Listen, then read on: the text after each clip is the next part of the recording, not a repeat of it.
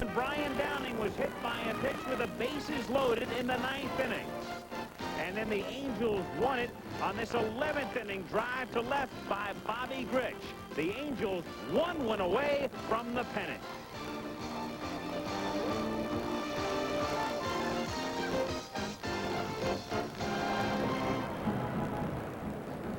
Nice day. Sunshine in Southern California. Temperature expected to climb into the upper 70s and more than 60,000 once again. We'll look on at Anaheim Stadium. They're very hopeful of a big celebration when this day is done. I'm Al Michaels. Welcome to Game 5. The Red Sox are fortunate indeed that it's a best of 7, where this the old days, the way the playoffs were formulated through 1984. It would be over by now, but they're still alive, though they must win 3 straight. And, of course, the mathematics are quite simple. The Angels need to win only 1 of 3 to win their first ever American League pennant. Let's go back and recount some of the highlights last night. The score was 3-0 Red Sox. And things looked very much in order for Boston. And it appeared that a 6th game was guaranteed. Clemens was working on a shutout when Doug DeCinces led off in the bottom of the 9th inning with this home run. So that spoiled the shutout, but the way Clemens was throwing, Boston appeared to be in a relatively comfortable position. But Clemens would subsequently give up a couple of base hits. He'd come out of the game with 1 out, 2 on in the bottom of the 9th inning and yield to Calvin Schiraldi, his teammate at the University of Texas a couple of years back, and the man who's become the closer in the Boston bullpen. Then Gary Pettis came to the plate, the switch hitter who's having a brilliant series, and Pettis drives one to left. Jim Rice started over, then back, slightly misjudges the ball, contends that the lights may have played a part in it. And by the time he gets to throw in, runners are at second and third, and the score is 3-2 as Dick Schofield comes sliding across the plate.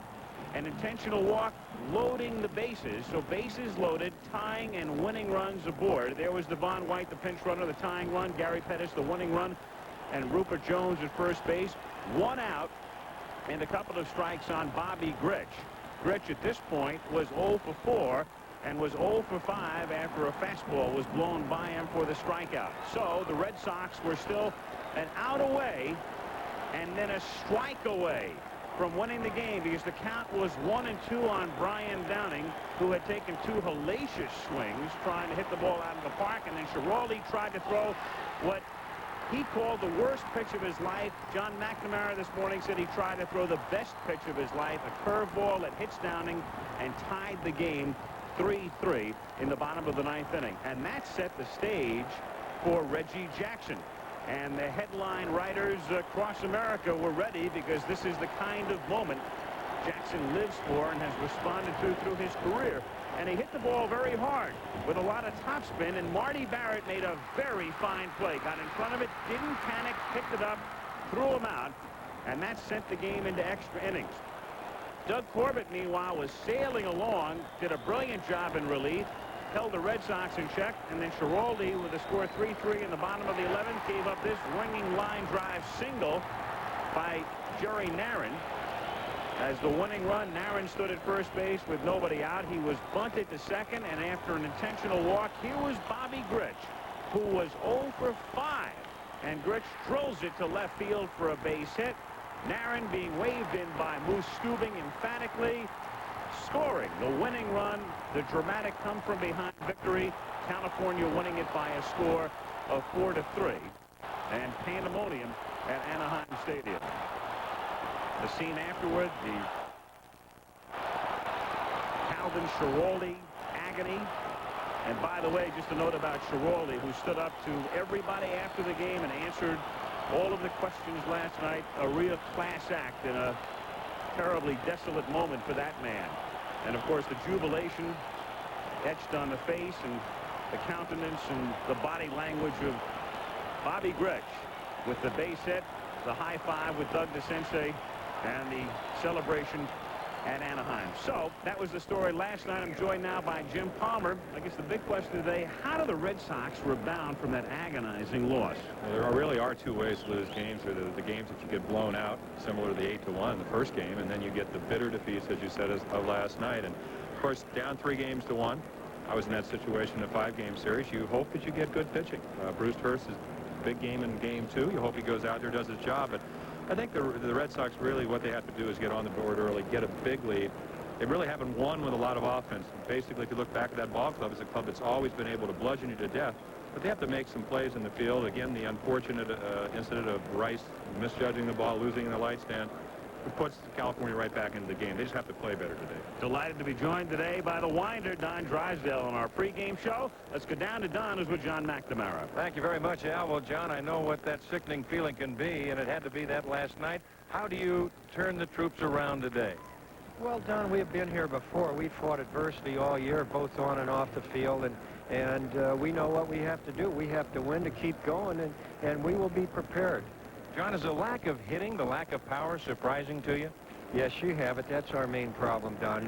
You know, they talk about the pitching and everything that happened last night and through the first 4 games of the series, but we aren't getting men in from third base with less than 1 out. We are not sustaining innings, and that's what's making it. We're making it tough on ourselves. If you have to go to the bullpen early today, knowing that there's no tomorrow, who do you go to? Who is the first man? Nipper will be the first man out of there, and followed by Crawford. Sammy Stewart got hit in the knee with the line drive yesterday in bat practice, so and then Stanley and Sam Vito. It would we'd have to really be in a bind before I bring Schiraldi back. And if you did have to bring Schiraldi back, did you have a chance to talk with him to prepare him for this game today, should he come in? Last night and again this morning, yes. He's, we had 2 24-year-old young men on the mound last night.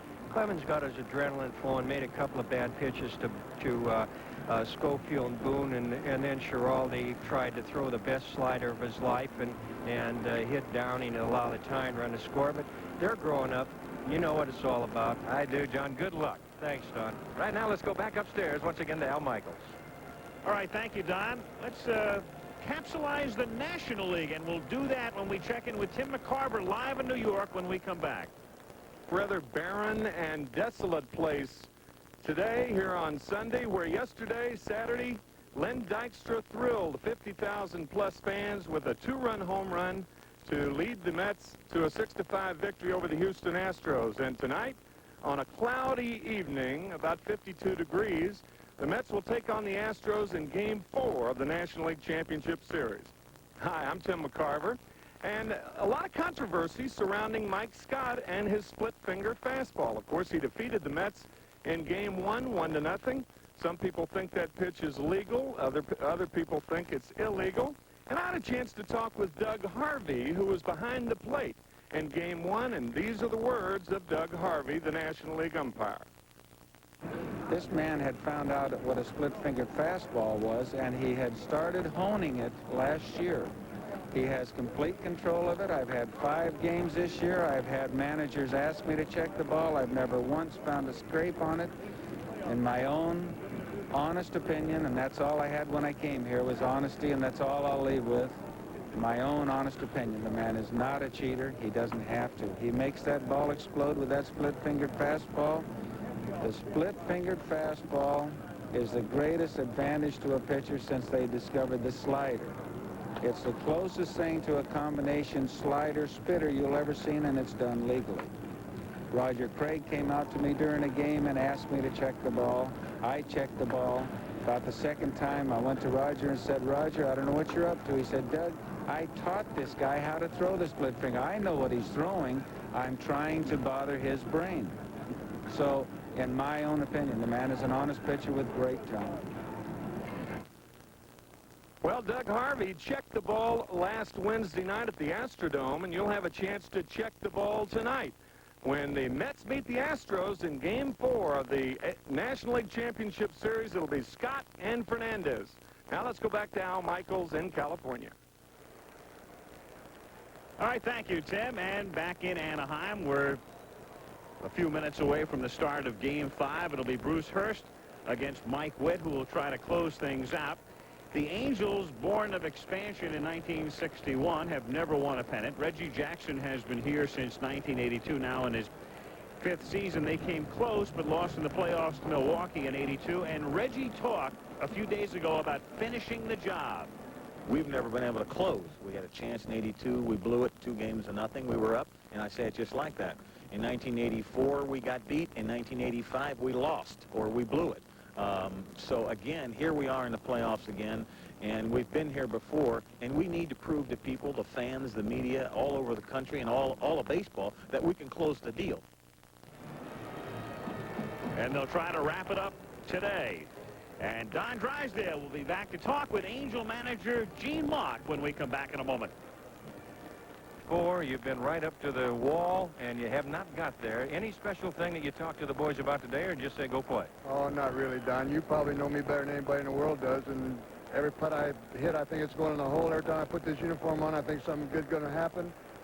There's never any negative approach to anything, and our guys they feel good about themselves. They know this club's loosey-goosey over here, going to wheel and deal. It's going to be a tough fight. We know that. And, of course, going in 3-1, as you mentioned earlier, it might be a little relaxing factor to Mike Witt.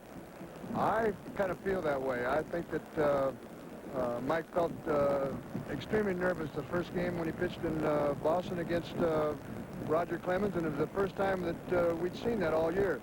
But fortunately, he was able to take that nervousness and channel it in the right direction, and he was very effective. Gene, we've talked about home field advantage. Your ball club has been noted coming from behind late in the year. So many times you did it the last couple of nights here. How much of a factor is it playing here today, trying to wrap it up? I think it's a definite advantage. I think that the Boston players know who side these people are on. I think that could have a little be a little disadvantage to them, and I know that our players know where their hearts are too, and it's an advantage to us. Gene, good luck. Thank you, Don. Go back upstairs once again to Al Michaels. Thank you, Don, and the folks who painted that bed sheet, hopeful that that man, Gene Locke, can win his first ever pennant in his 25th year of managing. And the man who will try to bring it home for him today is the 18-game winner who pitched so brilliantly in Game 1, Mike Witt, the right-hander of the California Angels. I spoke with him yesterday. Mike, if you would, can you reflect back on your performance in Game 1? Well, I was very excited before the game started, and going down and warming up and everything just got me more pumped up because the fans were all over me down there. But once the game got started, I got through the first inning all right, and that was the main inning for me because I got over some jitters there, and we came back and scored some runs later on, early in the game, and that just calmed me down even more. And I pitched my type of game, mixed in a lot of curveballs, and threw some fastballs when they weren't looking for them, and I was on my game that night.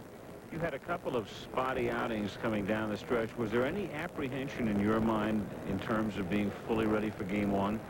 No, because all through the course of probably the last 2 or 3 starts that I had in the regular season, I was gearing myself towards Game 1, and I don't know if I'd say I'd looked past those games, but I was getting ready for Game 1.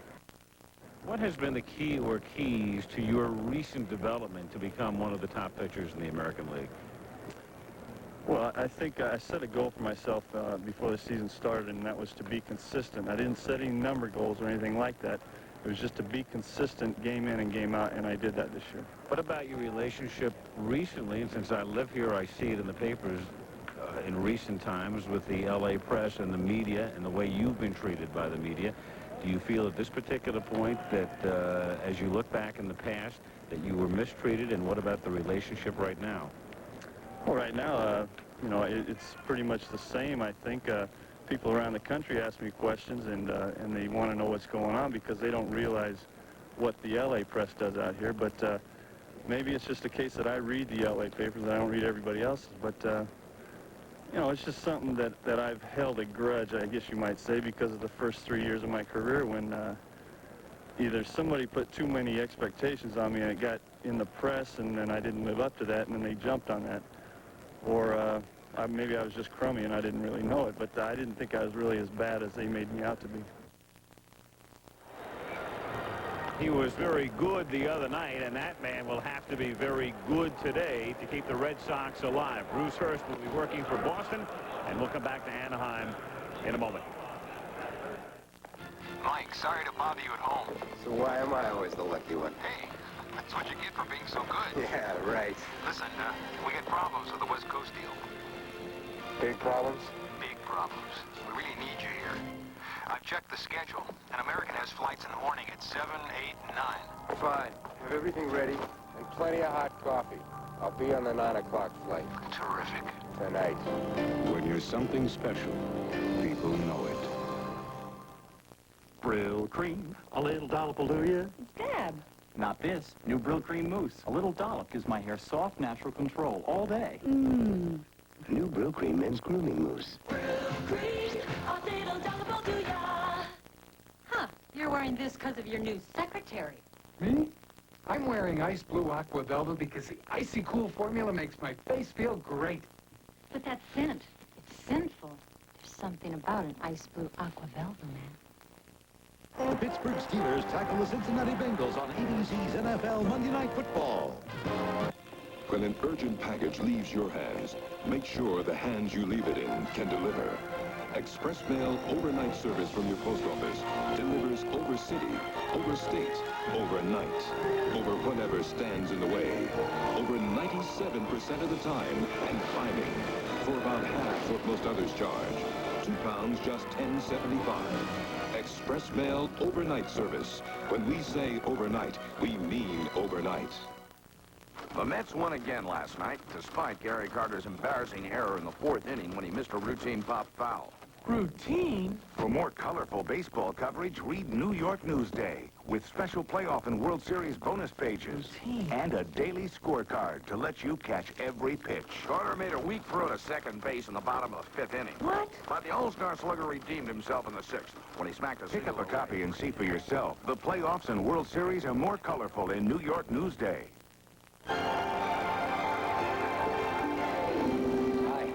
I'm Steve Wynn, and this is the brand new Golden Nugget. More beautiful and elegant than ever before. How are you? Hi. And now, in our TV commercials, no more jokes. Just class and dignity. That's what I like about this place, class and dignity. Marvelous idea, yes.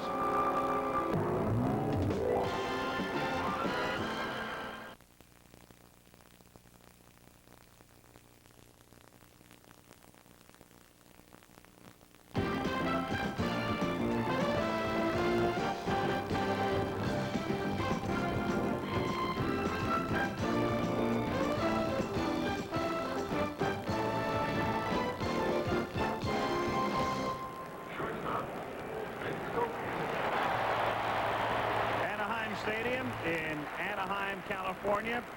The game will be starting very shortly, but right now let's get an update on the summit in Iceland from Peter Jennings. This is a special report from ABC News. The Reagan-Gorbachev Summit. Reporting from Reykjavik, Iceland, Peter Jennings. You're looking at Mr. Gorbachev on the steps of Hovde House on the north side of Reykjavik. Mr. Reagan has just come out with Mr. Gorbachev. Mr. Reagan is in his limousine. They have been in that house again for an extended session which has lasted almost 4 hours this afternoon. They didn't spend it all together. They spent about 2 hours and 40 minutes in the house with two delegations talking separately. We cannot tell you that this summit meeting is over even now, because after this quite a long extended session this afternoon, Mr. Reagan and Mr. Gorbachev came out, and in quite uncharacteristic fashion, neither Mr. Reagan nor Mr. Gorbachev said a word. Many reporters shouted questions at President Reagan, who is now sitting in his limousine. The questions were, will you meet again? Because it was quite some surprise this morning to all of us when the President and Mr. Gorbachev came out. We thought it was over. The President said they would meet again. They have met again for about an hour and 10 minutes. And now President Reagan leaves Hovde House, this location on the edge of the city and on the edge of the sea which the Icelanders have provided, having said absolutely nothing. But whatever people thought before Mr. Reagan and Mr. Gorbachev came here to Reykjavik, whether this was an interim meeting, a preliminary meeting, or a working session, it has become a full-scale summit meeting. Sam Donaldson is standing by. Sam, I must confess, it's many a day since I've seen the President not respond at all. Well, it's very perplexing, Peter, as you pointed out at the end of the first session. He did respond and said that they were going to meet again. The same questions were posed to him tonight. He didn't say a word. I don't think we can read anything into that except that we don't know.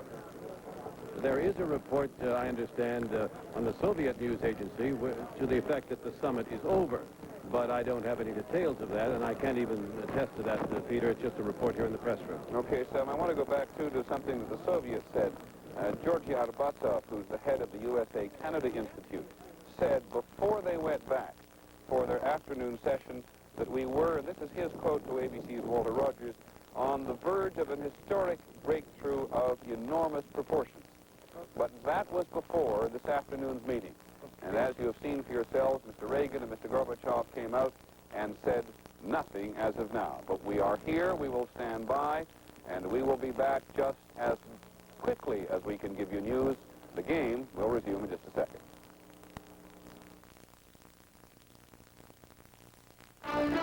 The American League Championship Series, an exclusive presentation of ABC Sports, is brought to you by Budweiser.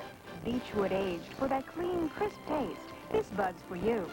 By the Heartbeat of America, today's Chevrolet. By the U.S. Armed Forces, it's a great place to start. And by Kellogg's Corn Flakes.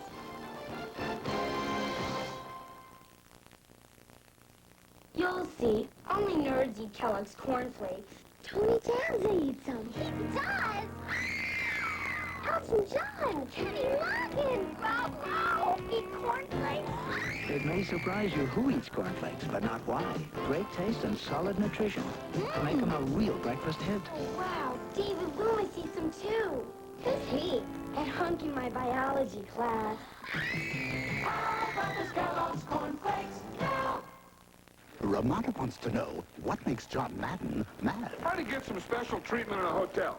You show them your gold card, your silver card, every precious metal card in the book, and they still treat you like a nobody. But don't get mad. Just get yourself a free Ramada business card. One little red card gets your preferred room rate, express check-in and check-out, and more. With treatment like that, why carry anything else? Yeah.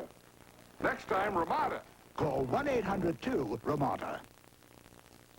Say, these must be Jack's new Canon personal copiers. Great color. Yeah, and they copy in 5. You want to see? Go ahead. Make my day.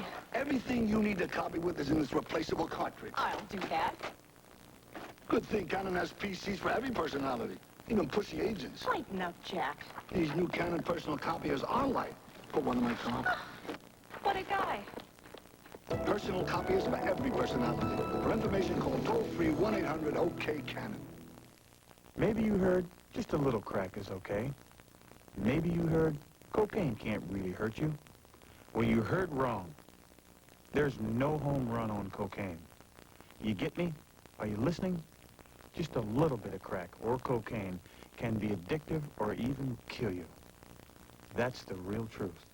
The lie is, it's the other guy who's going to die. Cocaine, the big lie. Call 1-800-662-HELP. Furnished by Major League Baseball in cooperation with the U.S. Department of Health and Human Services. Game 3, NLCS. Houston came on strong, but the Mets retaliated on Lenny Dykstra's dramatic 2-run game-winning homer. Houston tries to come back in Game 4 tonight. And at Anaheim now, set for game number 5, the Boston Red Sox, the California Angels. I suppose an appropriate time for a summit session in Iceland because the Angels are attempting to reach a summit of another sort, their first American League pennant, and they go with their ace, Mike Witt, today. Well, they certainly do, and I think this thing that John McNamara said in the pregame show, manager of the Red Sox, is really you have Marty Barrett, who bats second, having a great series. I think a key today for the Sox, when you can go back and look at Wade Boggs' year, he's been on base 45% of the time. He hasn't been able to do that. They kept him off base. If he gets on, Barrett continues to hit well, and then you have Rice and Baylor and Gedman and Evans, all who hit better on the road. And I think the most important thing is this is a great ballpark to hit in, especially in the daytime. And the ball flies out of here. But Mike Witt, he also, if you go back and look at his best strikeout games, 11 early in the year, 16 2 years ago, so he likes a pitcher. And the California Angels taking the field. Bruce Hurst will be working for the Boston Red Sox, and their lineup today looks like this. It'll be Wade Boggs leading things off at third base, then Marty Barrett at second base, having a great series. Bill Buckner trying to get hot. Jim Rice batting fourth as the Red Sox again go with the basic same lineup. Don Baylor is the designated hitter. Dwight Evans is in right field. Rich Gedman is batting seventh. Tony Armas, the center fielder, hitting eighth. And batting ninth is the shortstop, Spike Owen. So Boggs will lead off, and then we'll see Barrett, the two flip-flopping in the batting order in August. And Barrett, having a great series, talks about hitting second as opposed to leadoff.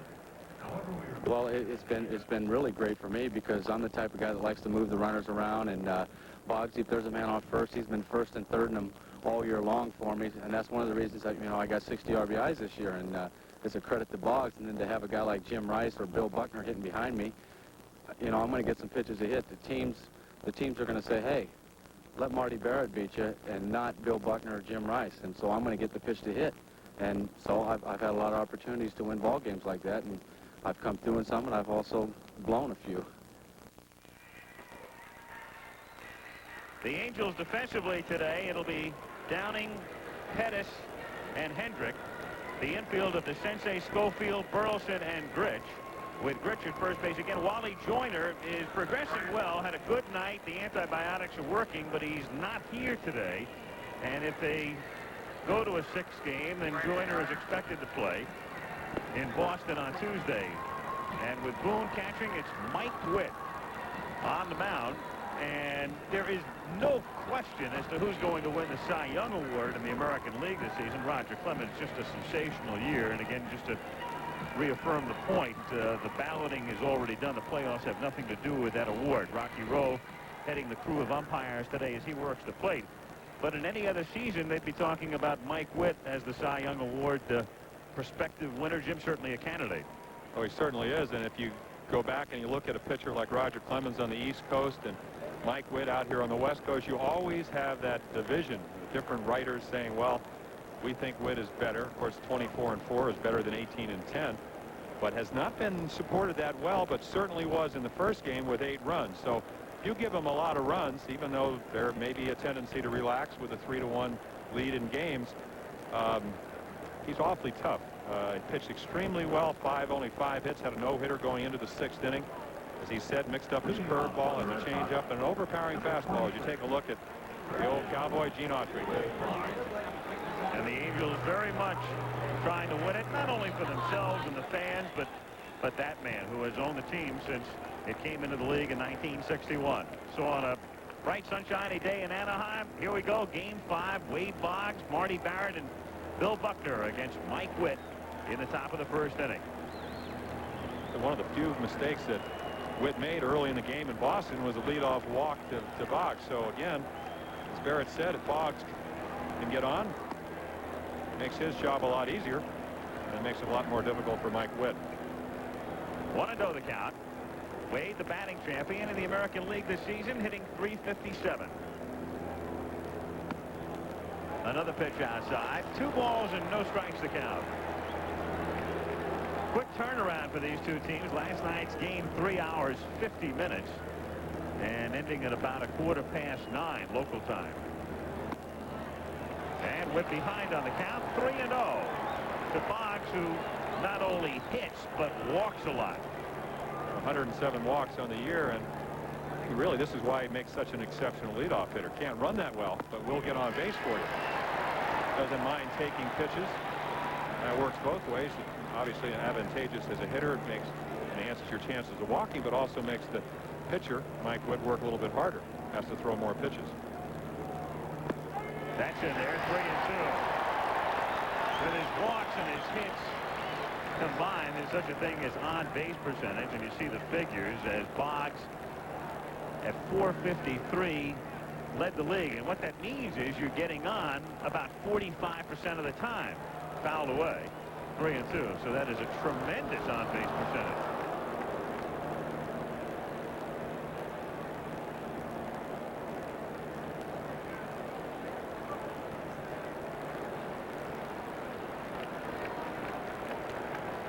Three-2 the count.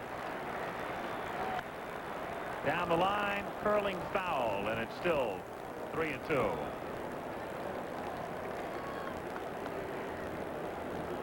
Very pleasant day. Temperature expected to get up into the upper 70s, low 80s. And the 3-2 pitch is chopped foul at the plate. Pretty good illustration right there what makes Mike Witt so tough.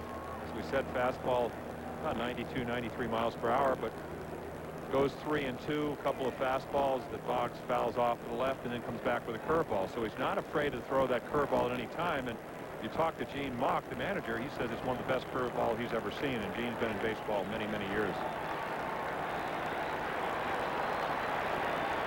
3-2 pitch is hit on the ground to the right side and backhanded by Grich, who goes to Witt covering. And with Joyner in the hospital and Hendrick in right field, that's not a bad play. Well, it's an excellent play, and we saw Bobby last night make an error at second base, then get the game-winning hit after striking out 3 times. Ranges to his right. Has played first before. And this is a spring training play. You see, you go down to a workout every day, the entire spring training, and it works to get the first out.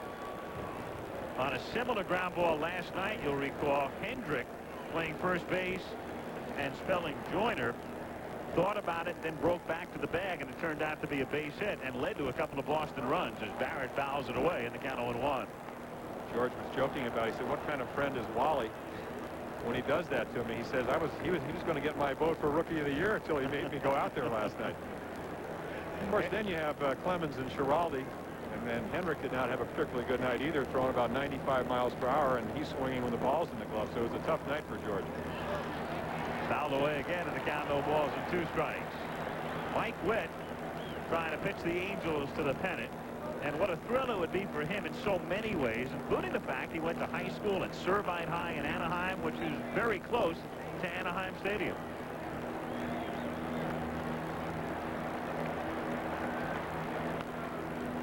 Got fisted, grounded down to second, and with Grich moving toward the ball, it's Witt again who covers first base. So Bobby looks good on one play, then some confusion on the other, but he's bailed out by Witt. Burleson to Witt, 2 down. Well, as a pitcher, anything to your left, you automatically need to break. Again, the reason the ball got by Hendrick last night is he didn't go. Bobby commits himself, can't get to the ball, but as you said, Witt is there. That's the way it's supposed to work. Bill Buckner is the batter. And Buckner, one of those having trouble getting on track. Bill, of course, was slumping toward the end of the regular season, and it's just carried over. His overall mark during the regular year was 267. 2 out, bases empty in the first. 0-1. Well, 1979 World Series hero, Wilbur Dornell Stargent. Well, now coaching with the Atlanta Braves.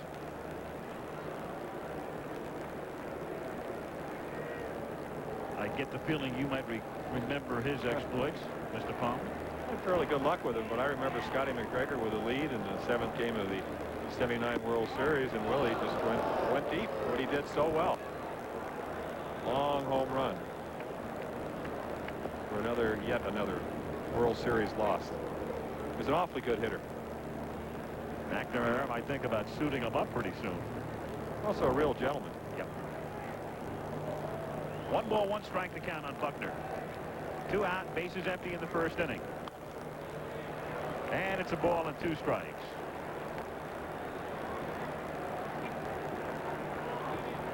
I guess again alluding to something that Mike Witt said in the pregame interview about the fact that he didn't know if the expectation level was too high or he was just crummy. I think one of the problems he had, he's always had a great curveball, but he's gained confidence in his fastball. Seeing that, he can throw his breaking ball over when he's behind. Above average stuff, great stuff as a matter of fact, and good control, and that's why you win. Down the line in left field, and a tough play for Downing on the run, and he can't get there. Brian Downing, I love the way he plays the game. We talked about how hard he plays. He plays left field like a linebacker, and that's not to disparage him, but he crashes into walls. Downing's a man who, in his very first major league game, on the very first pitch, he's playing third base for the White Sox, attempts to grab a little looping foul ball, bangs into the wall, and is hurt to the point that he winds up on the disabled list. 1 pitch. And he's played the game that way ever since. 1 ball, 2 strikes to count.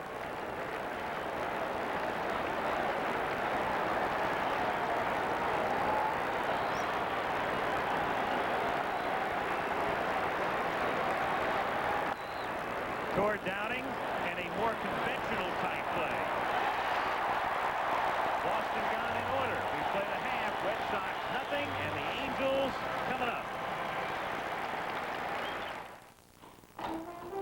Strength, pride, tradition.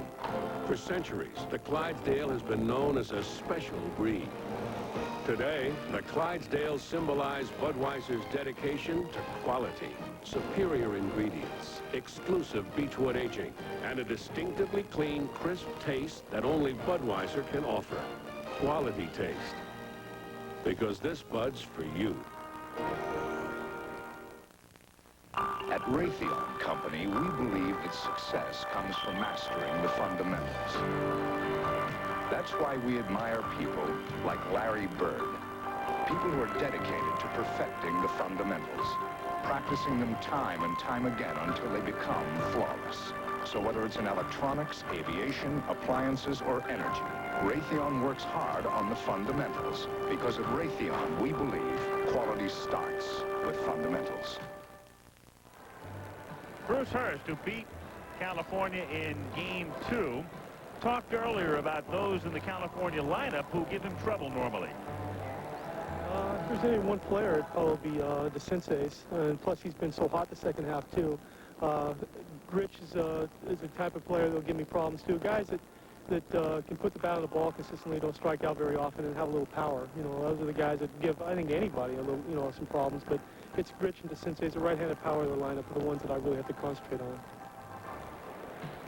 And the lineup he'll face today has Burleson leading off at second base. Schofield moves up to the 2 spot. Downing batting third. DeCinces, who gives Hurst trouble, but he had 1 for 4 the other day. Grich at first base. Grich had 2 hits off him. Reggie is in the lineup as the DH, batting 6th. Hendrick hits 7th. Boone batting 8th. And Gary Pettis in the 9 spot. The outfield of Rice, Armis, and Evans. Boggs, Owen, Barrett, and Buckner the infield. Gedman catching. And Bruce Hurst, who scattered, and I guess that's the only word to use, when you give up 11 hits and you go all the way and win, you have scattered them. Well, I think the key thing, though, when you look at the line score is that he did not walk anybody, and that's something you don't want to do in Fenway Park. You don't want to do on the road. It's an interesting thing about his record, though. 8-3 going into that second playoff game, so now it's 9-3 at Fenway, only 5-5 on the road. I think one of the reasons that he is successful, good fastball, good curveball, used to throw a slider but had elbow surgery, so he doesn't do that anymore. And a great forkball is that hitters have a tendency to try to pull the ball. And if you try to pull Bruce Hurst, which is what you'll do in Fenway, you're going to get yourself out. Here, where the ball does carry a little bit better, especially on a hot afternoon day, they're going to try to hit the ball the other way. And maybe that's what hitters try to do. Maybe that's the philosophy they have against Hurst away versus home. 2-1 pitch. Grounded down to Barrett at second base. And there's one away. Marty Barrett. Barrett's the kind of guy, he's having that type of series where you get to watch him play every day. And with all of the big names in Boston, and Boggs and Rice and Baylor and Buckner and people like that, you get to watch a Marty Barrett, as we did a Jim Sundberg in postseason last year. Doesn't get the headlines, but boy, are they steady. Well, they sure are. And of course, I had Bobby Grich as a second baseman, had Jerry Adair before that, Davey Johnson, who's manager of the Mets. And again, next to Boog Powell's and the Frank Robinsons and the Brooks Robinsons and people like that, they pale. And then Richie Dower, who was very steady, didn't run as well as Barrett, always constantly up there in high fielding percentages. They're unknown, but they're the difference. They turn the double play. They get you out of the big inning if you're a pitcher. And a lot of times it takes, for instance, if you go back and look at the World Series, Dower with a big hit in Philadelphia for us in '83. Again, you think about '83, you think of Murray's couple of home runs and so forth. Obviously very instrumental in winning the series, but Dower with key hits, again, an unsung hero. And that's what Marty Barrett's been able to do. And I think if you talk to anybody in Boston, they'd say he's a marvelous player. Tonight, Game 4 of the National League, Houston against the Mets. With the Mets on top 2-1. Sid Fernandez going for New York, and Mike Scott for the Astros. 0-1 on Schofield. 1-1 now. Schofield having a good series. home run last or Friday night in Game 3 that put the Angels in front, and they went on to win 5-3. 2-1, 1 out, bases empty. We're in the bottom of the first inning with no score in Game 5.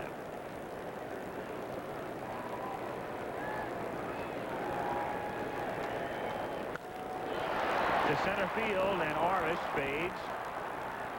2 gone. Of course, a question in everybody's mind is, can Bruce Hurst come back with only 3 days rest for the first time this year? He's done it only once in all of the last 5 years, every year. Last year wasn't very successful, and I think he can. And again, it goes back to the base on balls. If you're a control pitcher versus a thrower, I don't think the lack of rest hurt you as much. He's going to make good pitches. He made a good pitch there. Got it just enough away where Schofield could get to it and hit it to the deepest part of the park. Brian Downing at the plate. 2 out, bases empty. In there for a strike, and the count is 1-1.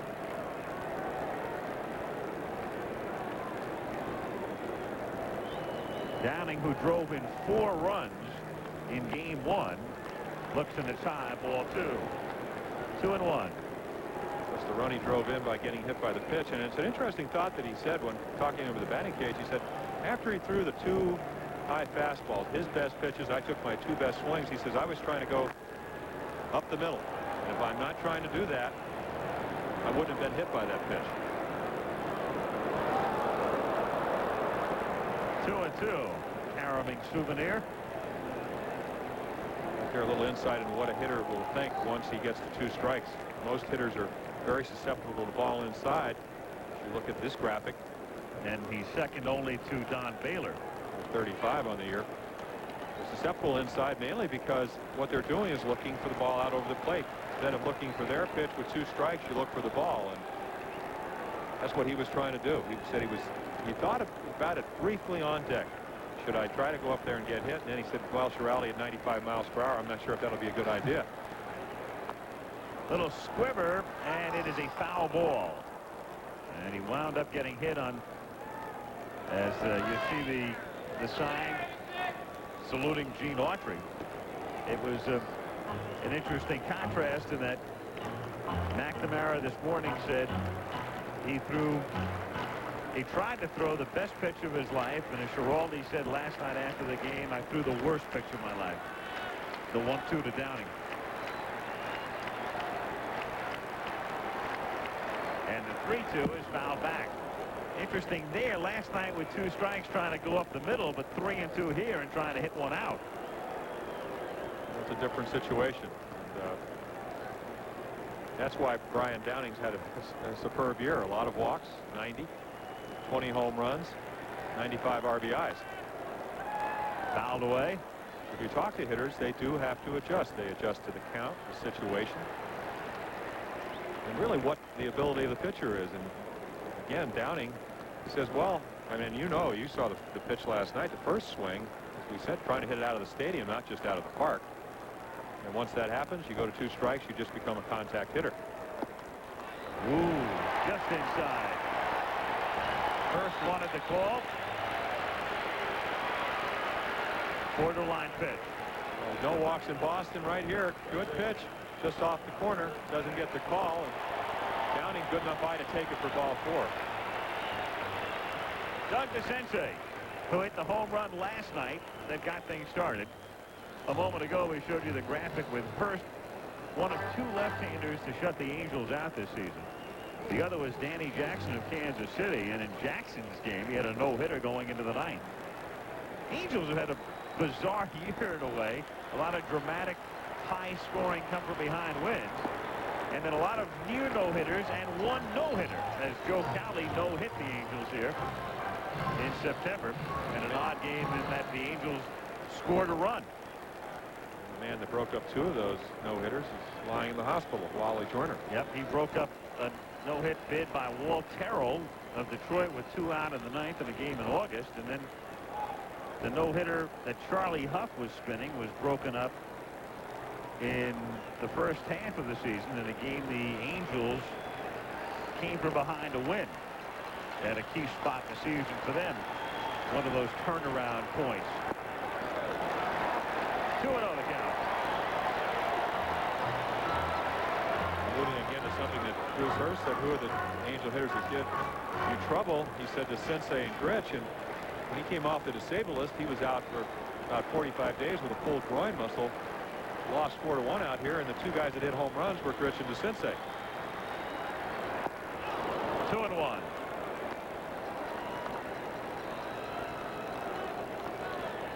Funny thing about Hurst this year, the 2 starts against California, he had that 1 shutout, and then in his other start, he was knocked out earlier than at any point during the season. 2 out in the 4th. Strike. 2-2. Those are 2 regular season starts, and then the complete game the other day. Roger Clemens, and Clemens would be back on the mound Wednesday night if there is a Game 7.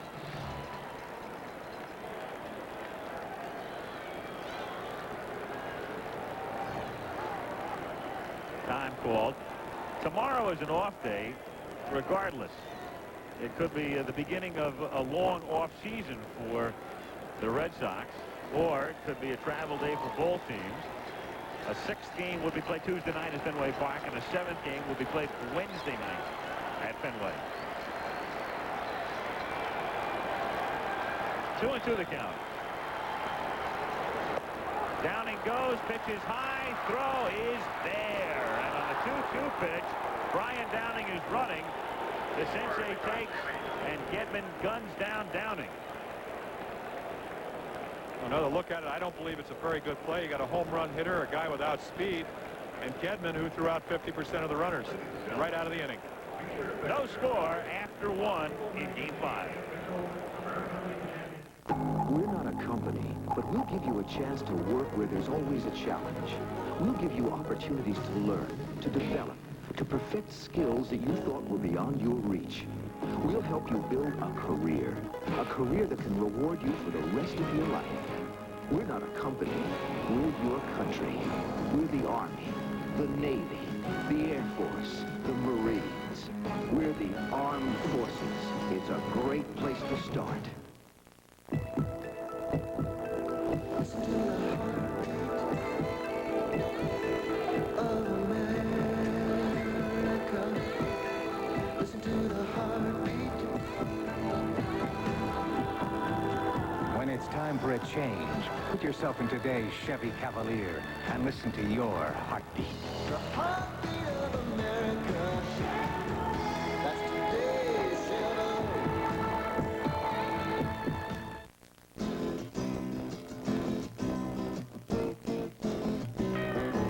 Get yourself set up, grab a stick of juicy fruit. The taste is calling, move ya. Take a sniff, pull it out.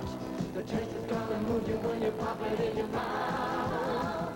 Juicy fruit is gonna move ya. It juices up, it gets back to ya. Juicy fruit, the taste is gonna move ya.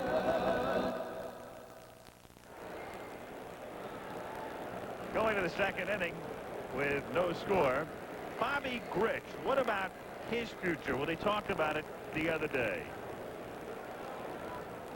I think this will be my last games as a professional baseball player. I really think that I'm leaning towards retirement. I'm going to leave a little crack open in that door just in case.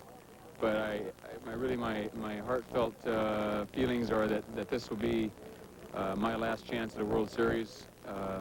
My last few games as a professional baseball player. My career will be winding down right here. Those are the words of Bobby Grich when we talked to him prior to Game 1 in Boston. Last night's hero, as it turns out. And Jim Rice starts things in the 2nd inning by looking at a strike. 0-1. Rice, Baylor, and Evans in the 2nd. 1-1.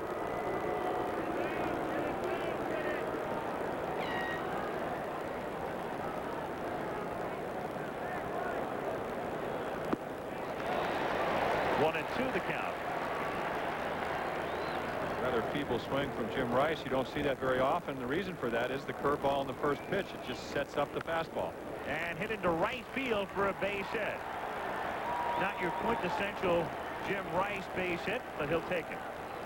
That's what has made him, again, as I said many times, a rare blend between a power hitter and a guy that has a lifetime average of over 300, 324 in this year. He had a good pitch. He's so strong, and you talked about it during the series, that he's basically been a up the middle hitter instead of trying to pull, trying to stay away out of the double plays, and he did it that time, even though nobody was on, obviously. Brought it off to right field for a base hit. Baylor takes outside, ball one. I said not the quintessential Rice hit in the sense that he's so big and strong, and when you think about Rice, you think everything's a line drive or a home run. But as Jim said, a good pitch. Went to right field with it and starts the inning with a single. I think one of the reasons that you see a lot of times, you take a look right there, start him off with a fastball, comes back with a curveball. And again, it's one of the best curveballs in the American League, if not the best. They rate it right up there with Bert Blyleven. Another one. 1-2. Again, you're into a string of hitters that we've said this is a great home run ballpark in the daytime. That hits so well on the road. Baylor with 31 home runs, only 9 at Fenway Park, 22 on the road. Next hitter in the lineup, Evans, 18 on the road, 8 at home. You get to Gedman, 16, 14 on the road, 2 at home. So second best record in the American League for road teams behind the Yankees, the Red Sox. And down he goes. So Baylor strikes out. And as McNamara told Don Drysdale during the pregame show, everybody talking about the pitching, but the big problem, getting runs manufactured from the people who are supposed to manufacture them. And there is a look graphically with Buckner having a bad series, and Rice now 4 for 18. Baylor with 5 hits. Evans and Armas both in their own little, what you'd call a mini slump, except a mini slump is really a maxi slump when you have it in the playoffs. And then you combine the good pitching of the Angels starters. They're holding Boston to 1.84 runs a game, which is under 2 runs a game. So something we brought up at the All-Star game this year, trying to see why the dominance of the National League is basically when you get good pitching against good hitting, the difference comes not in average, because it's almost the same, comes in home runs. And when you looked at that graphic, the one thing you didn't see was there's only 1 home run from a group of home run hitters, and that was in a 2-run home run by Rice. 7-2 lead in the second game that made it 9-2. So off a guy that came back last night and pitched extremely well, Doug Corbett. 2-1, and Baylor, even though he's been hitting or has picked up enough hits so that his average looks respectable, has not driven in a run in the playoffs.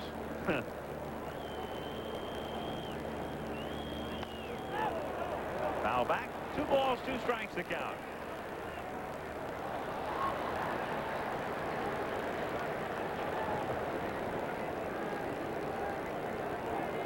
Mike Witt. Rookie year was 82. Witt 6'7" and weighs in at about 195. Still 2-2. Really getting to the point where Dwight Gooden was last year when Dwight was able to be 24-4, where he has 2 pitches that are equally as good.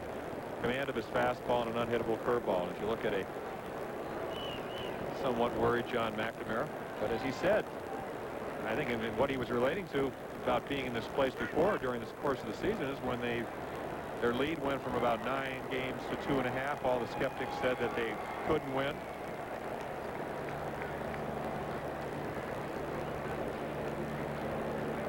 Of course, if you look at that, I have to say maybe some of the hitting is caused by how good the California pitchers have pitched.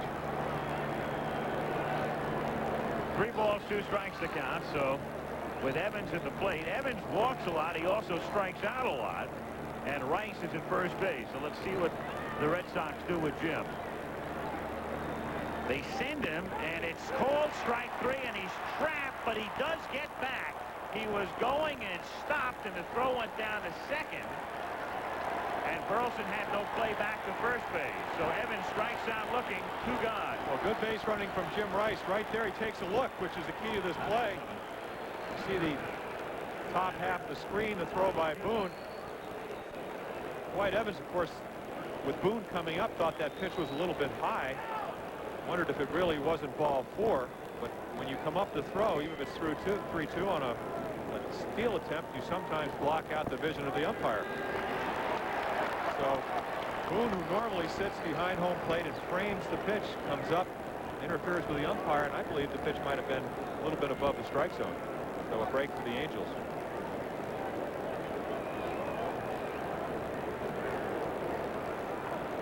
Oh, and 1 the count on Gedman. 0-2.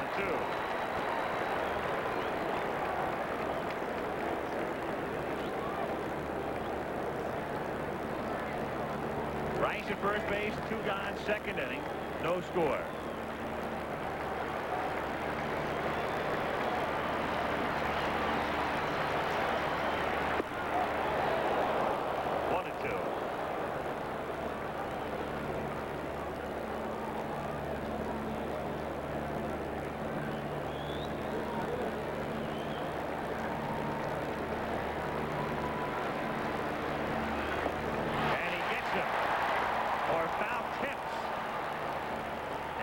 Alive. It's a foul tip as Bob Boone started to come up and took a piece of that one, maybe of his bare hand. Well, it looks like it gets him because it looks like he's looking for a breaking ball. And again, what makes Witt so tough is he's unpredictable. You really don't know what to look for. He almost throws the fastball right by Gedman. Just hits the top half of the ball. And then it's ripped down the line in right field and into the corner and gone. A home run for Gedman. One pitch after Witt nearly had him struck out.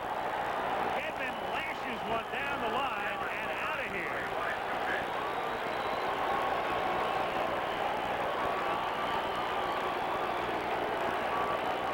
And we pointed out that Gedman is a man who hit 2 home runs all season long at Fenway and hit 3 here in 6 regular season games and now another in the playoffs. Well, notice the open stance, and that's an adjustment he made a couple of years ago when he hit 24 home runs. Used to be closed, go into the ball. It's worked very well for him, and it certainly worked very well right there. Armas on a half swing. No. Ball 1.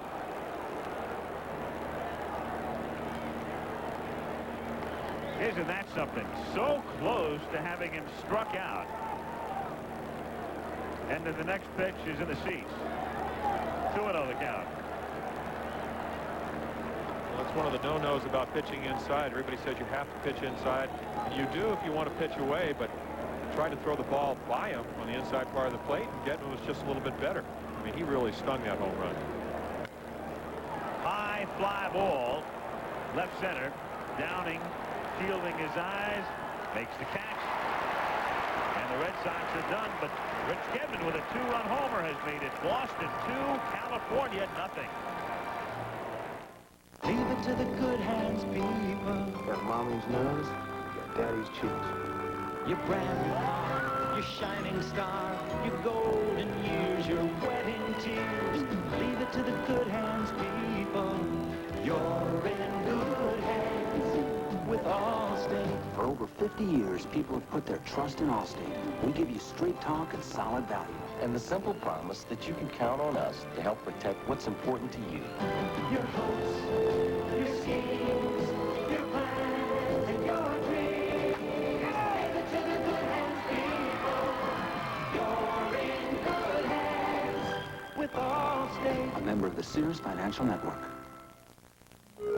First, someone gets an idea. Then someone else may look at it differently. Even Ada thought it. Technology from a company called TRW helps ideas get around. Because getting an idea from one place to another is as important as getting an idea. Tomorrow is taking shape at a company called TRW. Coldwell Banker is America's largest full-service real estate company. And these days, you don't get bigger unless you do it better. Coldwell Banker, the home sellers, a member of the Sears Financial Network. This should be a great game. Yeah, I love the baseball playoffs. Yeah, the guys are cute. Carol, there's much more to baseball than just guys in tight uniforms. Oh, no, there isn't. Yes, it's a thinking man's game. Concentration, percentages, strategy. Right. It's like the great Yogi Berra once said, 50% of the game is 90% mental. Come on, I didn't say it. You did. Growing Pains will be back in action Tuesday after Who's the Boss? All right, a look at the upcoming schedule now in the National League. Houston against the Mets tonight. Scott and Fernandez, night game, 8 Eastern, 5 o'clock on the coast. And then a day game in New York tomorrow that begins at 3 Eastern.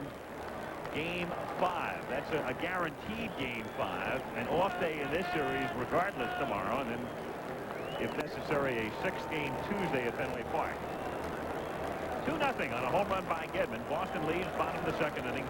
And DeCinces with that home run in the 9th inning that got the Angel rally started. Drives one to center. Boy, is he swinging the bat well. And that one is off the fence on what turns out to be a catchable ball as it winds up next to Armis's glove and a double. Tough play, but Armis was there. There, but the play that Gary Pettis may make, and this is how you win Gold Gloves. He goes back, playing deep. Right now he's thinking about you see the ball just on the top of the wall. Very, very difficult play. Only the great center fielders make that. Yep. And again, when you're talking about Tony Armis, above average, but they have him in the lineup for his bat. It goes back to something, the obvious part of this game so far is a 2-run home run by Gedman. Take another look at the double off the wall, but last inning, by sending Brian Downing, only 4 stolen bases, been caught stealing 4 times. You take the bat out of DeCinces' hands. 2-2. It's not a hit-and-run situation. Certainly don't expect him to have to hit in that situation. So we see something out of character for Gene Hawk very early in the game. You wonder, up 3-1, is he going to try to maybe manage it a little bit differently? The replay, incidentally, made it look a little different than it did live on the Armis play. When you sit in the stands and you look from our angle and you watch that play live, it looked like Armis had a pretty good shot at it. And the replay, pretty much with indisputable visual evidence, it was a much tougher play for Tony on tape than it appeared live. That was not catchable, so I amend the initial like NFL comment. talk there. Right, exactly. Got to handle both things these days. Swing and a miss.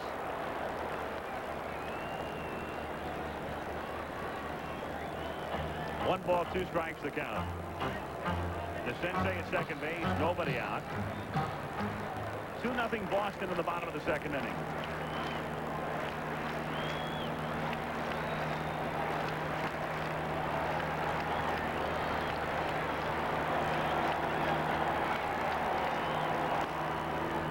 Foul back.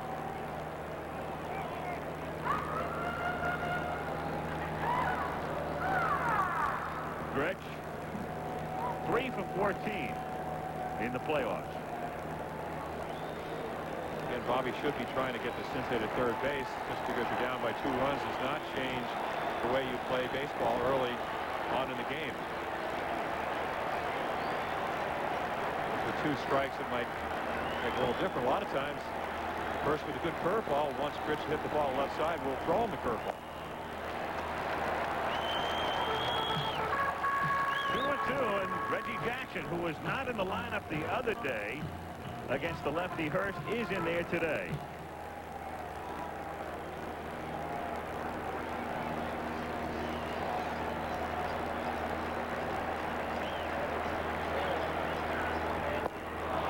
Got him.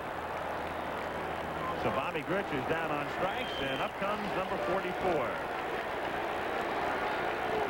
What sets up this pitch, forkball, is a high fastball he missed with. Bottom drops out of it.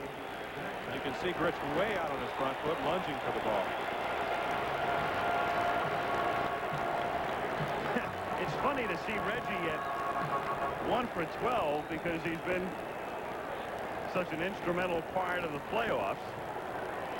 And again, I guess it goes back to one of the things we talked about last night. He's such a compelling figure that even at 1 for 12, we've taken a lot of notice of Reg in the playoffs thus far. 0-1. let's be honest, Reggie, with his posturing and the way he is, makes you take notice. He has hit the ball hard, not in the air. He's hit the ball hard extremely often on the ground. And basically, what they're trying to do is make him chase that pitch. And if he swings at that pitch, and he said it, first day they had the workouts in Fenway Park, he says, I will not be successful. They're just trying to go up the ladder. Breaking pitch. 1-1. Jackson, as indicated visually for you moments ago, only 3 starts this season during the regular year against lefties. Didn't start against Hurst the other day, but then Mock said to him last night, you're in there tomorrow. Of course, this wouldn't be happening if Wally Joyner was healthy and playing first base. Again, Mock having to go with the available personnel, Wally Joyner not being one of those players.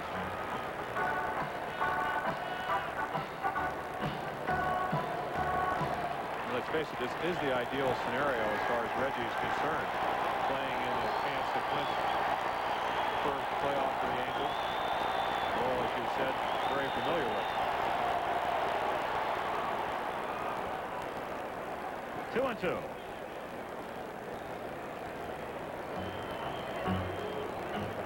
I wonder, though, you know, even if Joyner was in the lineup, Joyner was at first, and Hendrick would be in right, of course. And they normally would go with Burleson. It's the well, could be the final game. And the way Reggie's been swinging, Mock's been happy with that. So is Reggie, despite the 1 for 12. This might have made the start anyway today. Up high. 3-2. He said that's the pitch he does have to lay off. Seeing Reggie over the years, what happens with left-handed pitchers is most of the time he tries to hit the fastball to left field and then wait for a mistake breaking ball. And if he launches one to right field, it's going to be on a high curveball or a fork ball that Hurst doesn't make a good pitch on. Otherwise, he's just trying to hit the ball right back at Hurst. Good breaking pitch. And no argument from Reggie. He got fooled on the pitch and knows it. You say, why can't lefties hit lefties? In most cases, good ones can, but Reggie has not seen a lot of left-handed curveballs. Hurst has an excellent one. The ball must have broken about 4 feet right in the middle of the plate to paralyze Reggie. George Hendrick, 0 for 9 thus far in his playoff appearances. A little irony with Hendrick hitting behind Jackson. Hendrick and Reggie go all the way back as teammates to 1972 when they played at Oakland. And in Oakland, during the playoffs of 72, that's when Reggie hurt himself against Detroit, couldn't play in the World Series. And it was Hendrick who got 5 starts in that 72 series because of Jackson's injury. Swing and a miss. 0-2. In those days, the A's had Joe Rudy, Reggie, and Matty Alou in the outfield, and then they had to revamp with Reggie's injury, and Hendrick got 15 at-bats against the Reds 14 years ago.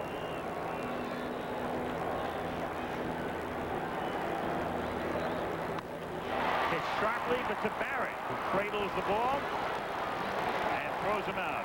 So they squander a leadoff double by DeCinces. It's 2-0 Boston as we go to the 3rd. Today's small cars are tougher than ever on oil. Their high-compression engines not only rev high, they can run hotter than regular small car engines. Their searing heat can begin to break down an oil immediately. That's why there's Castrol, the only leading motor oil that in every grade provides maximum protection against viscosity and thermal breakdown. So use Castrol before your engine does something to get you heated up. Castrol, engineered for today's smaller cars. Nothing makes your day like helping others make it on their own. You bring out the pride we all feel inside. It's gonna be easy next week. It's more than just the job you do. You make America work, and this fun's for you. Good work. Here's to you, Beechwood aged for that clean, crisp taste that says Budweiser. This fun's for you. Times running out to play McDonald's NFL kickoff payoff. Oh, no! But I just got started! Less than 2 weeks left to collect your favorite NFL player trading cards. It's not enough time! It's not enough time! Less than 2 weeks left to play and win great McDonald's food prizes. Let's get going, guys! Come on! So hurry in to redeem last week's cards and collect more. McDonald's! Wait for me! 2-0 Boston as we go to the third inning. And before we do that, let's check in Iceland with Peter Jennings for this report. Well, the Reykjavik summit is over, and President Reagan has now left Reykjavik. He's gone to the U.S. Naval Air Station at Keflavik to say goodbye to the American forces here, and then he's going to go back to Washington. The Reykjavik summit is over, and it has not ended well. The Secretary of State is still briefing downtown to American reporters, but we can give you some of the headlines. Secretary of State Schultz said to us just a short while ago, we had very high hopes when we came here, and we came very close to realizing them, but we are very disappointed. One of the things he said was that they had come very close to reaching, and he repeated it numerous times, important potential agreements on a number of areas, including an agreement to reduce the number of strategic weapons which the United States and the Soviet Union have by half, which in the U.S. case, for example, would be 10,000 down to 5,000, equivalent cuts for the Soviets. But none of that has been possible because Mr. Gorbachev and Mr. Reagan were unable to reach any satisfactory agreement on the Strategic Defense Initiative, the President's plan for a missile defense program in space, which is sometimes known as Star Wars. Time and again, the Secretary of State in briefing reporters said substantial and important agreements were near. It was clear, however, he said, particularly late today, what enormous importance the Soviets, Mr. Gorbachev particularly, attached to the Strategic Defense Initiative. Secretary of State then went on to say that what Mr. Gorbachev was trying to do was to change the anti-ballistic missile treaty so that the United States would be prevented from doing research on SDI or Star Wars and on any testing. And it was on that basis, the Secretary of State said, that President Reagan, according to the Secretary, reluctantly said no. And so, for the moment, there does not appear to be any concrete agreement that we can put our finger on or a piece of paper can be attached to, which has been reached by Mr. Reagan and Mr. Gorbachev this afternoon or this evening here in Iceland. And there is no date for another summit between Mr. Reagan and Mr. Gorbachev. We thought there might be one, but Mr. Gorbachev was going to come to the United States at the end of this year or at the beginning of next year. No date. It was only discussed in the early meeting. Let's go back for a moment to those moments when the President and Mr. Gorbachev emerged from Hubsey House after this long debating session this afternoon, part of which the two sides spent separately, but part of which they spent together. When they came out, you perhaps saw it earlier, the two came down the stairs together. We can't see it here, so we're guessing at it, and looked very somber. Quite uncharacteristically, President Reagan did not respond in any way to reporters' shouted questions. They stood outside the President's limousine for a few minutes. They exchanged some words. President Reagan got into the car. We have heard nothing from him. He has gone out to Keflavik Naval Air Station, and he is going to make his way back to Washington. The Secretary of State continues to brief, but here is a brief portion from him which at least expresses the sentiments of him and, we assume, the President. In the end, with great reluctance, the President, having worked so hard, creatively and constructively, for these potentially tremendous achievements, simply had to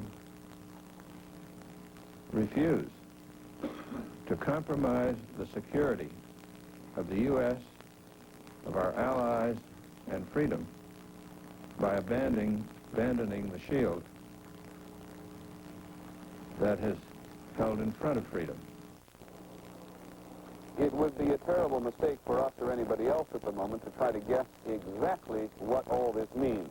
But certainly in the final moments and certainly the final minutes of this meeting between Mr. Reagan and Mr. Gorbachev, the mood has changed from one of potential progress and considerable enthusiasm to a somber one as the president leaves for Washington tonight. The Secretary of State said that other issues saw progress, but at the moment it appears to be putting something of a good face on it. Now, Michael. All right, thank you, Peter. As we return to Anaheim, we have 2 out, and the base is empty. What you've missed from here is this. Spike Owen led off in the inning. The count went to 3-2. He fouled a couple of pitches off and then grounded out to second. And then Wade Boggs came up and hit the second pitch on the ground to short, and Schofield threw him out. And now Barrett is at the plate with 2 out and the bases empty. And the count 2-1. So 2 out, nobody on. Top of the 3rd inning, Red Sox 2, Angels nothing on a 2-run homer by Gedman.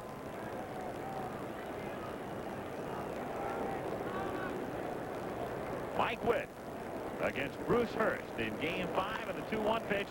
Chopped over the mound, charged by Schofield, who throws him out. So 3 grounders and a 1-2-3 inning. Red Sox gone in order. And at the end of 2.5, it's Boston 2 and California nothing. Panasonic, the future of office automation. Advanced equipment with an extraordinary concept. The easier, the better. Panasonic Genesis copiers are most sophisticated yet simplest to use ever. So easy, they automatically adjust for proper size and exposure. All you duplicate are your copies, not your efforts. Panasonic Genesis copiers. Like our typewriters, computers, and peripherals, the easier, the better. Panasonic Office Automation. Listen to the heartbeat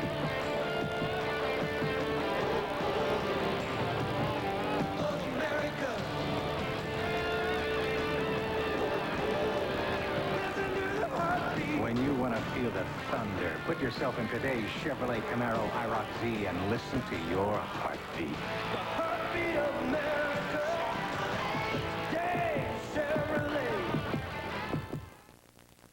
The National League Championship Series, Game 3. It was baseball like it ought to be. Bottom of the 9th, Mets down by a run. The kid they call Nails, Lenny Dykstra, nails a Dave Smith pitch for a 2-run game-winning homer. New York leads Houston 2-1. Game 4 tonight. AT&T is in the middle of all the action. Well, chaps, if we could just find the right American firm to handle things today. The moon were made of green cheese. Mr. Heyman from America on what? Don, talk about perfect timing. What's going on? Let me put you on conference. If you don't make the call, you may never know what you're missing, because nothing puts you in the middle of all the action like AT&T International Long Distance Service. With you again. Sounds great. And I thought I was calling just to say hello. AT&T, the right choice. Captain Lou Albano in wedding dress fashions tomorrow at 9. Okay, gang, here is our little innovation. Our 2.5-inning football ticker. Just to update you, Jets lead New England by 7 in the 4th period. Miami leads Buffalo by 13. And the Cleveland Browns lead Kansas City by 13 in the 4th. Get some other scores in for you as Boone takes outside. Dallas routing Washington.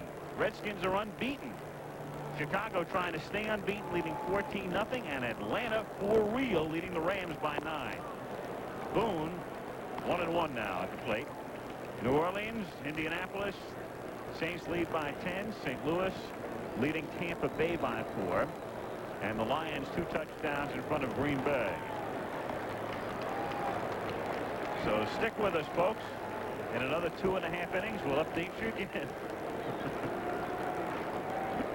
2-1 the count. 3-1.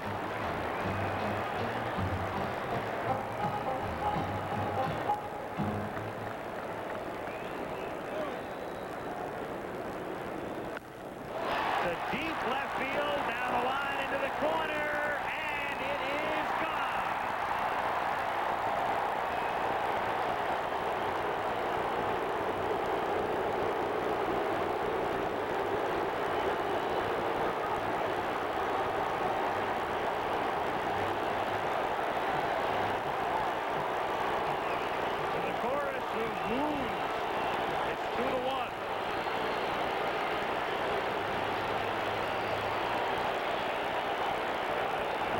expected only 7 home runs, even though he's hitting well in the series.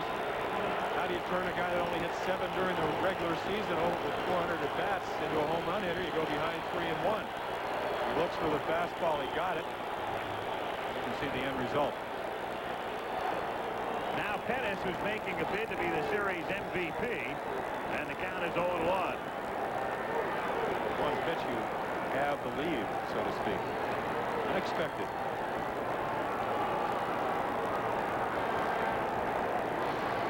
Your basic Anaheim Stadium beach ball holding up play for the moment. This is a beach type of day out here. We showed you Boston and the problems they've had with their big guys, and they're California's little guys, so to speak. Schofield, Boone, and Pettis all having good series. There it is again. Schofield, Boone, 7 for 15 with that homer, and Pettis, 7 for 14 and 4 RBIs. Luckily, during the season, right around 244. So the biggest games of the years, they're having their biggest games.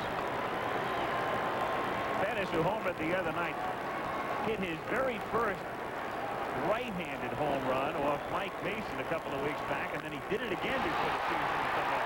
Base hit. And the Red Sox can't figure out how to get the bottom of the order out. Again, behind in the count. Going right with the pitch, something that Pettis did when he went over Rice's head in left field last night from the other side of the plate. Singles up the middle. 50 stolen bases on the regular season.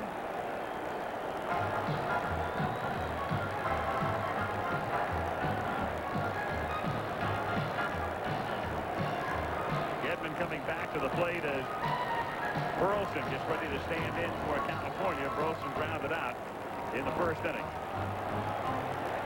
Grich, who was the Red Sox everyday shortstop in 1975, the last time Boston got to the World Series, now trying to get there with the Angels. Pettis, 50 steals during the regular season. He's tried twice in the playoffs and been thrown out both times by Gedman. Really look at this as a steal situation. Hurst has a pretty good move. A guy that can handle the bat well with Burleson, who is a better hitter when he does go the other way. Ability to hit the ball behind the runner. So what I would think Gene Mock would do is wait for a good hit and run count. Situation where Hurst has to throw the ball over. Burleson bluffing a bunt, taking high, ball 1. Or, shall I say, turn around and sacrifice. It's interesting, an aggressive play, sending Downing early, and here you're going to give up the out. But it's something that Mock does so often. Angels led the league in sacrifices. 91. Get the runner over. Or at least attempt to do that. Well, that's one of the things that makes Mock so fascinating as a manager. Just when you think you've got him totally figured out, he'll fool you. There's the man at the age of 60, wrapping up his 25th season as a manager and trying to get to the World Series for that elusive first visit. That gives you an idea of the type of baseball that Gene Mock prefers to play.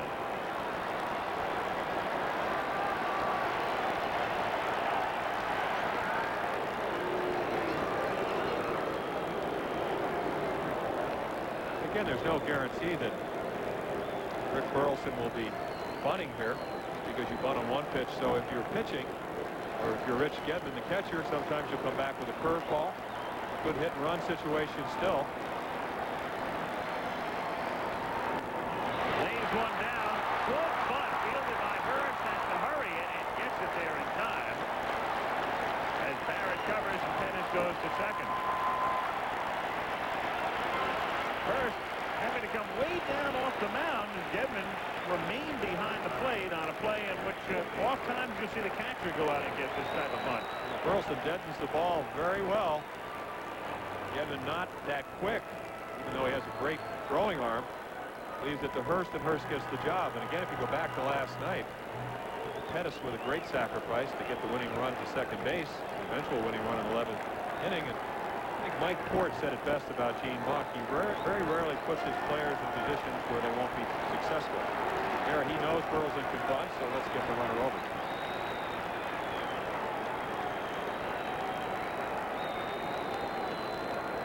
One out. Pettis at second base. Bottom of the third inning. 2-0 Boston. Or 2-1 Boston. Boone's home run, having the Red Sox lead. In for a strike.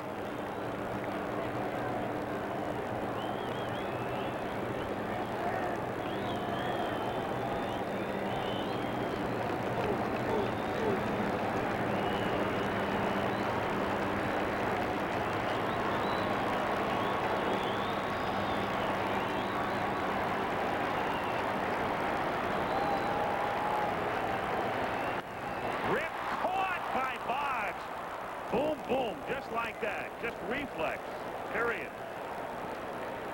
Throw the glove up and hope it winds up in there. So Schofield ripping a shot for the second out. Not promising if you're a pitcher, have a ball hit that hard, but right at Boggs makes an excellent play. A lot of times here in Anaheim, you lose the ball coming out of the shirt crowd, especially on a warm day, but Boggs makes a nice play. The intriguing thing about this game, we've heard John McNamara said he's going to go with Al Nipper, who struggled to a 10-12 record. The bullpen really has not done the job for the Red Sox. If they make Hurst work with only 3 days rest, who are you going to go to later in the game? You have Witt. Seems to be throwing well. He's made one mistake, and Gedman jumped in that for a 2-run home run. So down the road, some decisions for John McNamara. In there for a strike and a throw down to second, bounding away from Barrett, but Marty keeps it in the area. 1-1. That's one of the things we talked about at the outset of this series. The Red Sox staff, the 3 starters to be relied upon: Clemens, Hurst, and Boyd. Seaver, of course, ineligible or off the list because of the knee injury. Then the closer in Schiraldi, and then outside of that, a lot of pitchers who've had a lot of problems. And as Jim points out here, they get into trouble. McNamara's got a dilemma. Really, as a staff, they were tied for the 3rd lowest earned run average along with Chicago in the American League. But I think they were talking in the Boston Globe. Dan Chauncey wrote an article about the 6 relievers, including Al Nipper. They had given up something like 720 base runners in 450 innings. Considering a lot of those games you're coming in with runners on base, they are not doing the job.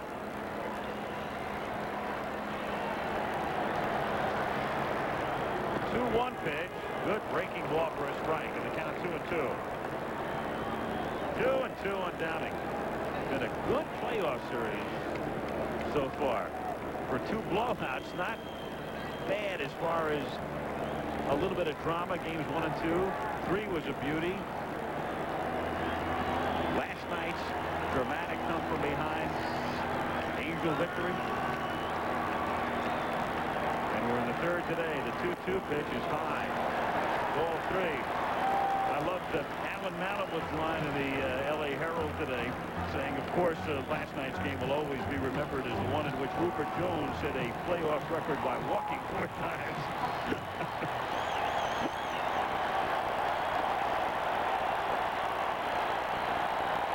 3-2 down.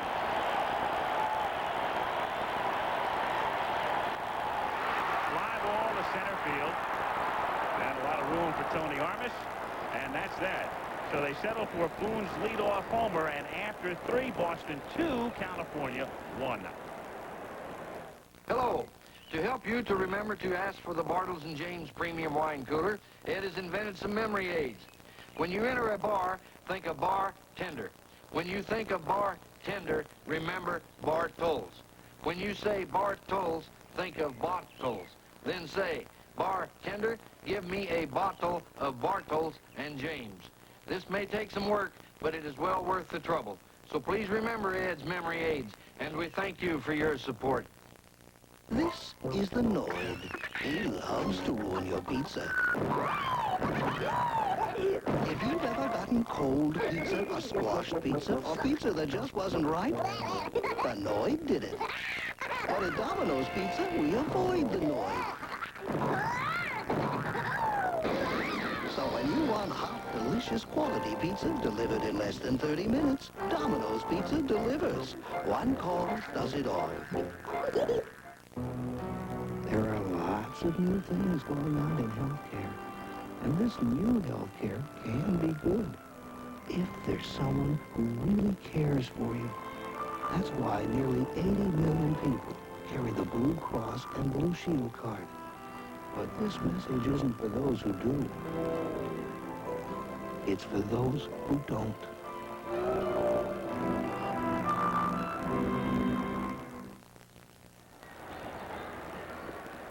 All right, we go to the fourth inning. Dwight Evans was on the team in '75 in Boston and reflects back. Well, in '75, I'm very excited right now, but in '75, we had such a great team that I figured the next 5 years we're going to be in probably 3 or 4 World Series, the team that we had. And here it is 11 years later, and it's been a long time, but I'll tell you, I've never been more excited and elated just to be here. It's a lot of fun. It's been a lot of hard work, and a team that has played hard together and worked together on and off the field, and just everybody's energy coming into one area and striving for one thing. So it's been exciting. Evans trying to get back to the World Series for the first time in 11 years. Tomorrow night, Lynn Swann will join Frank Gifford in Cincinnati as the Pittsburgh Steelers take on the Cincinnati Bengals. The Bengals a solid shot at an AFC Central Division title. The Steelers staggering at 1-4. And that's our Monday night matchup at 9 Eastern time tomorrow.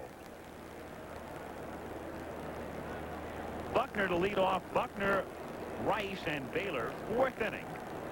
Al Michaels and Jim Palmer with you from Anaheim. 2-1, the Red Sox on top. Boston trying to stay alive in the best-of-7 series. And the Angels trying to assure themselves of almost a full week off. The World Series would begin next Saturday in the home park of the National League team.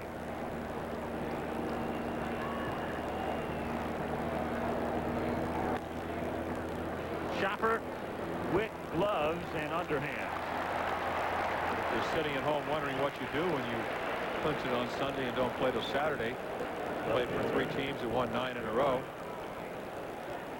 Play inter-squad games, get your pitching ready. Great luxury to have going into a World Series. Set up your pitching rotation just about any way you want it to. And what was interesting this year, too, is that all of the playoff teams were able to set their rotations because everybody clinched early. Rice at the plate, 0-1. So the Angels were able to establish their rotation to Mott's preference, Boston to McNamara's. And then the added luxury to have several days before the World Series and be able to set your rotation perfectly for that. Well, not to mention that when you play inter-squad games, you have to have pitchers playing the outfield. So I always get a chance to play left field. And pinch run. No, I did that during the regular season. Actually, I hit him once in an inter-squad game before I think the '71 World Series. Hit a home run off Pete Rickard. I was thrilled. He wasn't very happy. But I apologized. Because it was an accident.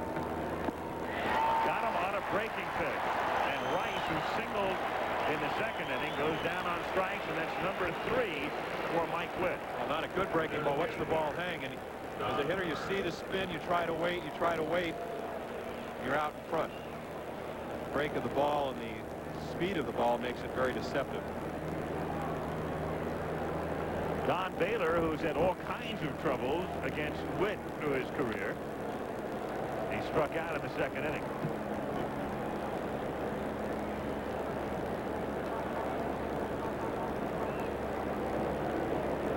Two out, bases empty. Boston leading California 2-1 in the fourth. Foul ball.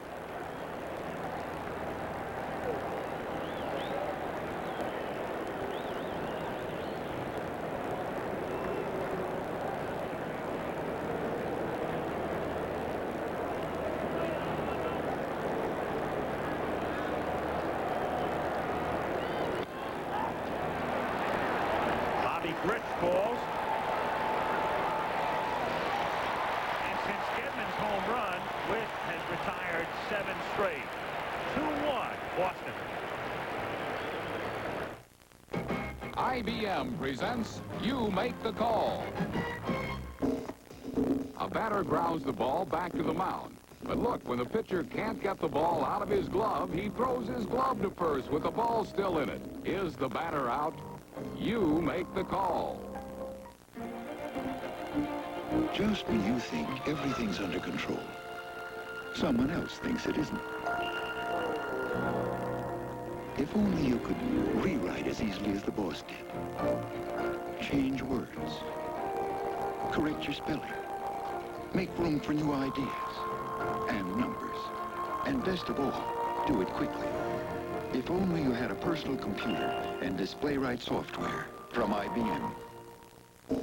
Although it might have arrived there in an unorthodox manner, the ball did get to first before the batter, and that's an out. If you said so, then you made the right call.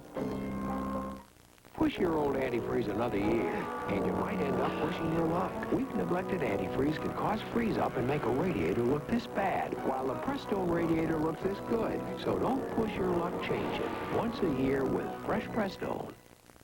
This water damage is going to run $750. What would have stopped it? Thompson's Water Seal protects wood, brick, and concrete with its special waterproofing formula. Thompson's Water Seal, a great defense against repair expense.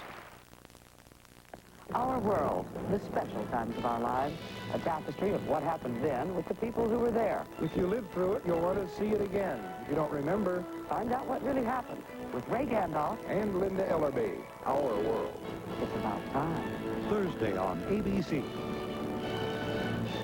This ABC Sports exclusive is being brought to you by Bud Light. Everything else is just a light.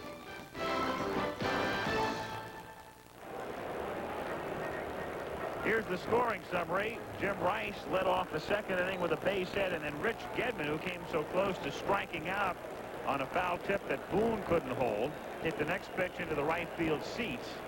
2-0 Boston. Then in the bottom of the third, Bob Boone hit one down the line, and so the two catchers have hit him out, and it's 2-1 as we go to the bottom of the fourth inning. Doug DeCinces drills one to left center field, but Rice flips the glasses down and makes the catch. He just missed it, but DeCinces swinging the bat very well the last 2 days. See the slight smile on his face. A little bit quick right on the end of the bat. Just up towards the end. He knows he just missed it, and so does Bruce Hurst. DeCinces hitting a homer last night and a couple of other shots to deep center. And the double to center the first time and just missing that one. Take another look at it. First pitch fastball. Just enough away to get it on the end of the bat. You see another strike to Bobby Grich to run the count to 0-2. And if that ball is a little bit more in the middle of the plate, he gets it on the meat of the bat, and the game's tied.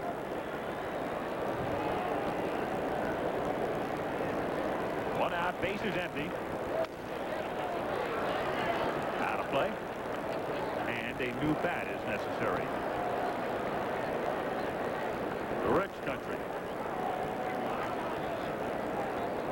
It was Grich country last night in the bottom of the 11th.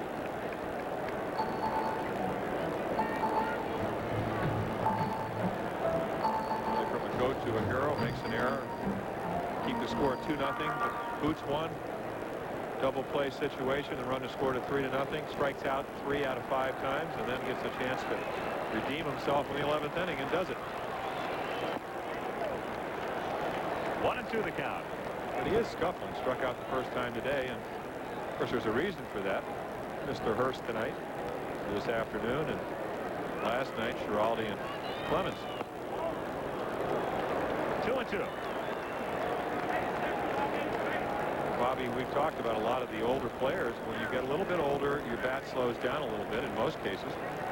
And what you try to do is speed it up, and that makes you more susceptible to breaking pitches.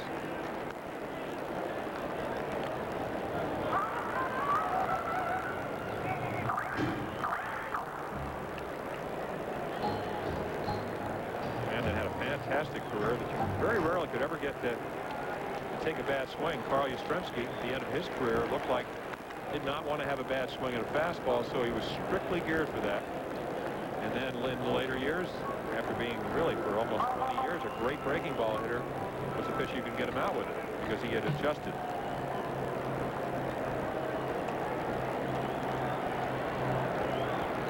The 2-2 pitch to Bobby Grich. Ooh, just missing. Ball 3-2. And again, for the third consecutive day, a man who is a pretty good fisherman. Behind the shades, the last man to hit 400. 1941, Ted Williams hitting 406.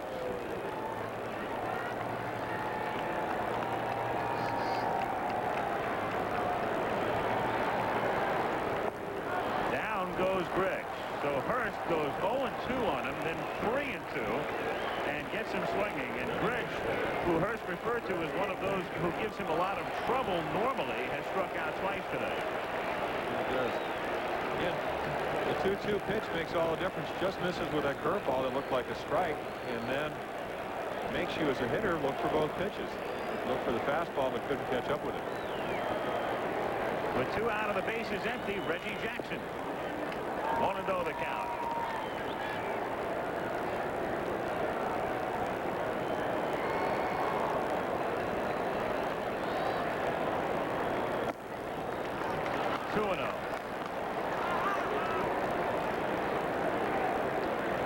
Yogi Berra, of course, played in only World Series games because there were no playoffs during his career.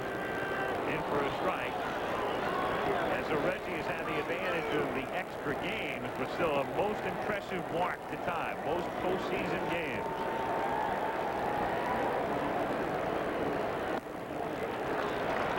Three and one.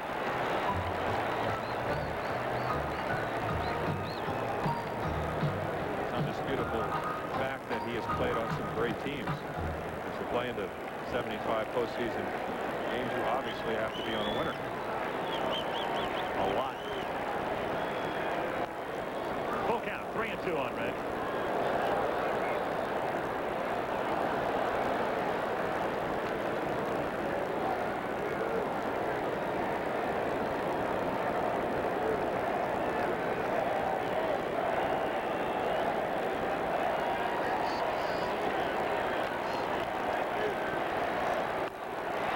To center for a base hit. So a 2-out single up the middle for Jackson.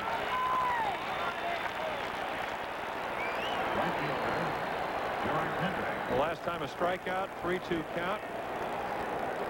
Just his defensive swing, trying to make contact, and he does. Single to center.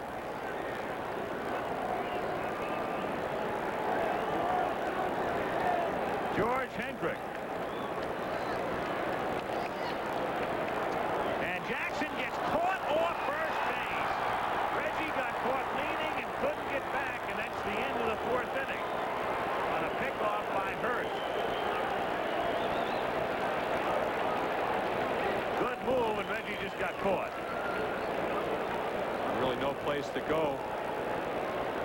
Only one stolen base on the year takes him out of an inning where they have a home run hitter up at the plate again.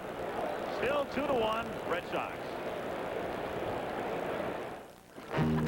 Give me a light. Bud Light. Oh, the chili. If you just ask for a light beer, you never know what you'll get. Give me a light. Bud Light. So if you want the less filling light beer with the first name and taste, don't just ask for a light beer. Give me a light.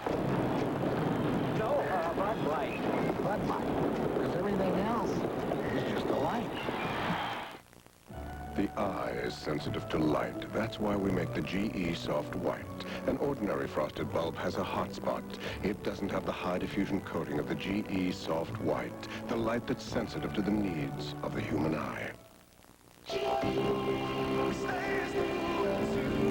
GE, everything we do is to help you live your life just the way you want to. We gave you time to live your dreams inside, to let you see the light. Joy to catch them when they smile, and you know all the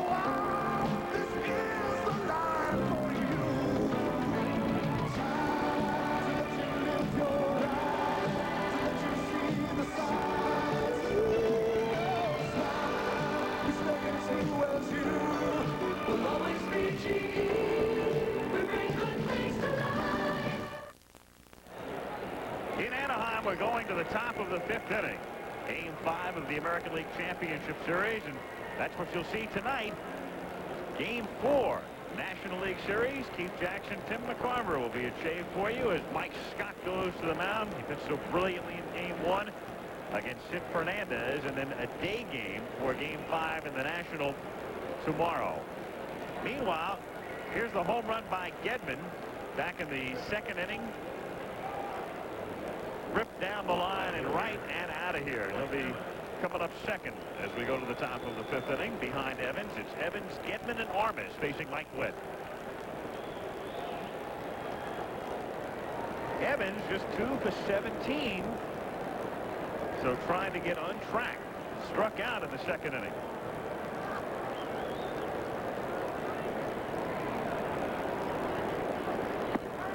Good curve.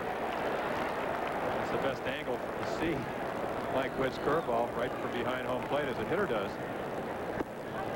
Saw the first one, he gave a little bit on it. That was a breaking ball, and then he threw him a fastball on the outside part of the plate. Really, other than the one mistake to Gedman, been pitching very well. Really, the hit that set up the first run, the Rice leading off the inning with a base hit, it was, as we said, a pretty good pitch.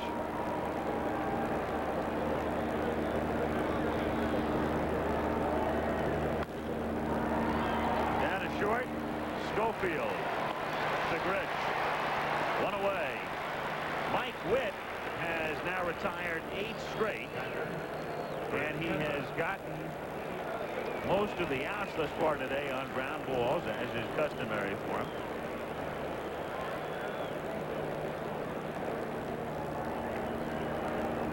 Gedman at the plate with the 2-run homer.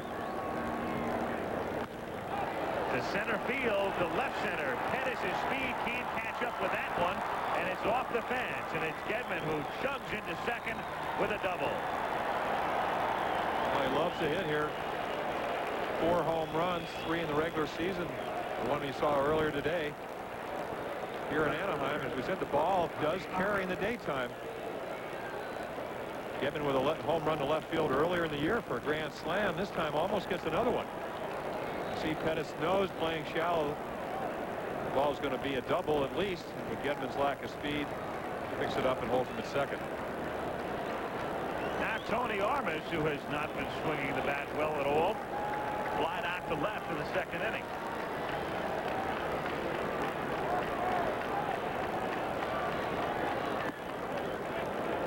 One and 0.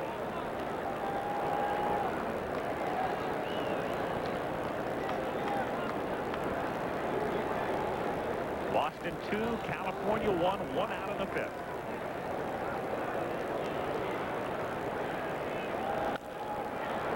High fly ball to left field. Downing really fighting the sun, staggering and staying with it and making the catch. Sutter stepping all the way along. This particular time where you lose the ball is really not when it comes down, is when it goes up. That's why he was so unsure of how deep the ball was hit. So what you do is you try to at least get your eyes or your gloves, your sunglasses down and get some way where you can finally get the ball as it reaches its apex and then pick it up on the way down. Apex reminds me of Kirk McCaskill the other day in press conference after the 2nd game. As Owen stands in.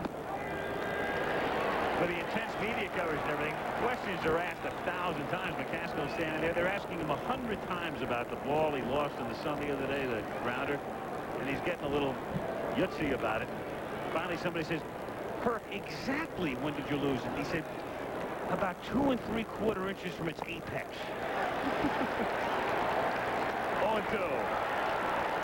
McCaskill's got a wonderful sense of humor. And we would see McCaskill on the mound Tuesday if we go to a Game 6.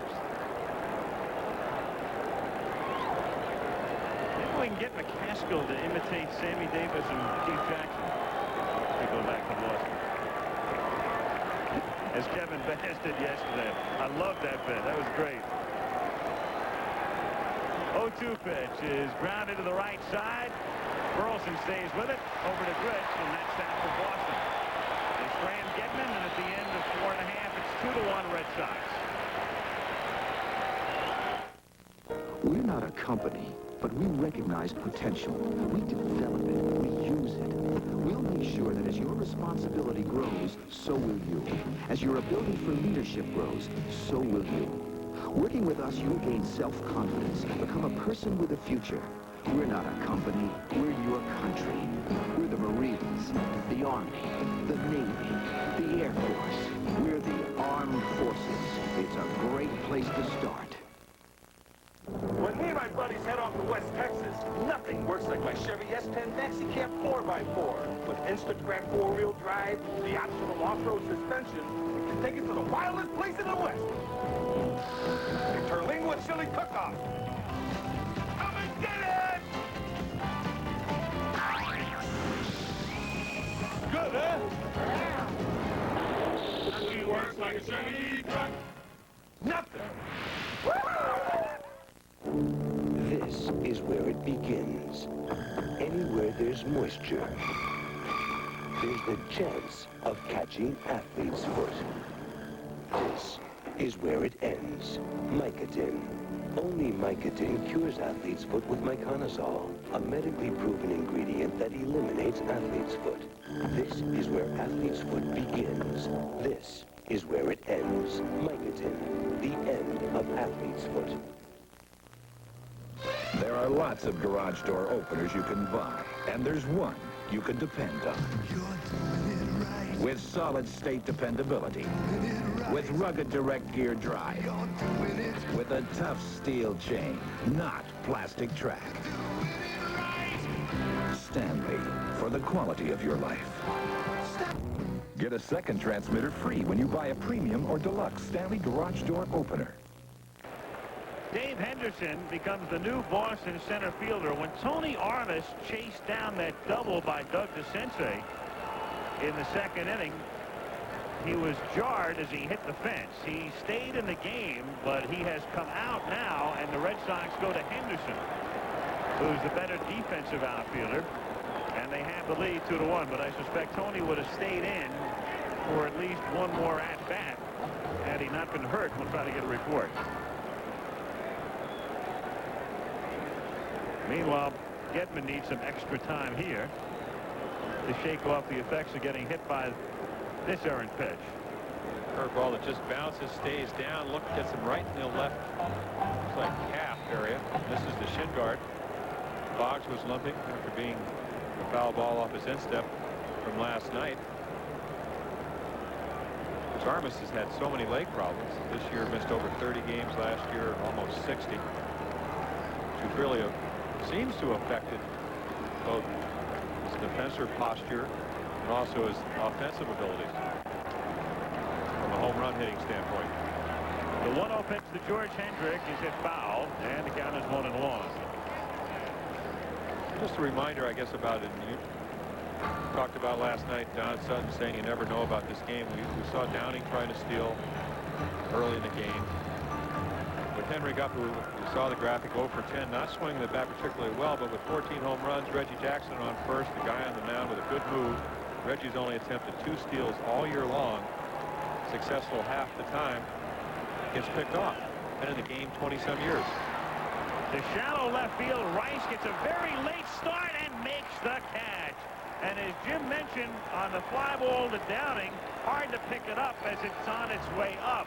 And Rice had to hesitate for a moment, saw it, and comes sprinting in and makes a fine play. Well, he did, and you see the end of the play. Of course, if you go back to last night and the ball they lost in the lights, which really had a great effect on the game, as you take a look at the play that may have caused Armas to hurt his leg.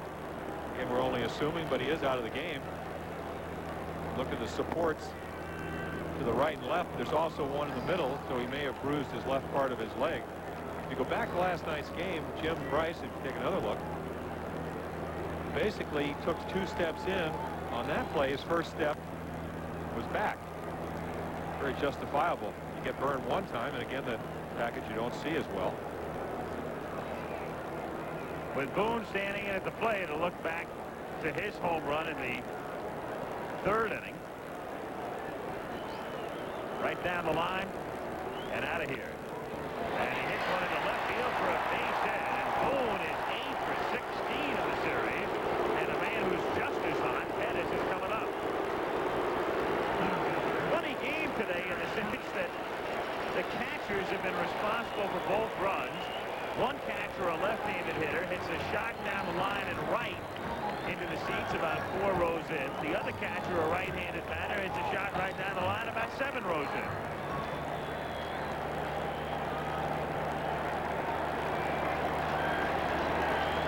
Two to 1 Boston.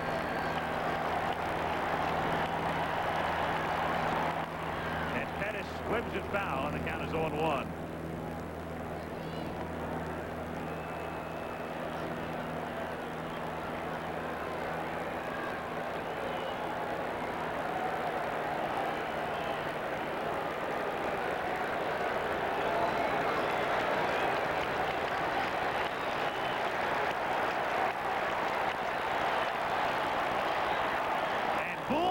Got picked off. Tells you something about Hurst's move.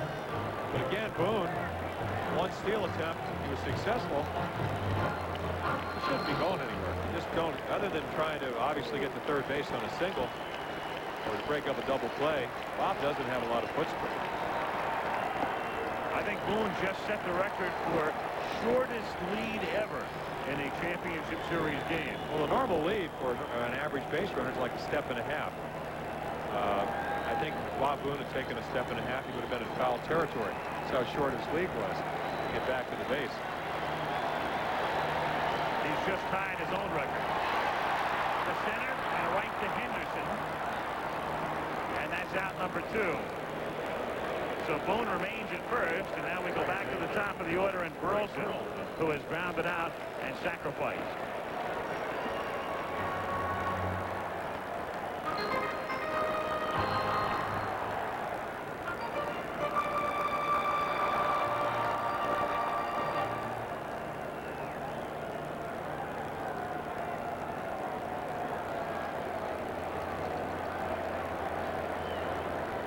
So much was made of Roger Clemens pitching on 3 days rest. You forget the other guys are too. Hurst today and maybe Boyd if they go to a game 6 on Tuesday. And Hurst pitching very well on 3 days rest.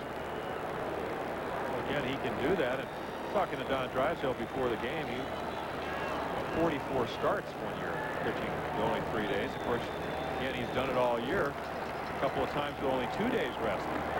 Similar thing that Mike Cuellar did for the Orioles many times. But again, you have to pitch. You don't go out there and throw the ball by guys. You try to make your pitches inside and out and get your breaking ball over.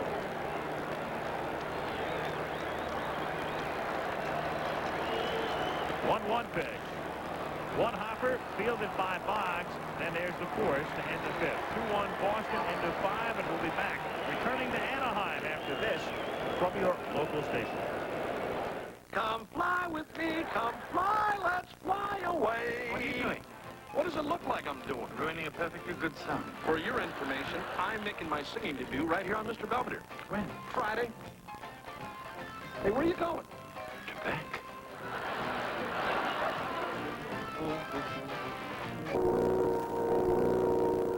In a nation the size of ours, success is achieved when people work together with the right coordination, intelligence, and joy. From flight crew to ground crew, we're sure it is the best way to fly. Korean Air, the art of joyful flying. It's the new white one. Yes, sir. Can't miss it. A luxury car isn't a luxury car if it looks like something else. Oh, not mine. The Lincoln Town Car, sir. Yes. There's nothing like a Lincoln Town Car. Its styling is unmistakable. It stands alone in luxury and prestige. This year, as always, the Town Car is distinctively Lincoln. What a luxury car should be. Touchstone Pictures presents Paul Newman, Tom Cruise.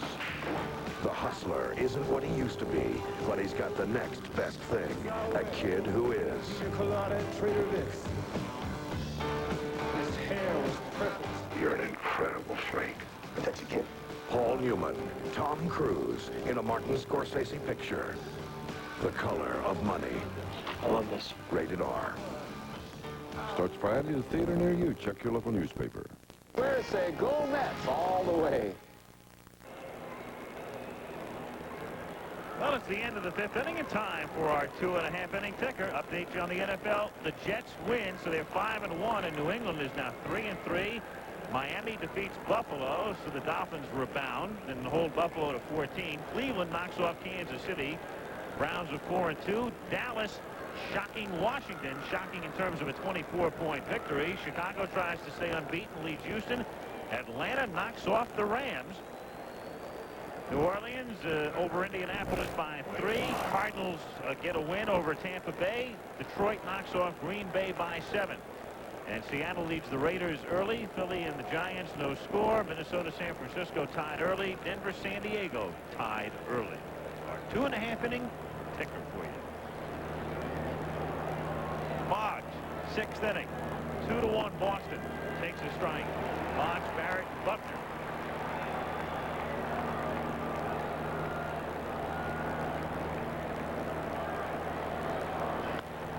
Hit into right field for a base hit. So Wade, who had grounded out twice, starts the 6th inning with a single. Well, first 2 outs are on curveballs. First time up, but second time up, another curveball. Look where it is, knee high. That's how you win batting championships. Pings it into right field. They play him around to left.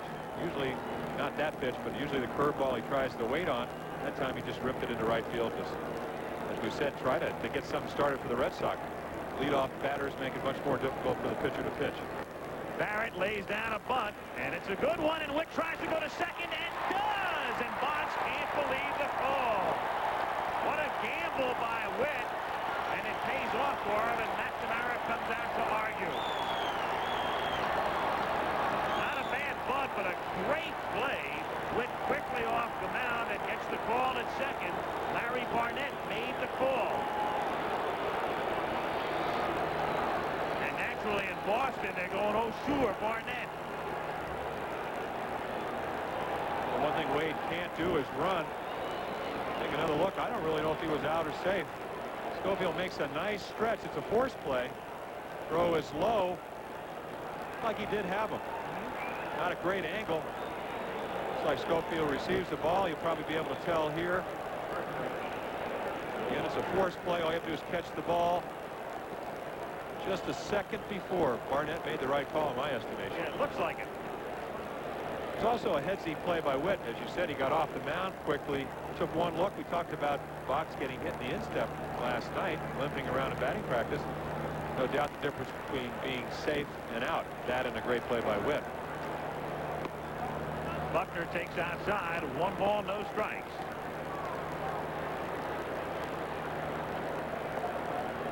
Boggs, Gedman behind him.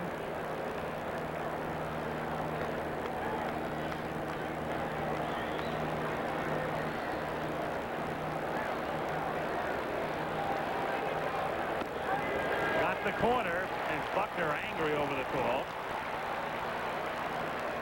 Been talking about that all series.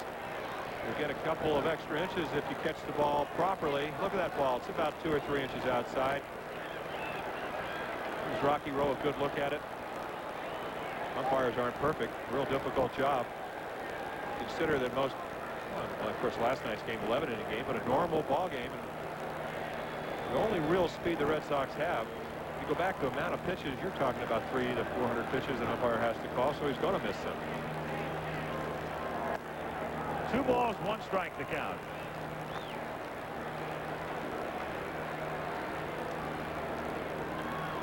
Yeah, Witt, a tall pitcher at 6'7". Really not. You'd think he would have a long, deliberate windup, but the leg kick is not that high. And again, Bob Boone throws so well, quick release. So Barrett thrown out 7 out of 15 times. Maybe running.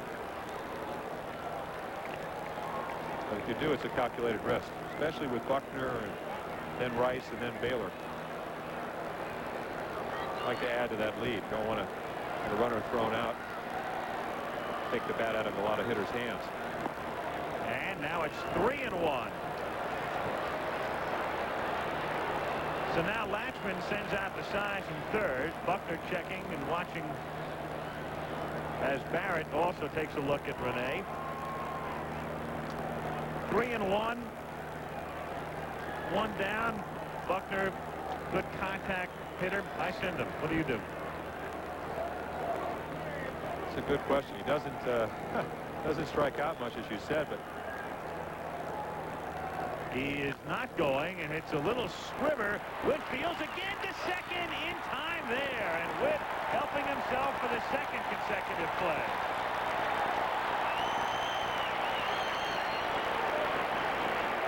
Again, getting off the mound so quickly and charging this slow hopper. Right there, he comes up. And he can have a chance to look. He knows he has the out at first, just like he did on the bunt. Perfect throw.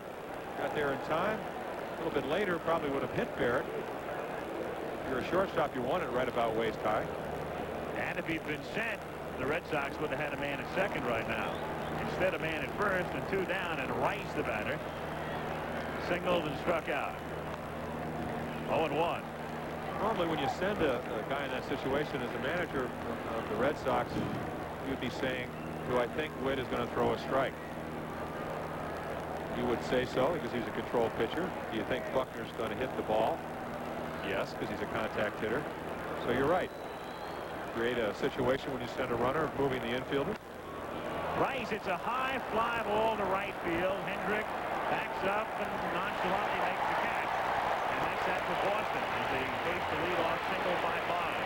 Still 2-1 Red Sox in the middle of the sixth. The Kemper Cavalry. Leading the way with quality insurance for your home, auto, life, health, and business. Call out the Cavalry. Once you compare Kemper, you ride with us. Is your antacid strong enough? No. You got something stronger? Try double strength Mylanta 2 with ounce for ounce nearly double the acid neutralizing power of any leading brand. Now that's the relief I wanted. Mylanta 2. Where you been? Busy. My son's home with the family. From the city? Must have cost a bundle. He just got a big promotion. Your son? Yep.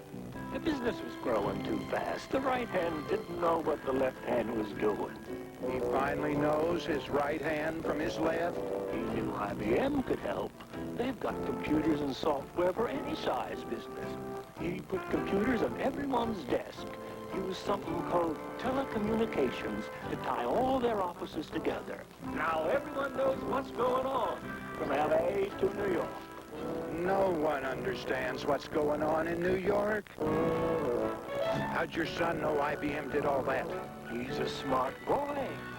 Smart boy, I'll say. Smart boy. Who did he take after?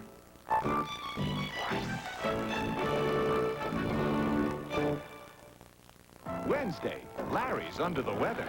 The woodbine is for your runny nose, the pumpkin mold is for your cough, and the garlic just makes you feel good all over. And Balky's got the cure. I have been asleep for 3 days.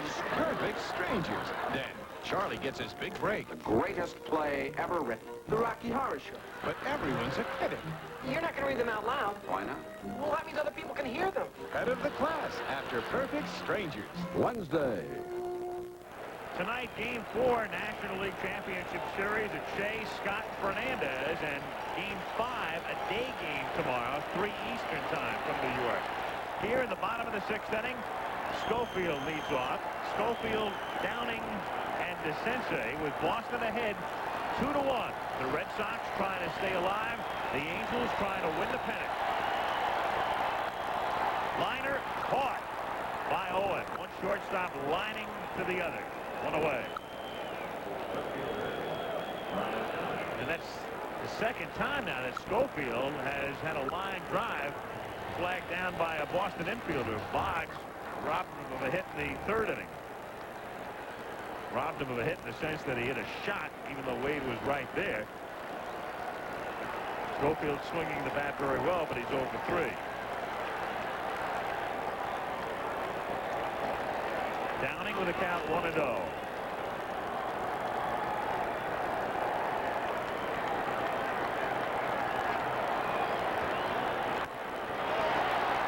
to center field. Henderson fades, but he's there. He has it. 2 gone. Hurst has given up a total of 5 hits and some shots as well, but he's taken the team into the 6th inning. And you can't ask too much more of a starter. You want him to give you 6 or 7, except in this particular case with Schiraldi having pitched last night and the night before as well. And we already talked about the rest of the bullpen.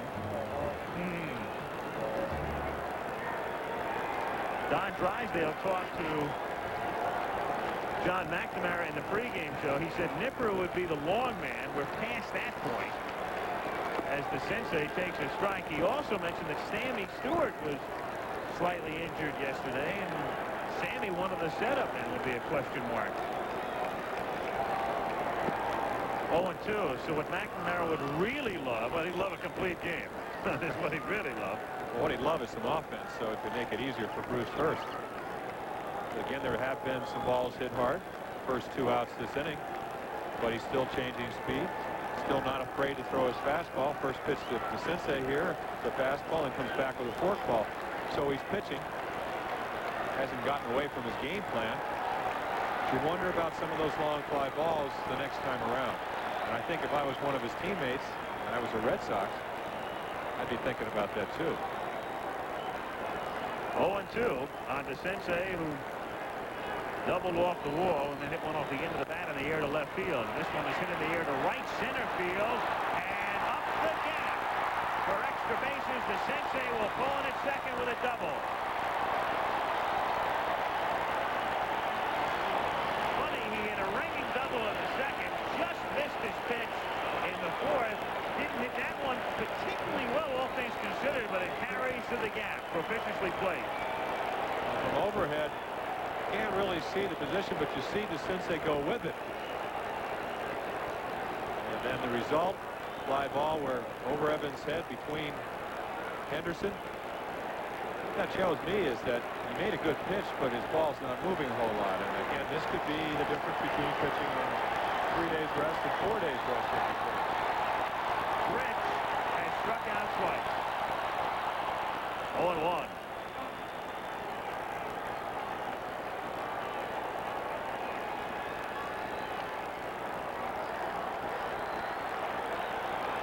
You ask any pitcher, do you want to throw 95 and have your fastball straight, or do you rather throw 90 and have it move? They'd take the 90 with the movement. Breaking pitch, and Gedman took a piece of that one. Good catch. Boy, he's what Luke Gorman, the general manager, says your basic blue-collar ball player. He just takes the lunch pail and goes to work. Well, for all youngsters, for all youngsters that are watching, there's a man that wasn't even drafted. There's a dearth of catchers playing in an American League Championship Series. One of the finer catchers, hitting and defensive standpoint in the American League. Yet he wasn't even drafted. Yet got to the big leagues. 0-2 the count. Fastball high. 1 ball, 2 strikes the count. With Grich hitting DeCinces at second base. There's Doug, the tying run with 2 down. 2-1 Boston in the last of the 6th.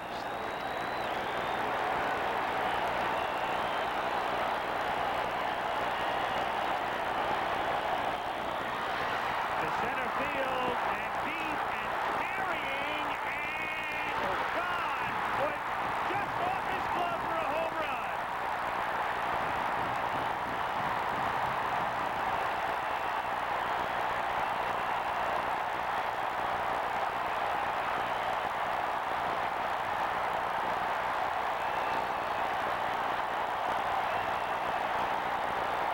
Henderson nearly made a spectacular catch as it deflects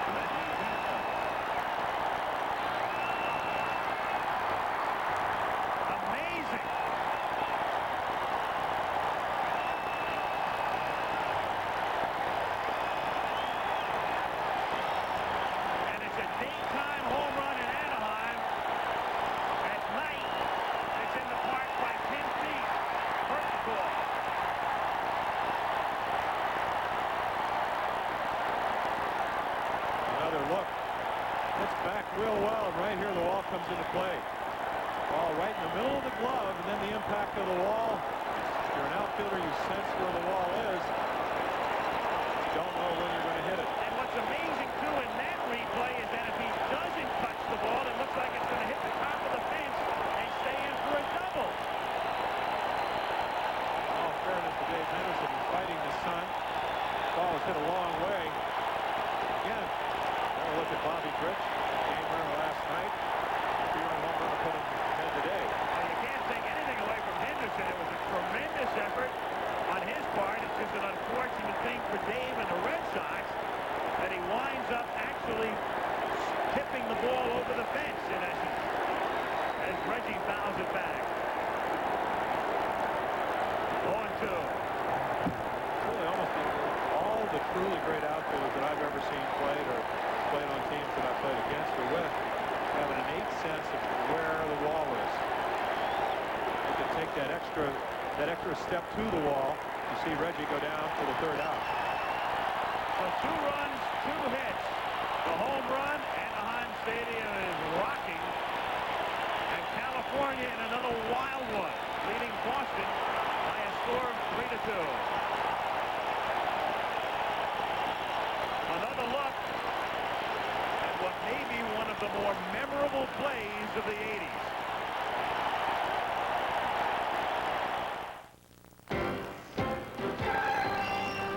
This year, 1 out of every 6 cars will need to have its brakes repaired. That's why at Midas, we offer a free brake inspection. If your car needs work, you know it's being done by experts. 500,000 people a year have their brakes fixed at Midas, and we're glad to have the business. But more important, we appreciate the trust. Take it to Midas. Take it to someone you trust. Give me a light. That's not correct, Steve. Don't just ask for a light beer. Come on, give me a light. You asked for it, Steve. Yes, Steve. Bud Light. The light beer with the first name and taste. Don't just ask for a light. Bud Light, because everything else isn't just a light, Steve. Not everyone got a vacation this summer. I need a vacation. What do you need, some glasses? How many fingers can you see? This fall, you can still get great low fares to more places on the biggest bargain airline, United. I got a vacation. Have a nice shower, Picorni. I'm not just flying. I'm flying friendly skies. I'm out of there. Funny, we were talking to Bruce Hurst. We played the interview before. Who gives you trouble on the Angels? DeCinces and Grich. Well, we saw 2 home runs earlier in the year. You saw another one just then. But, again, you're right in the heart of their Boston lineup now. If you get to the 9th inning, they're going to be batting again. You would think the Angels would have the edge. Donnie Moore did not pitch last night, but he's had a bad shoulder. So it's going to be very interesting. And game is not over. Witt's pitched extremely well. So is Hurst. Obviously, if you're Bruce Hurst, you want that ball caught. But you got to make a great play to catch that ball. Wasn't able to do it. But they're in the game. And Baylor on a check swing fouls it away. And as McNamara put it earlier, we've got to score some runs. And they've gotten 2 today on Gedman's homer, and that's it. And the big men have still been pretty silent. Well, again, looking at Mike Witt right there, he's used to this. Of his 10 losses, 5 of the times, they scored 2 or less runs. So he's pitched in this situation, never in the situation, obviously, of having a chance to clinch a spot in a World Series game. But it's not going to be easy. No balls, 2 strikes to count. 1-2 now. Baylor, Evans, and Gedman against Witt in the 7th inning.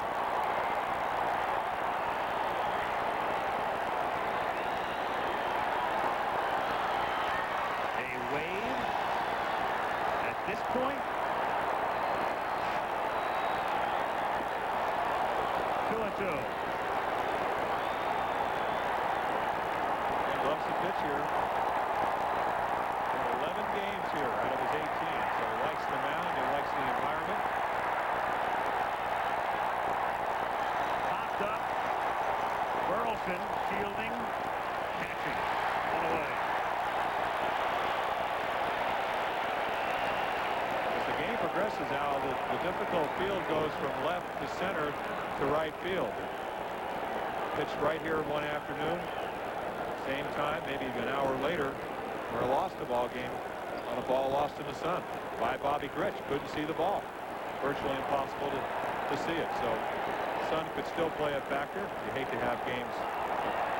So it's always effective as bright as it is here in Anaheim. Evans almost gets hit by it. Ball 1-0. 7th inning. The Angels 8 outs away from their first ever pennant. Curve for a strike. 1-1.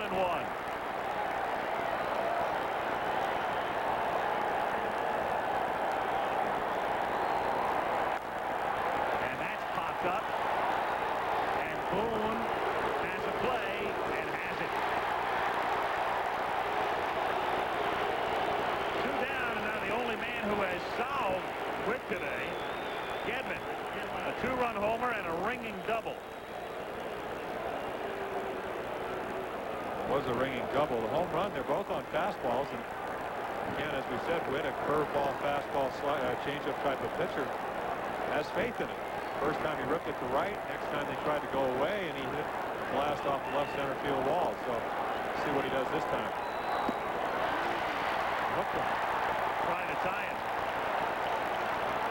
The Sox are probably thinking they're at wit's end after what happened last night and what's happened thus far today. And the way it's happened. Ripped into right field. Boy, he's got the secret, doesn't he? Homer, double, stinging single, and he's on with 2 out, and Henderson is coming up. And if we get another look at it, you'll just see they try to change the pattern. 2 fastballs for a double and a home run. They come back right here. He swung through a curveball in the first pitch. What's his breaking ball? Right in the middle of the plate. Still have to hit it, and Gedman does. Look at that top hand come off the hand. And that's something they teach in Boston. Walt Reniak just feels that allows you to finish with a bat. Real good view of that. And Gedman is hot. So now Henderson, and remember he's playing center with Armas having banged into the wall. So Armas came out earlier than he normally would have. Henderson in the outfield, and again, if that turns out to be the game-winning hit, it's a replay you're going to see a few times through the years. Strike. And again, a terrific effort. Jim talking about how difficult it is to pick the ball up, and a great effort by Henderson. He was just very unlucky. When you think of Dave Henderson in the sense that he's been used in Boston, you think of him as basically a defensive replacement for Tony Armas, which is what he's been used, but 15 home runs on the year, has good power, pretty good hitter. You make a mistake, you're trailing by a run here. We're talking about Mike Witt. 1-1.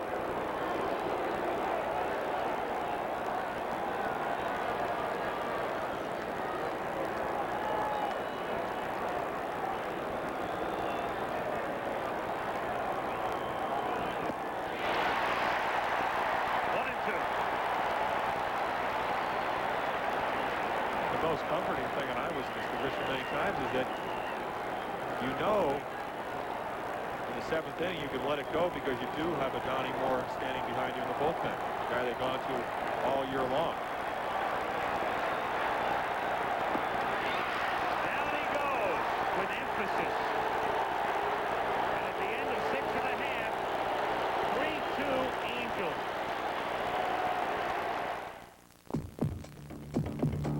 Listen to the heartbeat of America. Listen to the heartbeat of America. When you know what you want, put yourself in today's Chevy Cavalier and listen to your heartbeat. The heartbeat of America. That's today's Chevrolet. The right parts. Mr. Goodwrench has the right parts for your GM car. Parts that fit. Parts engineered for your car by people who designed your car. Parts for every make and every model of virtually every GM car and light truck on the road today. Mr. Goodwrench can help you keep that great GM feeling with genuine GM parts, because no one knows your GM car better. No one. Once upon a time, millions of us roamed the bathrooms of America. We're bull shavers, convinced we had to use shavers with all kinds of expensive extras. But we don't pay an arm and a hoof anymore, 'cause us bull shavers are becoming Vic shavers. Vic gives us an extraordinary shave at an extraordinary price, without bells or whistles. To pay more makes you, well, bullhead. Try the Vic for normal or sensitive skin, and you too will have a beat. With bull shaving. Sims, we want you to know about our shoe department for ladies and men. Sims represents at off price only better known names in men's and ladies' shoes. Although you'll never see the word sale at Sims, if you know the names we represent in shoes, you'll know what you're buying. The more you know about men's and ladies' shoes, the better it is for Sims, where an educated consumer is our best customer. Bob Stanley comes out of the Boston bullpen as he picks up for Hurst. McNamara got 6 innings out of Hurst, and especially in light of the way the 6th inning ended, as you see Grich's reaction to his home run. McNamara opting to go to Stanley here in the bottom of the 7th inning. Hurst pitched well, but he was not proving to be much of a mystery in the 6th. A couple of long outs, then the double and the home run. And thus, McNamara compelled to go to the pen as Hendrick stands in. Hendrick, Boone, and Pettis in the bottom of the 7th inning. Foul back, 0-2. Stanley, who for so many years was the closer. He was the main man out of the bullpen, and now more of a setup man. And he's incurred the wrath of Red Sox fans this year because he's had a lot of trouble. But he's very much in a position like Doug Corbin was last night, where he does keep his team in the game, trailing by a run, gives him an opportunity to come back. And it's more difficult to pitch when you pitch infrequently. Little swimmer, tough play for 5. Bare hands, too late. Best chance would have been for Stanley to field it, but he really had not much of a chance. Started to come down off the mound and then do it with Boggs' play. Again, on a slider, which this pitch is, you follow through a little bit more. See from there, he has no chance. He calls Boggs. Henrik, but still runs awfully well across the bag.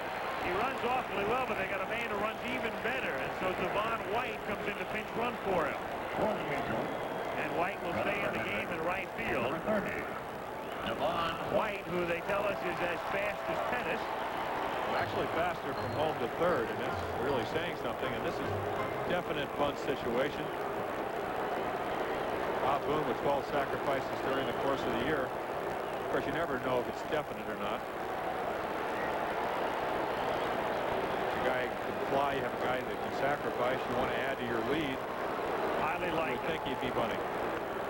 And he does, and Stanley Fields looks at second, throws to first for the out. Aaron covers. Stanley knowing who was running. And Boone gets his typical tribute as he goes back to the dugout. But again, it makes it a lot easier to bunt a guy over if you know he can run. If that was a slow runner, Stanley took the look at second, would have taken the out at second. But White with his excellent speed, without that, most likely would have had a force at second. Now Pettis, who has signaled and flied out. 3-2 Angels, bottom of the 7th, 1 out. And Devon White, the runner at second.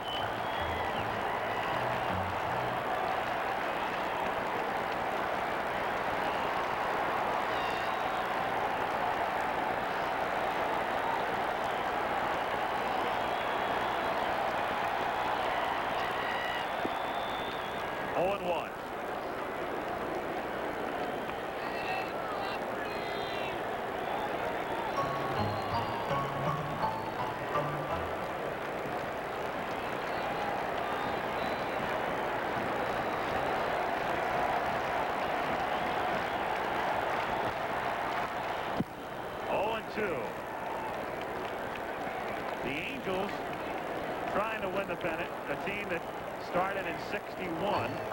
Boy, they've had some zany guys. This is the franchise that had Bo Belinsky and Dean Chance and Dr. Strangelove, Dick Stewart, and Jimmy Pearsall. Terry Forrester.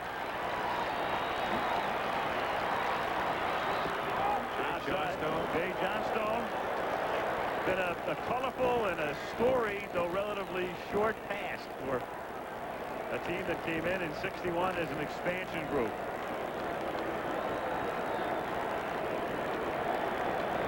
The guy Jose Cardinal. Yeah. Managed at the outset by Bill Rigney.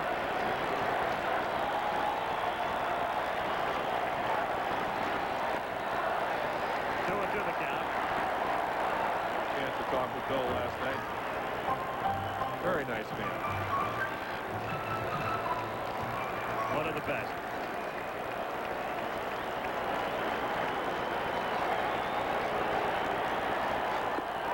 Offers, holds up.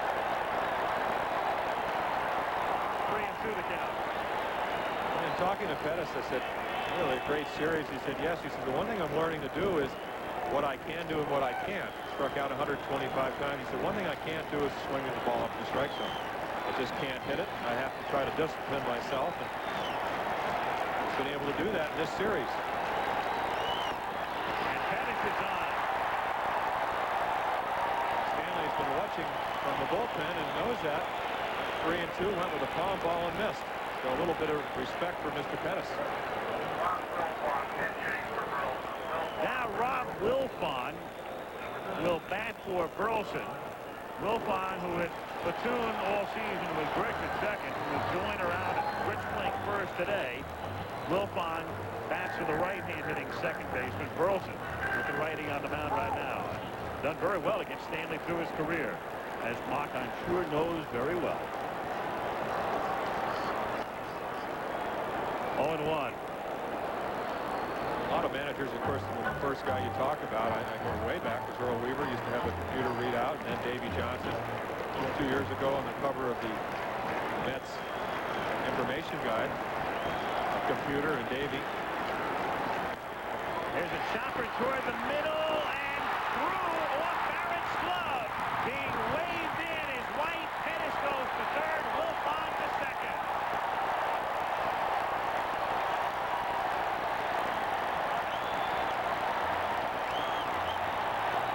4-2 Angels on what the players call one of those 37 hoppers. Well, what makes this play difficult is when Spike Owen comes over, I believe Marty Barrett loses sight of the ball. Tough play to make, especially if you don't try to backhand it. He's not trying to intimate that he should have made it. I think Owen just distracted him. As well as the ball goes into center field. Certainly haven't hit Stanley very hard. You have a swinging bunt, a high chopper up the middle. The only really negligent thing he did was the base on ball, and that's because you want to be pitched carefully with only a one-run deficit. Turned out you could be in a big inning situation. Now with first base open, they have to walk Schofield to try to set up a double play so they can play the infield halfway with Downing coming to the plate. The Angels also benefiting in the last instance from having a couple of guys who could be on a relay team on the bases with White at second and Pettis at first. So White scores, Pettis is at third. Wilfong is at second. And Schofield now at first, and Brian Downing comes to the plate. He's walked and flied to center twice.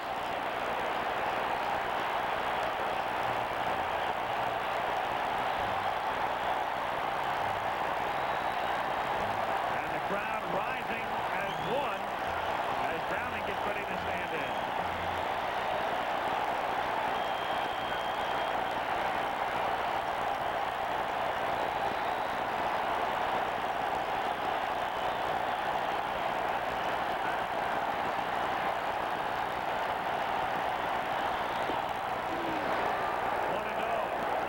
He'll take one for the club again here if he has to. The plate, and he wasn't necessarily in any hurry to get out of the way of that one. You can see the open stance, but his first move was with his left shoulder back towards the pitcher. You pound that with a guy like Stanley, whose fastball runs in on a right-hander, you're going to hit some batters. Now the pitching coach, Bill Fisher, goes to the mound.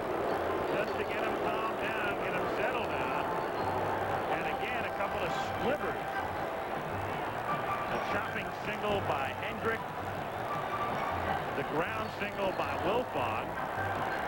There was a sacrifice and a walk in between, and now Fisher trying to settle Stanley down with a count 2 balls and no strikes. When the Red Sox come up in the top of the 8th inning, Owen is due to lead off. Normally they'd go to the bench in this spot, so we'll probably see a pinch hitter, then Boggs and Barrett. You have him taking here, Al. That's the big question. 2-0. I think I do. The crowd is so into it. The Angels are right on the verge of really breaking it open.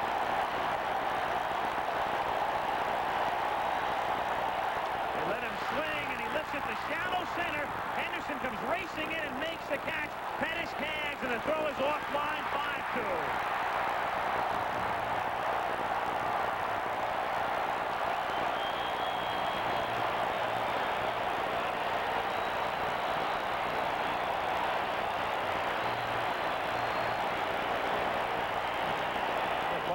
Fist. Trying to hit a fly ball. You know it'll score a run. A grounder might turn 2. Now it's up to Dave Henderson. Doesn't make a particularly good throw. I don't really think it would have mattered. Pettis has great speed that we've talked about all series long. Pettis is one of those guys who could score on a deep infield fly.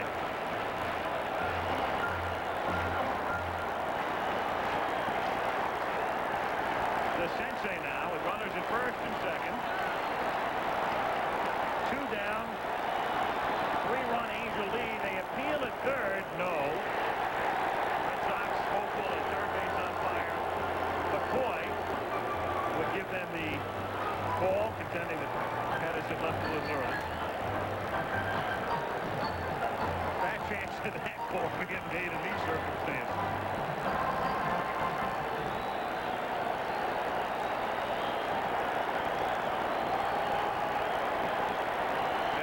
Call, Mock would have managed the rest of this game from the runway. Nice stop by Boggs from his knees to Barrett for the 4th. But the Angels, who are known for little ball, play the ultimate little ball for 2 in the bottom of the 7th and lead 5-2. We're not a company, but outstanding people come to us every day. People who want to make a contribution to a team and do work that really counts. People eager to see new places, do the unusual, and find the unusual. People who become your friends for life. People just like you. We're not a company. We're your country. We're the Navy, the Air Force, the Marines, the Army. We're the Armed Forces. It's a great place to start. The Pittsburgh Steelers. A win here could get them back in the division race. But Cincinnati's atop the AFC Central and plans to stay there. It's ABC's Monday Night Football tomorrow. Calvin Klein's obsession for men. I'd know him in the dark. At Macy's Bambergers. I remember they said it couldn't be done, but we never gave up. It was 1969, and we showed the world that when you're giving it your best, miracles can happen. New York will never forget that winning feeling. Senator Al D'Amato's like that too, always giving New York his best. I'm voting for Senator D'Amato because he's fighting and winning for New York. Al D'Amato, getting it done. As some of you may know, this has not been a bad year for the firm financially. It has been a disaster. That means no more limos, no more whining and dining of clients, no more perks. In short, the only luxury we can still afford is this, Meisterbrow. You don't have to be rich to enjoy a beer as rich and smooth as Meisterbrow. It only tastes expensive. Don't be a fool, Come on down from there. Have a Meisterbrow. A Boy and His Pets Willard tonight at 12:30.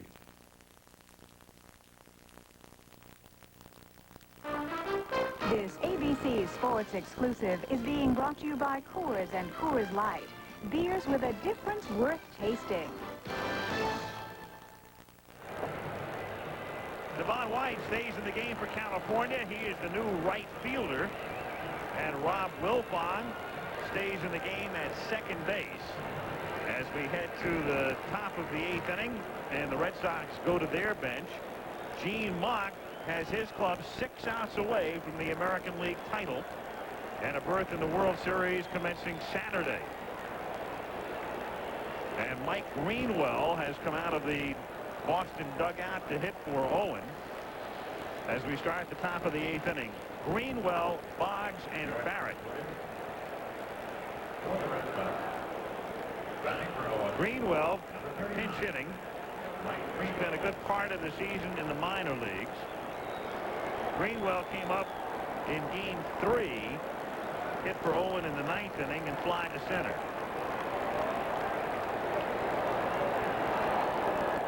Mike Witt missing away, ball 1. 1-0. Good looking young hitter.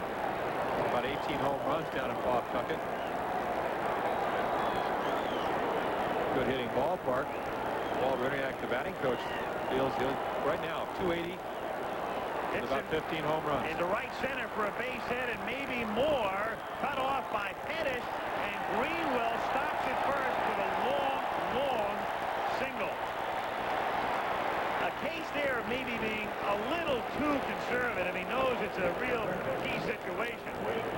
And the ball hit very deep to right center field and cut off by Pettis, but he didn't want to take a chance. Exactly right. He's thinking 3-run deficit. Why take a chance? It's like getting thrown out at third, leading off the inning with a double. And Ed Romero comes in to run for him. Not that Greenwell is that slow, but Romero's going to come into the game anyway as the new shortstop, and he's faster than Greenwell, so you might as well pinch run for him here. Boggs is the batter. Boggs is 1 for 3. 1-0 the count. That's exactly why they bring a runner in like that, but what if he pulls a muscle? Running for it. And then you have to bring a Dave Stapleton. Probably put him at second, put Barrett at shortstop. Of course, you do these things when you're trailing, hoping that they'll turn out in a positive way. Boggs lays off the pitch, and the count 2-0.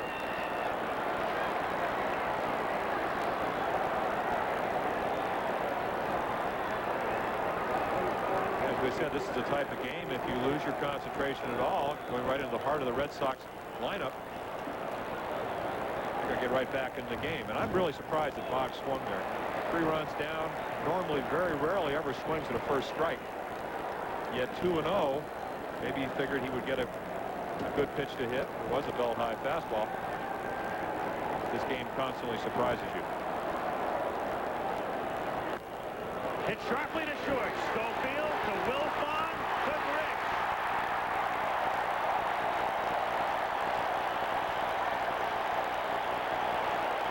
And what if Greenwell had gone to second base on that long single?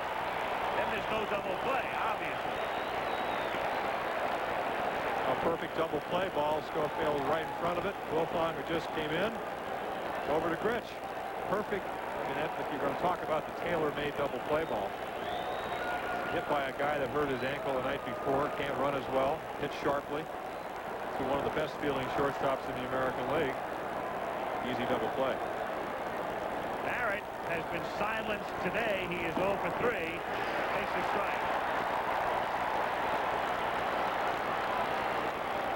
It is really an excruciating period of time right now for the Red Sox. What happened last night and what's taking place right now.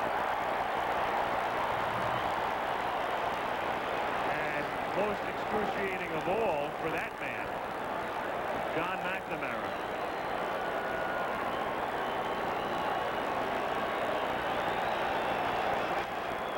Hand swing pop-up. Wilfong. Woo! He catches it, and the Angels are 3 outs away from the American League pennant as we go to the bottom of the 8th inning.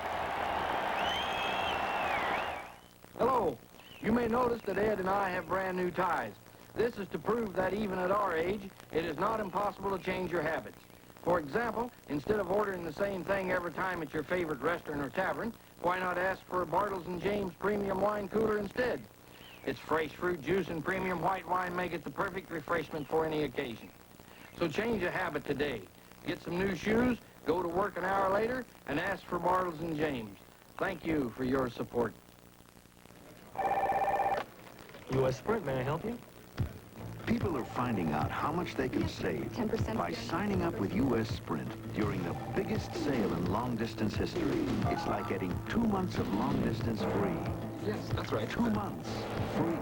But the trick is, you gotta sign up now, because on October 31st, it's over. Call U.S. Sprint now. Find out about it. U.S. Sprint, may I help you? Well, that's baseball, and it's my game. You know, you take your worries to the park and you leave them there.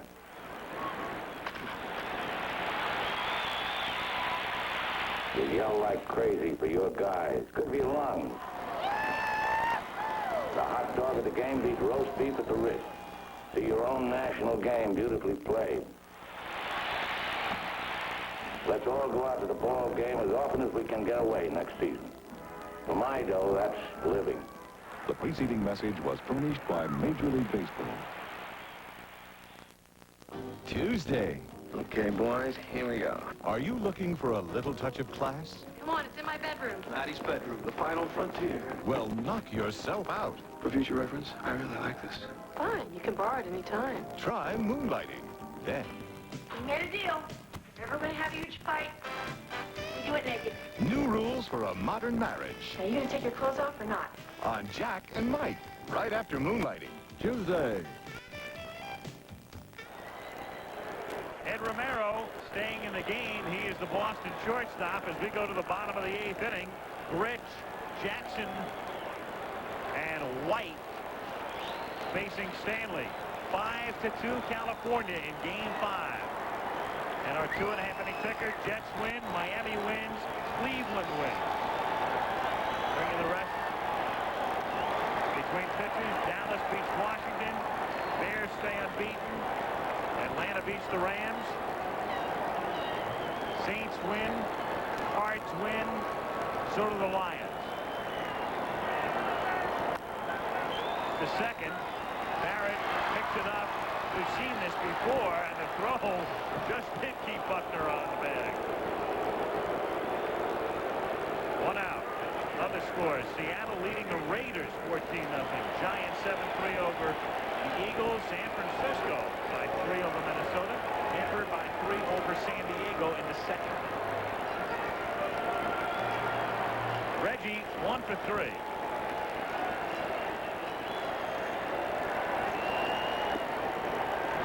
Strike 0-1.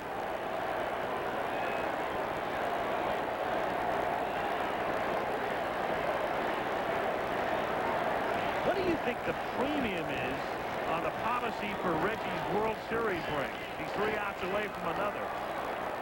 0-2. You really only get the true World Series win, though, if you win. But he's had a few of The other those. one's a trinket.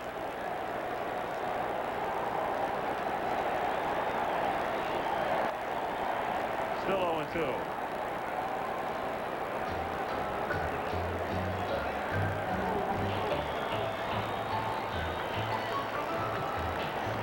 But isn't it?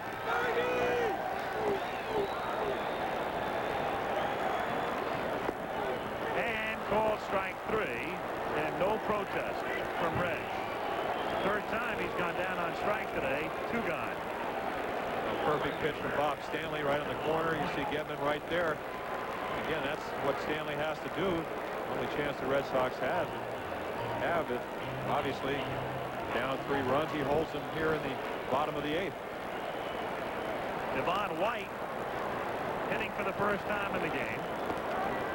Looks at the strike. Red Sox in the 9th have Buckner, Rice, and Baylor. It's where they want to be, but nobody's hitting. Mr. Witt has something to do with that. Mike Witt with an incredible pitch game. 1 mistake. Nobody's hitting the whole series amongst those 3 in the sense that the runs have been hard to come by, and the Red Sox have been lacking the big innings.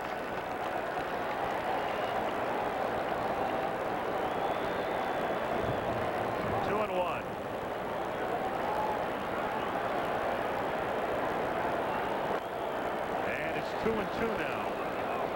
2 out, bases empty. Yeah, that's the way a lot of people in New England feel.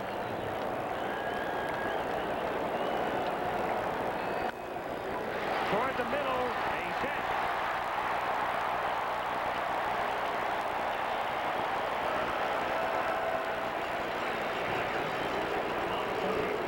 And Bob Boone comes up with a perfect day going. Home run, single, and sacrifice. Great series for Boone. Great series for Pettis. Great series for Witt. Not bad for DeCinces either. Grich has had some key hits. Schofield done a nice little job as well. Really, as great as Boone has hit, the turning point of the the playoffs may have been that pickoff throw in the third game. Candelaria on the ropes, and then they got 3 hits and a walk. Picked off Baylor, held the 1 run, and then last night Rupert Jones struggled defensively in the third game. In the fourth game, a great play on a double. White goes on a pitch out. The throw is there in time. Boy, I tell you, things aren't coming up roses for the Red Sox, but remember that man, if you will, no matter what happens. Mr. Gedman. It's a pitch out, granted, but it's a tremendous jump by White, and he can fly. And Gedman right there again. We go to the ninth. 5-2, California. When we want to work up a sweat, nothing works like this full-size Chevy pickup. Got the muscle of a fuel-injected 350 V8. And it's available on every full-size Chevy. It's got the strength of girder main front suspension. Where? Oh, there. Plus double-wall construction. So when you need a tough-working partner, nothing works like a Chevy truck. Nothing. Yeah? Yeah. Right? First, someone gets an idea. Then someone else may look at it differently. Even Ada thought it. Technology from a company called TRW helps ideas get around. Because getting an idea from one place to another is as important as getting an idea. Tomorrow is taking shape at a company called TRW. Everyone knows New York Telephone has low local rates, but our low rates stretch farther than you think. You can call to anywhere in New York City. Westchester, Rockland, Putnam, and part of Orange County. Even some of Connecticut. And clear to the end of Long Island. For 95% of all these calls, New York Telephone costs less than anyone. For business or pleasure, we tie together more than you think, for less than you thought. It's a battle between AFC Central rivals. The Pittsburgh Steelers need this game to get back into the division race. The Cincinnati passing combination of Boomer Esiason to Chris Collinsworth as the Bengals challenging for the division lead. It's ABC's NFL Monday Night Football. In the second inning, Gedman's 2-run homer made it 2-0. Boone hit a homer to make it 2-1. Then in the 6th inning, Grich's 2-run homer, which is the key play of the game, off Henderson's glove. And then the little ball rally in the 7th inning, netting 2 more for the Angels, and they lead 5-2 as we go to the top of the 9th inning. Buckner, Rice, and Baylor with Witt on the mound and security at the ready.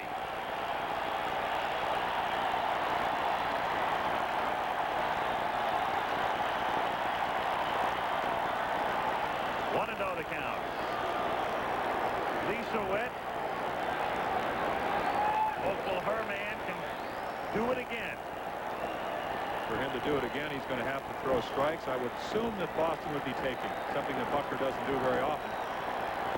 See him right there. Do something to distract with. A lot of times it's more difficult to throw a strike when you know they're not swinging than when you know they are. Start aiming the ball, doing things that you don't normally do. You get out of rhythm. 2-1.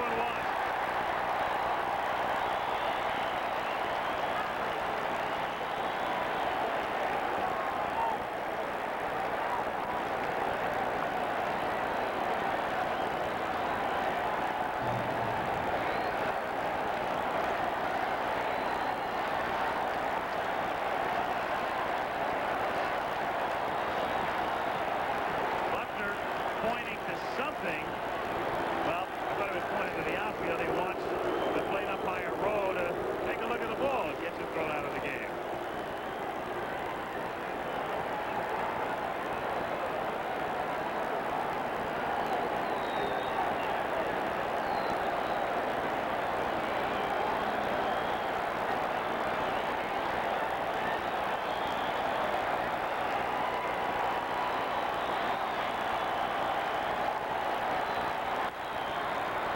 Toward the middle and by the diving Schofield, who just missed it. And Buckner is really hurting. I mean, that's Hobble with a capital H down at first base. And they're going to have to pinch run for him, and Dave Stapleton's coming out of the dugout. Another look. Witt wants to throw a strike. Schofield, knowing that Buckner can't run, if he does come up with the ball, will most likely have a play. Running for Buckner, number 11. Billy Buck hobbling back the dugout, having done what he has done so often during his career. Get on base. Over 2,500 hits. So again, the Red Sox are right where they want to be. Man at first and nobody out with Rice and then Baylor and then Evans.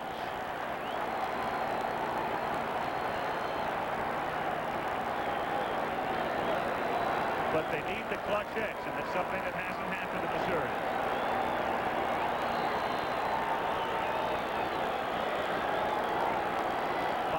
California, and Donnie Moore throws in the bullpen, and Gary Lucas as well.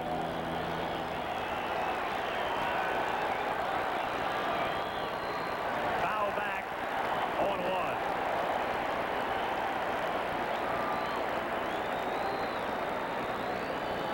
Normally down by 3 and not having the timer on the plate, you would take a pitch, but Witt hasn't walked anybody.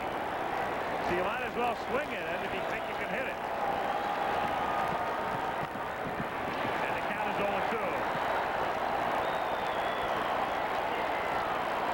Also, Rice, as you said, they're not hitting particularly well in this series. Is a high average hitter. If you take the bat out of his hand and make him take a strike, you lessen the chance of him getting a base hit. He's a very aggressive hitter up the plate. Stapleton at first base, and Grich playing behind him.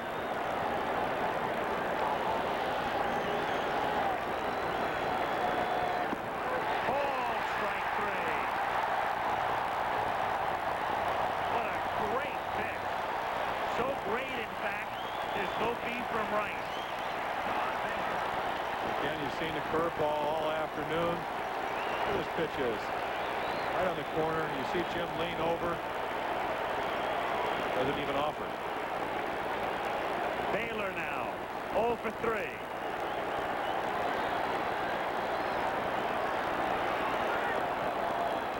One to know the count.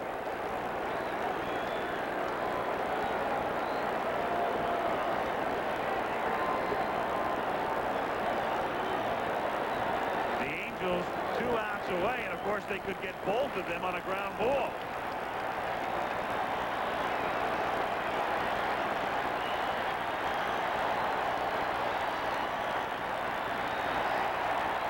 One and one.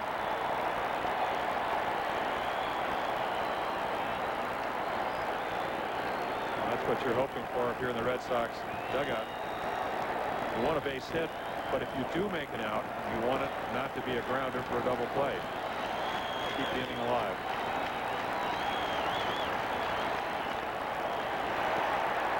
One and two. Evans next.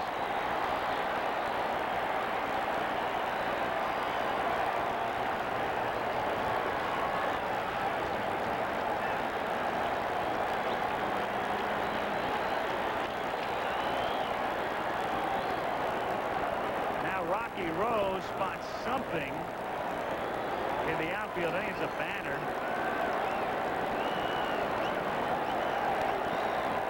Whatever, it's remedied.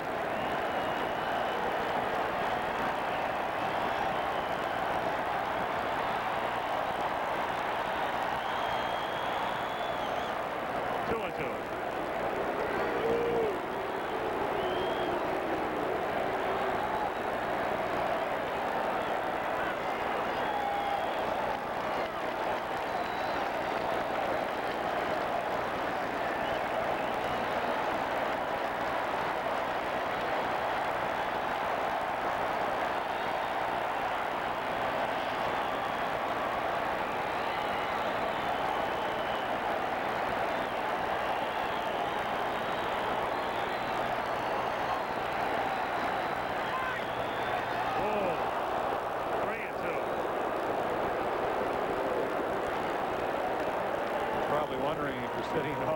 take this pitch.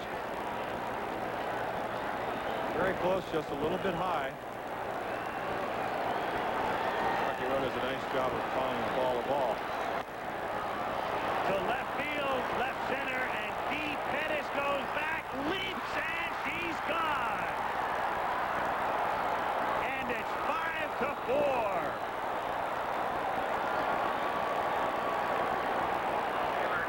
Don Baylor hits one out.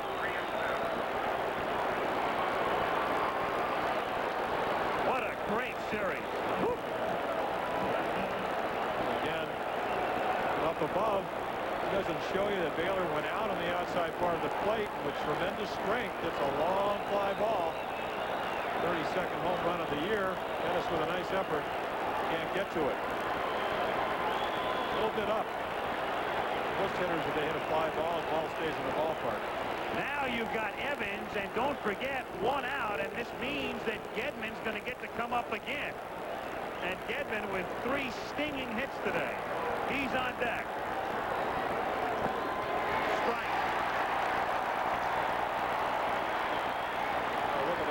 Look for the breaking ball. That's almost outside. Now you have to be strong to take a ball that's 2 inches off the outside corner and hit it about 400 feet. 0-2.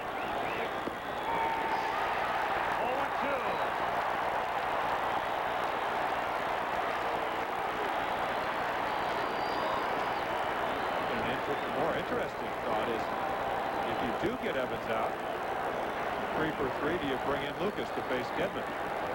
We know he'll be in if Evans gets on.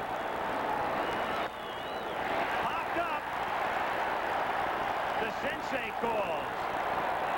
1 out to go.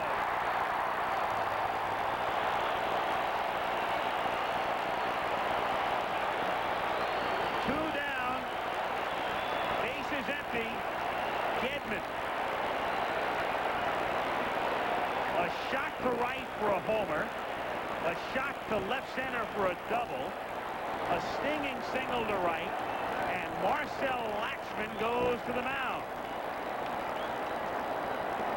Goes to the bullpen.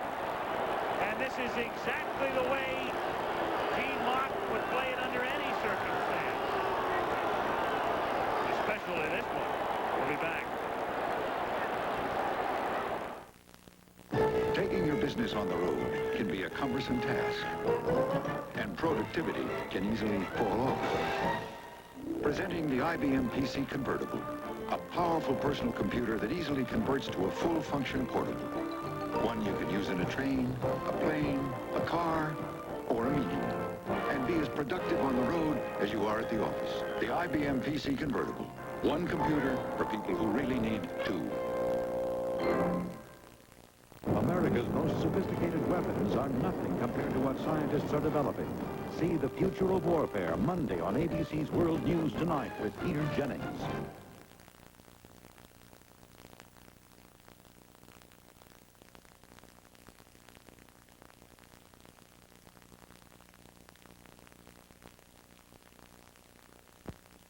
Chem Plus now has 6.3% interest on super savings, free checking, and lower rates on loans. It's got the best stuff I've ever seen. Sorry, Dwight. Chem Plus from Chemical Bank. I hate my mother.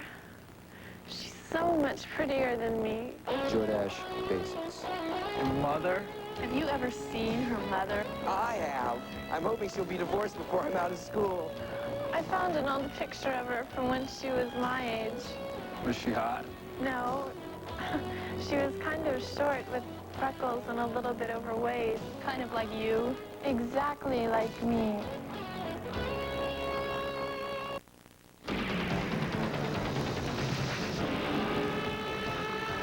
In March 1986, the Saab 9000 was put through a series of tests at Le Mans and Montlhéry in France. When it was over, the Saab driver said, I don't believe it. We built a fine passenger Porsche. Test drive the Saab 9000 at your local Saab dealer.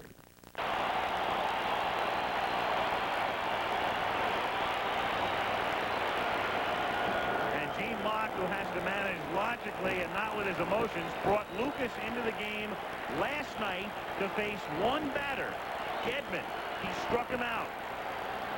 Here's Gedman. 2 out. 9th inning. 5-4 California.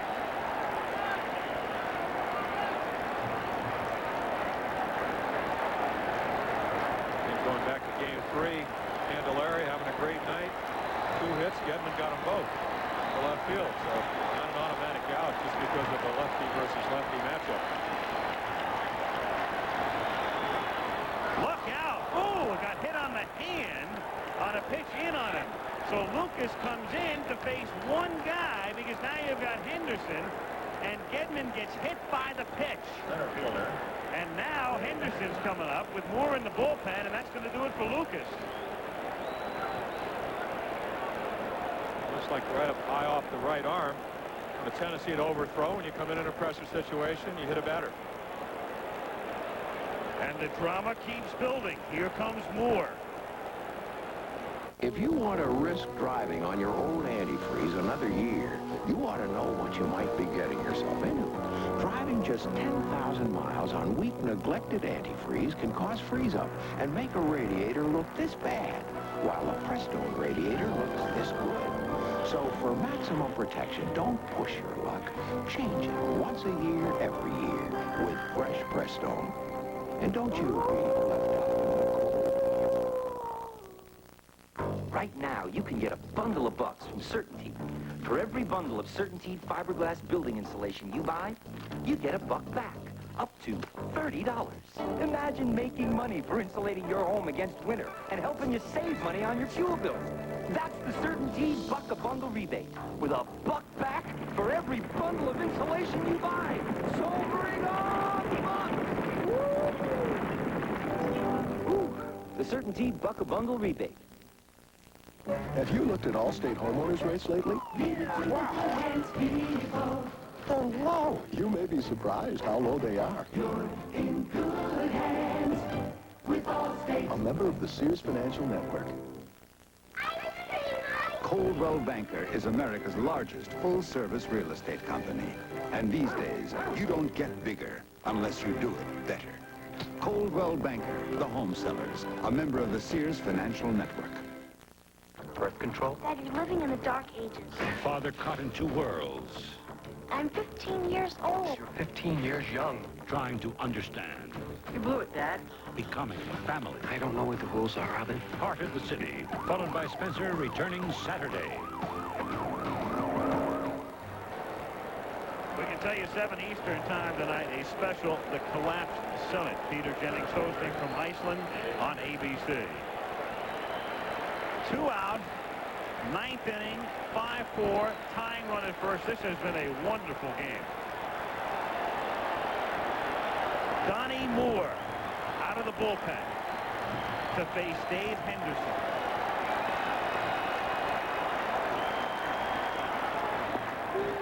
One and oh. And Moore, their ace, bothered by shoulder problems. Throwing 95 miles per hour the other night with a great slider and an excellent forkball. In there. There's 2 strikes away. 1-1. 1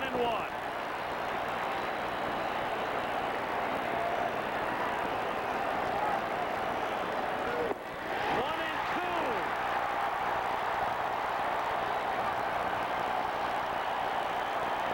Same situation as last night, except obviously the bases aren't loaded.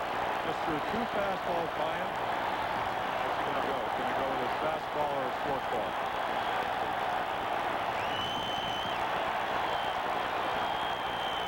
Two and 2. Fastball. When I say that, Schiraldi throws the 2 fastballs right by Downing. Everybody's second-guessing the breaking ball. Henderson with 15 home runs on the year, a dangerous hitter.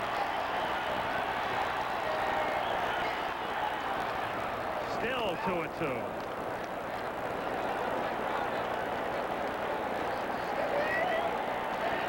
And Boone to the mound now.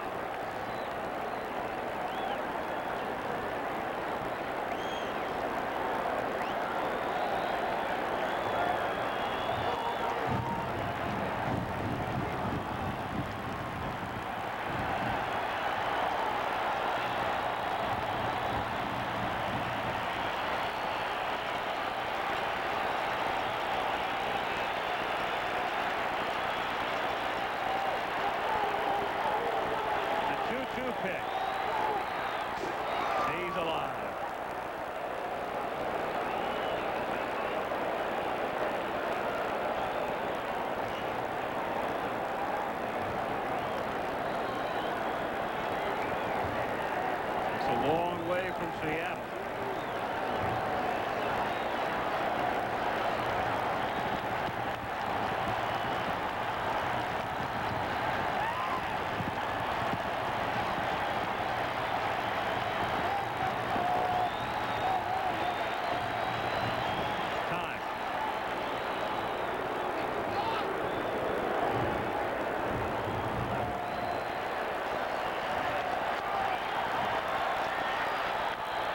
To left field and deep and down he goes back and it's gone.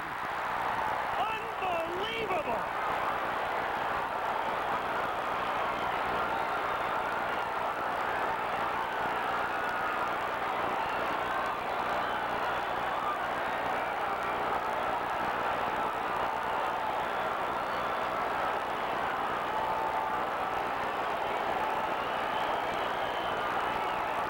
You're looking at one for the ages here.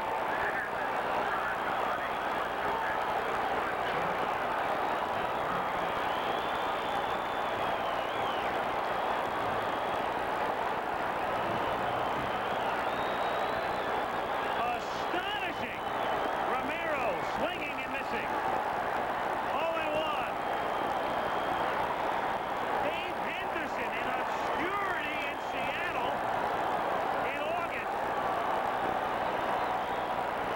Bullpens against the middle in October. Oh. You have a two-run home run go off your glove, and you have a chance to put your team ahead. Smoke the forkball. Popped up foul and out of play. Anaheim Stadium was a strike away from turning into fantasy land. And now the Red Sox lead 6-5. The Angels in the bottom of the ninth. Boone, Henderson, Wolfoff. 2-2.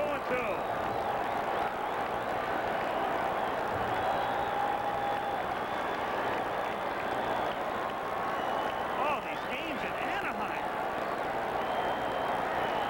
Unbelievable. In the gap toward right center field, racing over his White, makes the catch on the run. But the Red Sox get 4 in the ninth on a pair of two-run homers by Baylor and Henderson. And the Angels come up in the bottom of the ninth with Boston on top 6-5.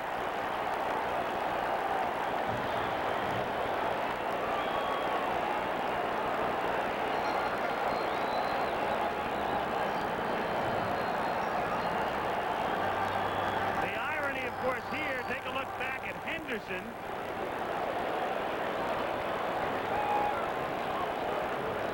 Deflecting the ball over the fence for a home run. The play of the series. And then 2 out and 2 strikes. And out of there. In the bottom of the top of the ninth inning. Oh.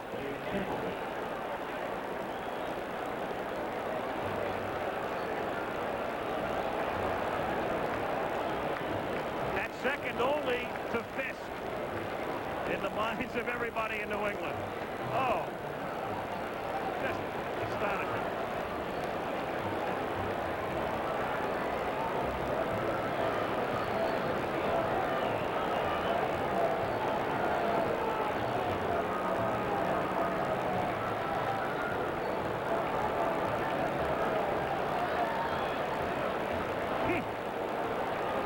They got him for his defense. Was unable to come through with it on a very tough play. And at the most needed time of the year.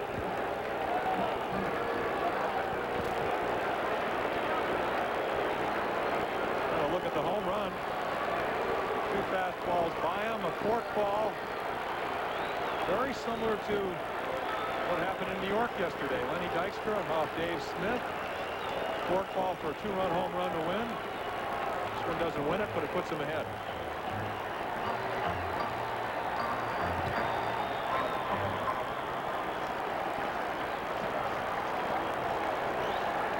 So we go to the bottom of the ninth inning.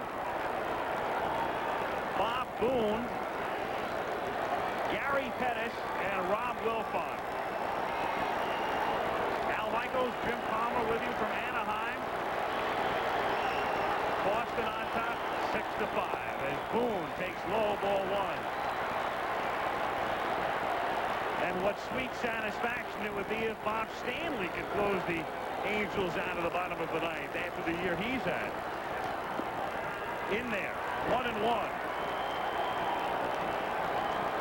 What is really in baseball, I guess, an actor from one of the oldest cliches, it's never over till it's over, is true. You can almost talk about anything when you're talking about it's never over till it's over, but what is true about baseball, that it isn't over till you get 27 outs and have a lead. Downey Moore 1 strike away last night. Same thing with Schiraldi. Bob Stanley needs 3 outs. And a base hit to left center field, and Henderson has to chase it down in the gap, and the Angels have the tying run at first. Boom, boom, boom. A perfect day for Bob. And Rupert Jones, so they'll root for Roop and Boone for Boone as he comes off. Rupert Jones is the tying run at first base.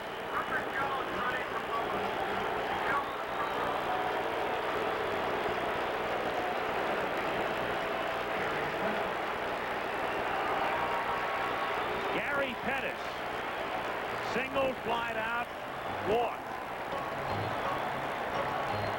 And up there, you'd have to field to bunt.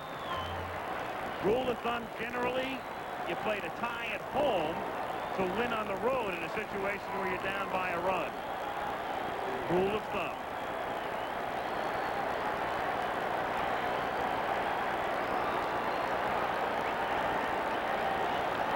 Pettis a good bunter, but also great speed, so it makes the defensive a bunt a little bit more difficult. Stapleton at first instead of Buckner. Romero at short instead of Owen. Outside, ball one.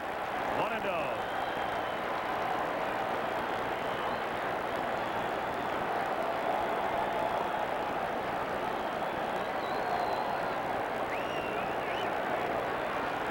Look at the way that flag and flagpole create that wavering shadow in front of home plate. Pettis lays down the bunt. Stapleton fields, throws to Barrett. They get the out. The tying run is at second in Jones. One away here in the bottom of the ninth inning. And Wilfong coming up. And McNamara had started out. Burns has another word with Fisher. And now he's on his way to the mound. And it's interesting in that shot from above, there's a flagpole and a flag on top of the stadium, and there it is. And what about distracting the hitter here, Jim? Well, it certainly does, and that's something they could change. Certainly can't change some shadow situations. Bob Stanley runs off the mound, but that could be changed. They'll go to the bullpen, and I believe it's Schiraldi coming out of the shadows. We're not a company, but no company has more pride in what they do, or more pride in how well they do it. We offer you a meaningful and fulfilling future, one that goes far beyond the ordinary, one that brings with it the respect and admiration of Americans everywhere. We're not a company, we're your country. We're the Air Force, the Marines, the Army, the Navy. We're the armed forces. It's a great place to start. Who has transformed video cameras, making them more compact, simpler, more colorful, more fun? Who? RCA, with the new Pro Wonder camcorder, the camera and recorder that uses standard VHS cassettes plus solid-state technology for brighter, more colorful memories. Pro Wonder. If you settle for less than RCA, that's exactly what you'll get. Guess what thousands of doctors are recommending for women who need extra calcium? Tums. Surprised? It's true. Tums isn't just a great antacid, it's also rich in calcium.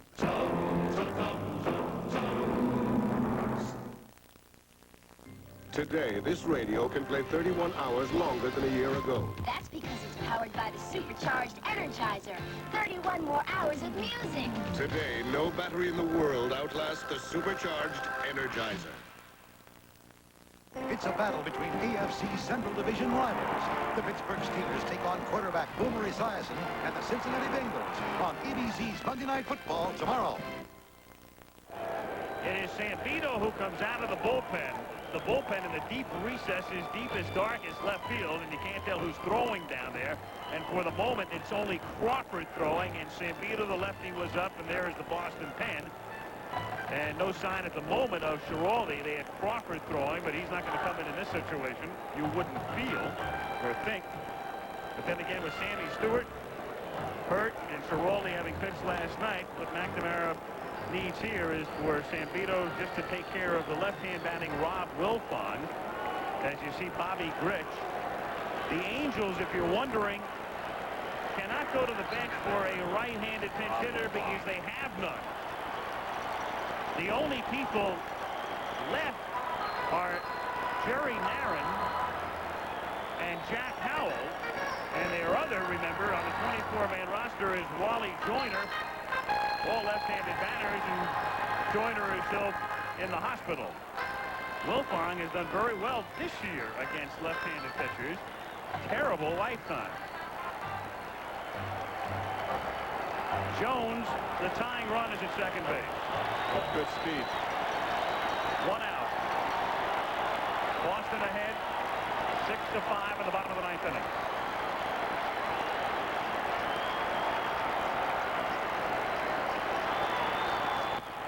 Hit sharply by Barrett for a base hit. Evans can throw. Jones is coming home. The throw home is there. No, he's safe.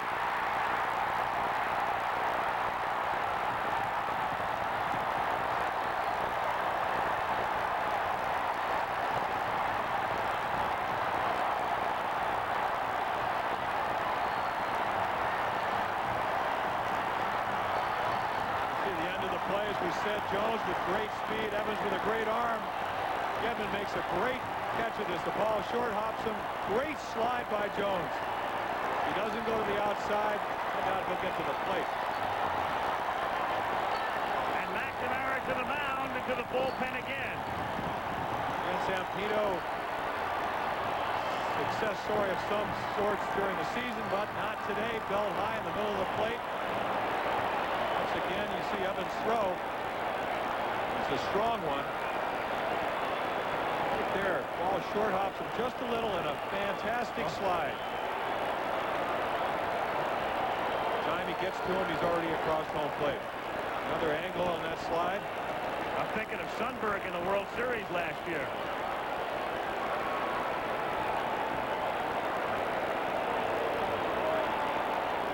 Again, as we said, the throw short hopped him, so he can't bounce a little bit early. He might have been able to get a little bit earlier. Another angle. Ball bounces up a little bit. Right there, he's trying to get control of it. Jones with a great slide. Now the Red Sox are faced with a dilemma in which Steve Crawford, who has not pitched in this series, who is only eligible for the playoffs because Seaver wasn't.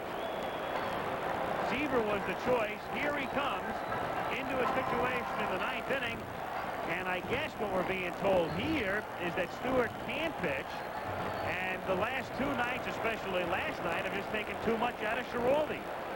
That's definitely the message I'm getting. Sammy Stewart with 12 innings in postseason play, never been scored on.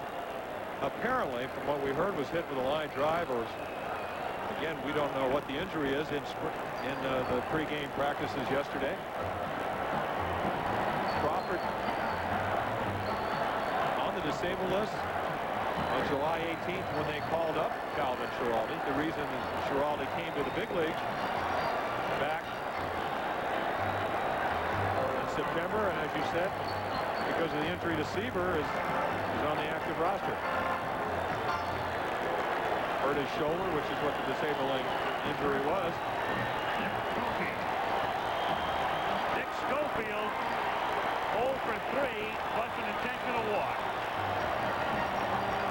So the winning run at first base. The pennant is at first base. Wilfong.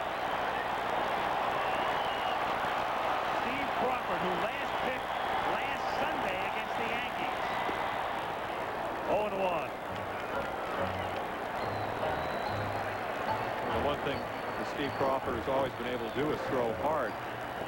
What's gotten him into trouble is a little bit of wildness. Fastball slider pitcher, and really right here, he gets the ball over. A good chance of being successful. Shadows are just about to home plate. Really don't affect the situation yet. 1-1. Wilfong attempted to steal 5 times at first. He was only successful once. Not a good base stealer, but he is the type of guy that can score from first on a double. Better than average speed once he gets going.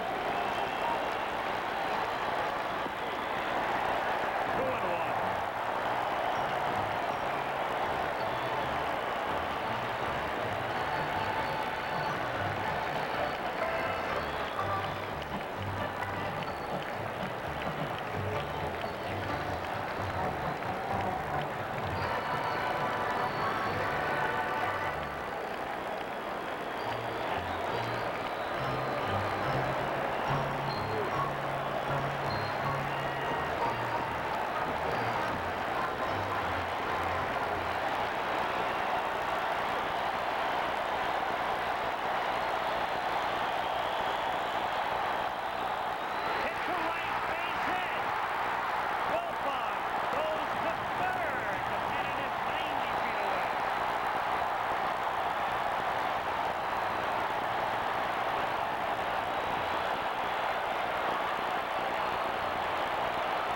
Schofield really uses the bat well. His average has gone from 193 to 219 this year, 248. Ins outs, inside outs it. Stapleton at first has no chance. Overhead view of Wilfong on his way to second, eventually ending up at third.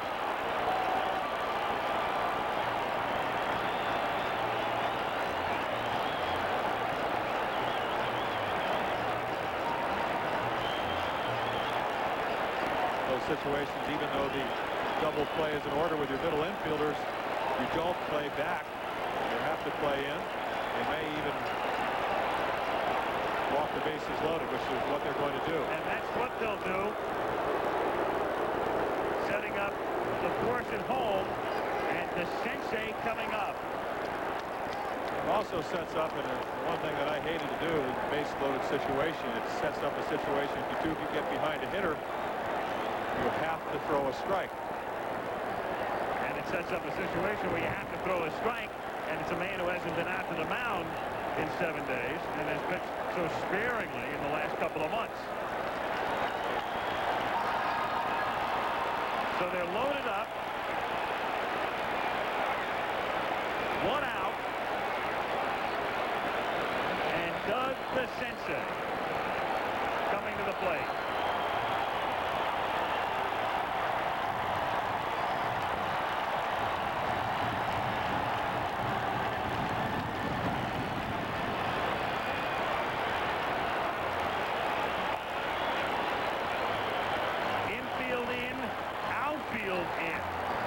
Fly ball deep enough, and that's that.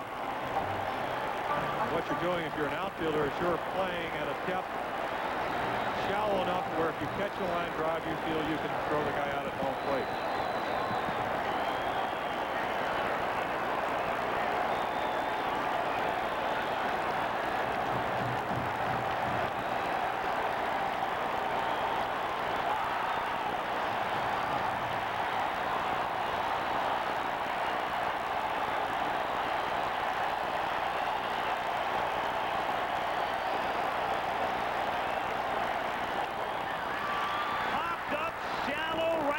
Wilfonger's tagging, but it's just a shallow fly ball.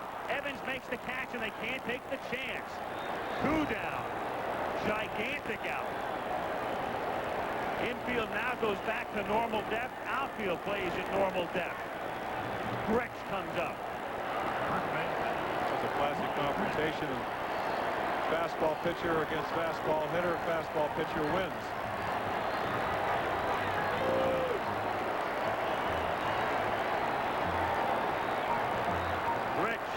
Who hit the home run off Henderson's glove.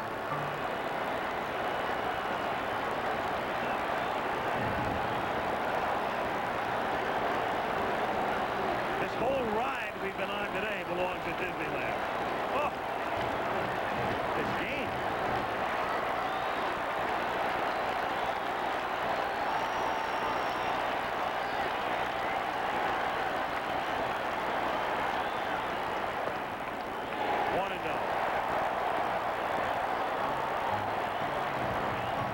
Grich pointing toward the outfield, some reflection or something out there. Just another look at that pitch. Ball runs a little bit inside.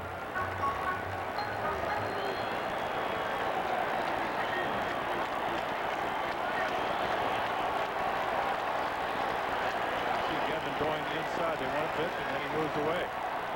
Ball 2.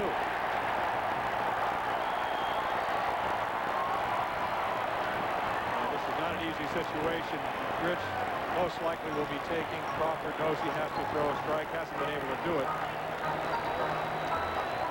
You aim it right for the middle of the plate. Try to throw it really with the most relaxed way you could possibly throw it with the bases loaded and 2 outs.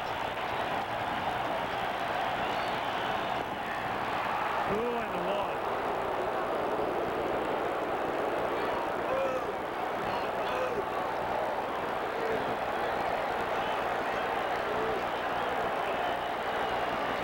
Barely won.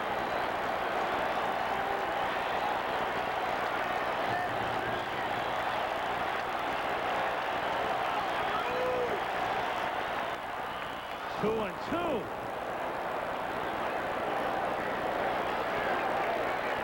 Pennant there. Wolfoff.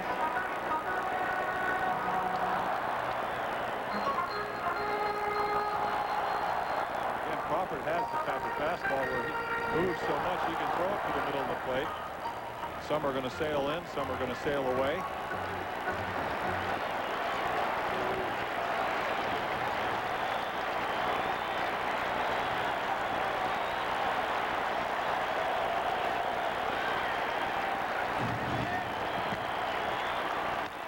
Broken bat, caught by Crawford.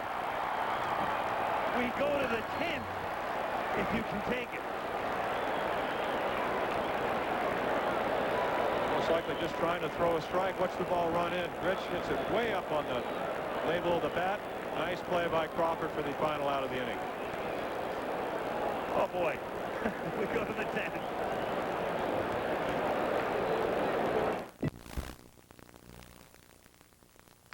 Six, Boggs, Barrett, and Stapleton, with Buckner out of the game, facing Moore and a new catcher for the Angels, Jerry Marin. And time was called before Moore delivered.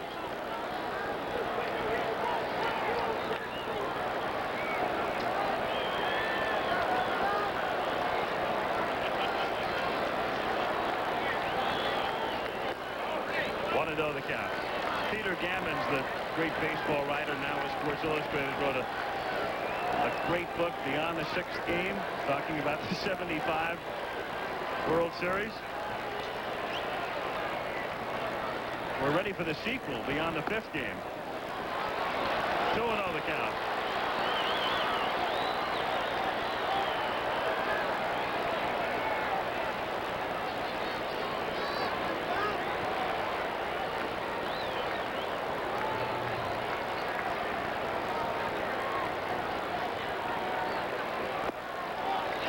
Through it all, Wally Joyner watches from a hospital bed. But they think he's ready to play Tuesday, as he's responded well to the antibiotics if there is a Tuesday. Well, there'll be a Tuesday, of course, but will it be in Fenway? 3-1.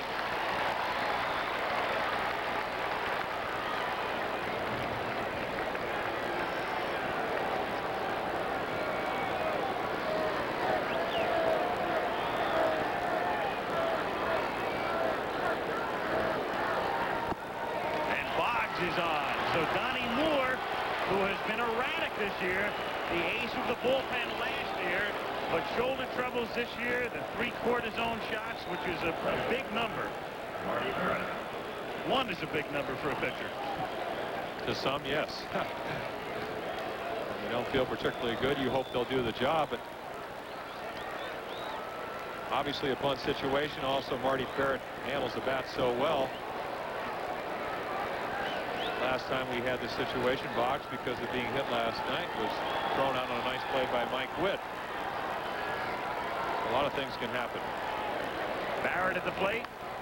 Bunts toward first. Grich goes to second in time there. So Barrett lays it down, but the Angels execute perfectly, and Boggs is again thrown out at second base.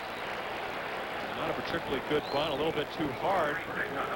Again, Bobby Grich comes in, knows the bunt is on. Pick up and a strong throw to second to get Boggs the lead runner. Again, as you said, has to be executed perfect, or you have a first and second situation, nobody out. Now Stapleton, who came up only 39 times all season.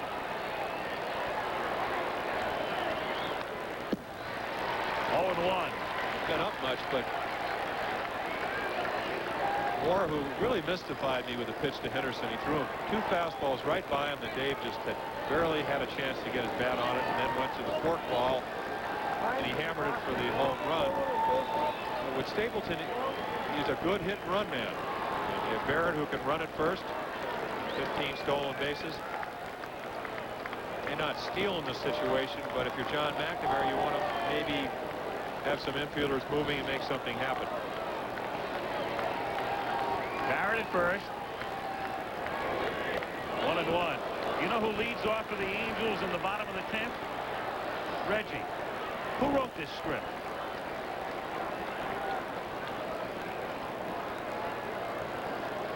One and 1. No matter what happens today, it's been amazing. The Red Sox resiliency last night, that shattering, terrible loss, and the misfortune today, and Henderson tipping the ball over the fence with a home run.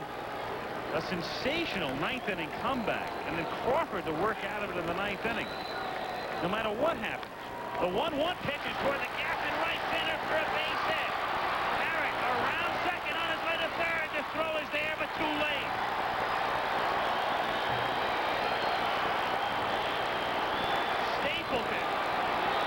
Stapleton of the 128 average with a single to right. A strong throw from White and right. Barrett with good speed gets in under the tag. In a situation where you really don't know how well Moore's shoulder is, how well he's throwing. You take a look from up above. Strong throw. He can afford to do this because he just about hits the cutoff man, and if you don't get the out at third, you're in a position to keep the runner at first and keep the double play in order. Price not hitting very well during the championship series, but .324 in the year. And he hits a ground into short, and Schofield shovels to second and back to first. Double play! And Rice, who's hit into $1 million in his career, but had cut down during the regular season, hits into 1 at this time. We go to the bottom of the 10th.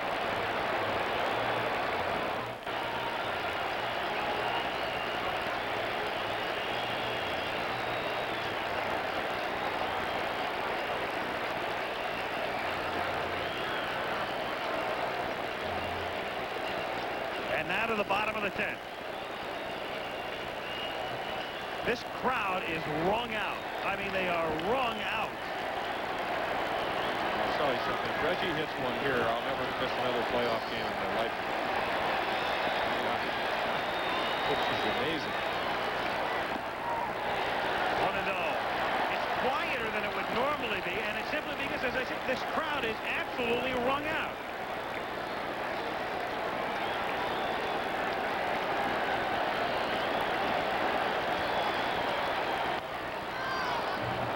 Back, out of play. 1-1.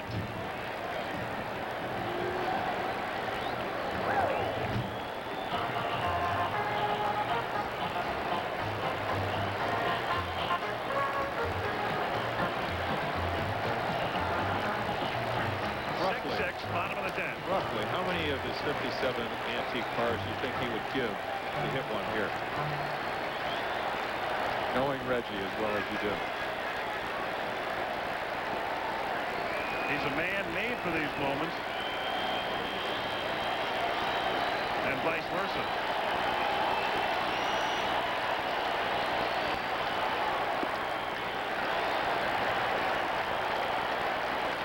Two and one. Be interesting here, 2-1. He hasn't had a great year, but walked a lot. Will he take the walk? It's presented. 2-2.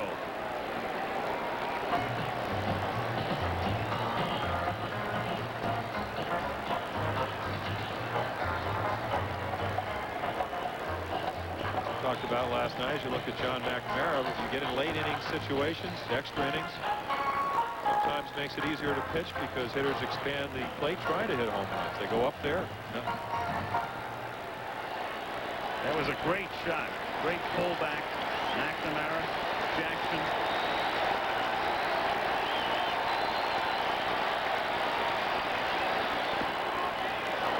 Three and two.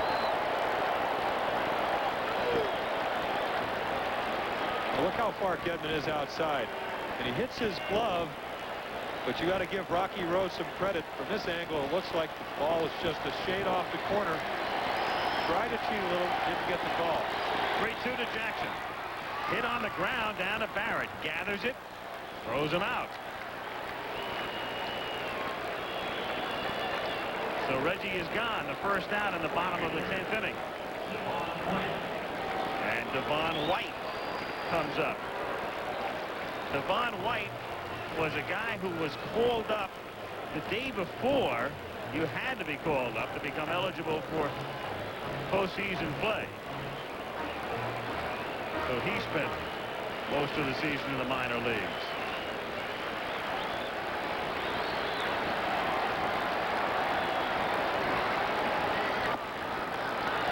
One and oh the count.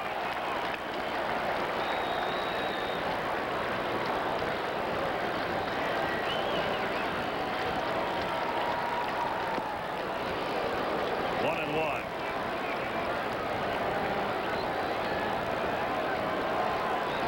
They're high on him. Good power, a switch hitter, great speed.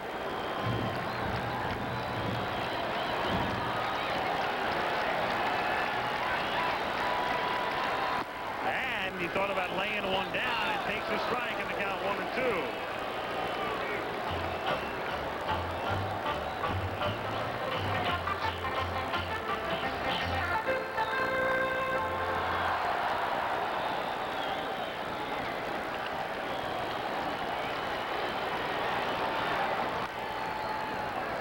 Back. White spending the year at Edmonton, 14 home runs. First time since '69. 2 consecutive games into extra innings, and that was the first ever ALCS, Baltimore and Minnesota.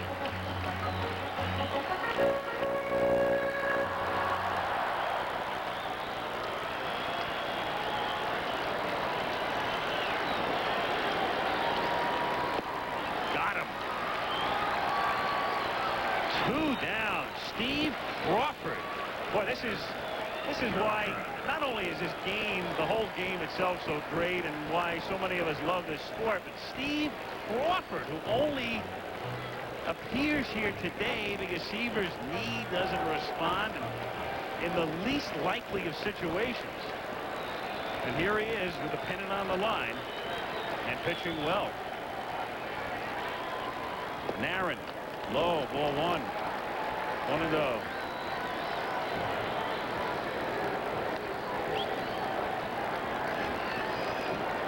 Two out, bases empty.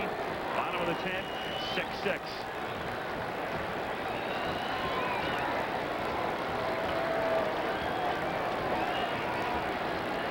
If you're just tuning in, too bad.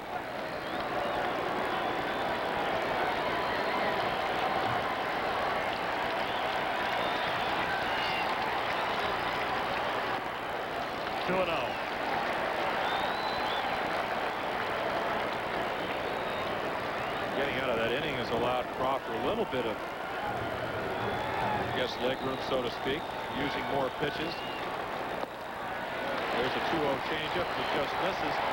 Seeing the curveball, seeing the fastball. So you come in, bases loaded, winning run on third base, and you go 2-0. Pretty much have to throw something you can get over. Now he's using all his pitches. The shadows have crept out between the pitcher and the hitter. And he walks Narron. So Narron carrying the pennant in his back pocket. Trots down to first base, and Gary Pettis having a great series coming up.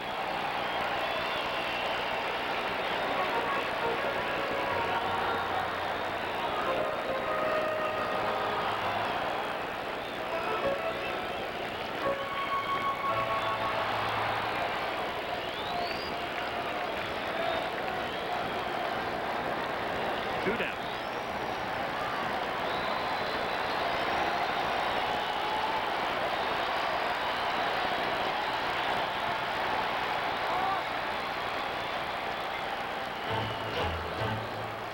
Time was called. Stapleton wanted to get Crawford's attention to tell him he was going to play behind the runner. Well, not only that, all the Boston outfielders a couple of steps deeper. 2 outs. Winning run on first, even though Narron doesn't run that well.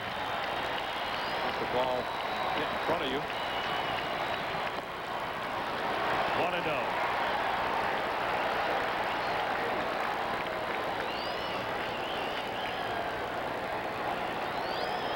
1-0. Time. Bill Fisher will go to the mound. Time call. Fish going to the mound. Again, we mentioned it the other day on the subject of control. Since Crawford has now thrown 5 consecutive out of the strike zone, there is no better master than a very likable pitching coach with the Red Sox, who holds the major league record of 84 1/3 consecutive innings without a walk. Now in the bullpen,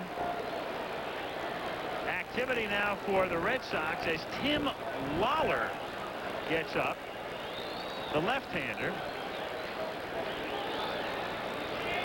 And Lawler throwing in case McNamara wants to bring him in to face, you tell me, Wilfon? I guess. Did that last time in one pitch.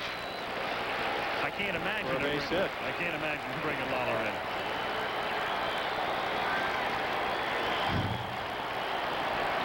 The 1-0 pitch hit foul, and the count 1-1. Interesting too that Schiraldi has not gotten up because he pitched Friday, and then last night he was on the mound. Schiraldi working the 9th, 10th, and 11th. We do have a pitcher out there with a lot of experience on the right-hand side, Al Nipper. McNamara said that he thought he'd go to him early. The 1-1 pitch. 1-2. Another reason for Schiraldi is the crowd barks about the call. And unless it's something physical that I'm not aware of, McNamara too could be thinking, hey, he's got a brilliant young prospect in Schiraldi who was just shattered by what happened last night. And if you came in and you lost this one, that's something that could linger for a long, long, long time. Just some food for thought.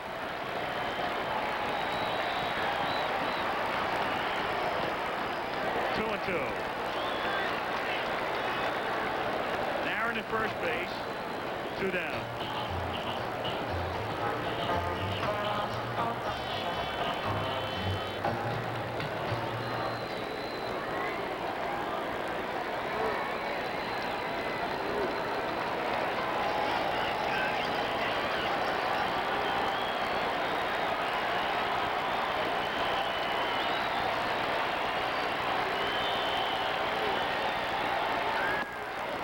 Full count, and that means Narron will be running with a pitch. And that could be a significant factor on anything into a gap. Also, as a pitcher, you want to throw a strike here. You take a little bit longer to release the ball. Gives Narron an extra step or two, and sometimes it does make a difference between attempting to score and holding up at third.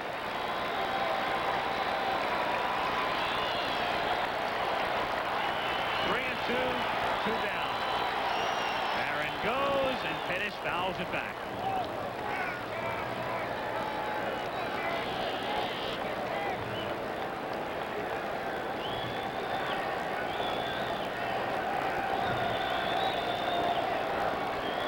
Amazing how things sort of calm down and slow down in these situations, and everybody tries to keep cool, stay together.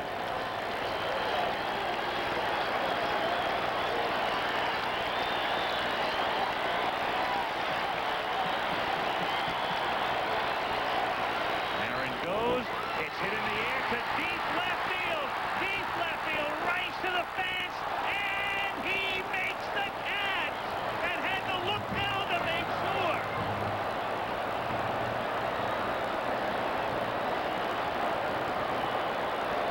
Film at 11, and the highlights will last until 1:30.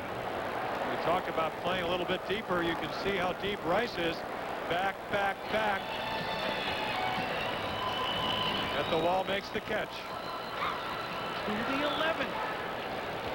What's been happening here, descriptively, well, they can write books about this baby. Take a look. Boone, 2-1, the home run in the third. Grich's homer made it 3-2. 2 runs in the 7th for California, 5-2. The classic top of the 9th. Baylor, a 2-run homer. Henderson with 2 strikes and fouling one off, a home run. The tying run in the bottom of the 9th. Lefty against lefty. Wilfong off Sambito. Rice hits into a double play in the top of the 10th and then goes back and makes the catch at the wall in the bottom of the 10th. And we go to the 11th. Baylor at the plate. 1-0. Baylor, Evans, and Gedman.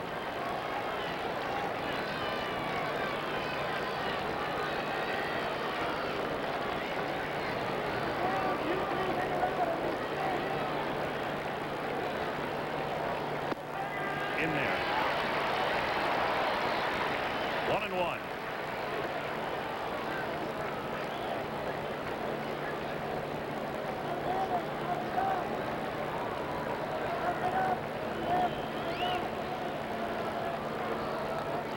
And he got hit.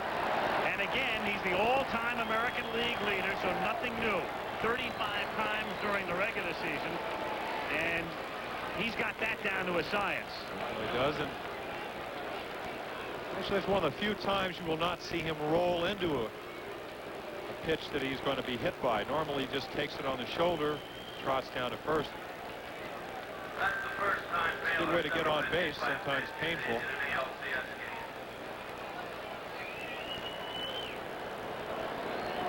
Evans now, and DeCinces has to keep him honest by playing up at third. But Evans up there to swing away, in for a strike. 0-1, that's where Doug is. And a look at the rest of the infield positioning. With Grich holding Baylor on at first. And a throw over there.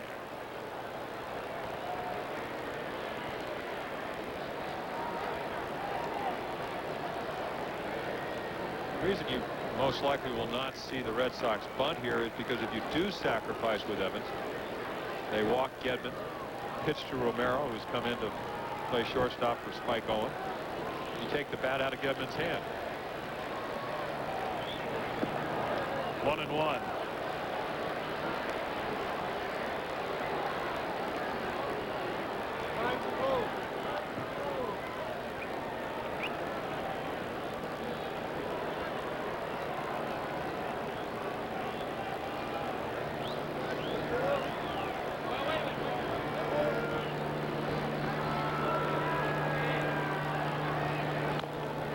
Off speed and the count 1-2. Well, that's the same pitch that was hit for a home run, and after watching Donnie Moore pitch into his part of his third inning, really does not have a good fork ball, doesn't have command of his breaking ball. Looks like he has good velocity.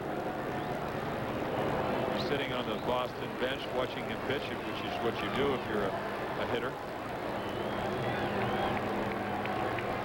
To suspect that he may not throw very many quality breaking balls over. Towards the middle, through, base hit. Baylor, short turn, holds at second. And it's Bluff going behind him, gets it back in. First and second, nobody out. The crowd getting on Donnie Moore's case, and that's a crowd reaction anywhere when the closer can't close. Well, they booed him after the home run to Henderson. And Evans just hitting the ball back up the middle. Nobody plays there into center field. Now you have Gedman. Homer, double, single, swinging the bat exceptionally well in a bunt situation. If he lays it down in second and third, then Henderson is on deck. And if you walk in, then you get to Romero with one out, which is not where McNamara necessarily wants to be. The other side of that coin is if Romero pops out, strikes out, hits into a force at home. You have Boggs, and all these things have to be thought about right now. And the Angels have to talk about it defensively. How to play the infield, what happens if you bunt. So DeCinces goes to talk to Schofield. Latchman comes to the mound. They've got Lucas in the bullpen, and the wheels keep spinning. And Finley, I beg your pardon, is in the bullpen. Lucas came in before the other left-hander. Chuck Finley is in the bullpen. I think what Latchman is saying here, too, is he wants to check out Donnie Moore's condition, which is why he goes to Rocky Road to say, I'm only talking to him about how he is, and thus Rowe has just given McNamara the safe side, and what that means is that is not an official's visit to the mound. And that's why Rocky eavesdropped on the conversation to make sure that Latchman was only talking to Moore about his physical condition. That's all. Now, Gedman is at the plate. First and second, and nobody out. And the Angel infield has to protect against the bunt. At least the possibility thereof. And he's around a bunt. And he bunts in the air up the line, and it's a fair ball. DeCinces fields and pulls Wilfong off. And everybody's safe. And the Red Sox get a huge break on a bunt in the air that drops, has to be played, and everybody is safe. What happens is the doubt in their minds allows this poor bunt to fall. You're playing in, it could be a double play. Doug knows it's not going to roll foul. Makes an off-balance throw. It's a bad one. Bases loaded. And Wilfong off the bag. Now Henderson comes up, and here he was in the ninth inning.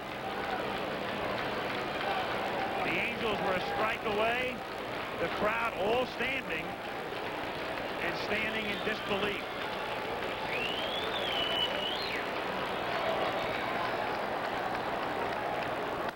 And it's drilled to the gap and left center field. Deep enough to score a run. Pettis makes the catch. Baylor tags. Red Sox lead 7-6.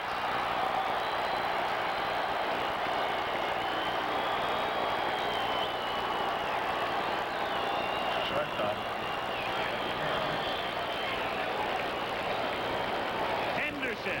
Driving in the go-ahead run, and Romero comes up.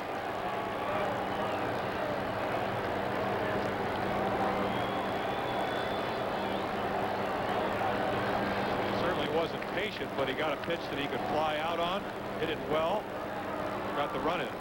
Just to make it official for you, they've given Gedman a bunt single, base hit. He's 4 for 4 today. And Romero hits one to deep left field. And Romero, and what a catch by Building! And the runners have to get back.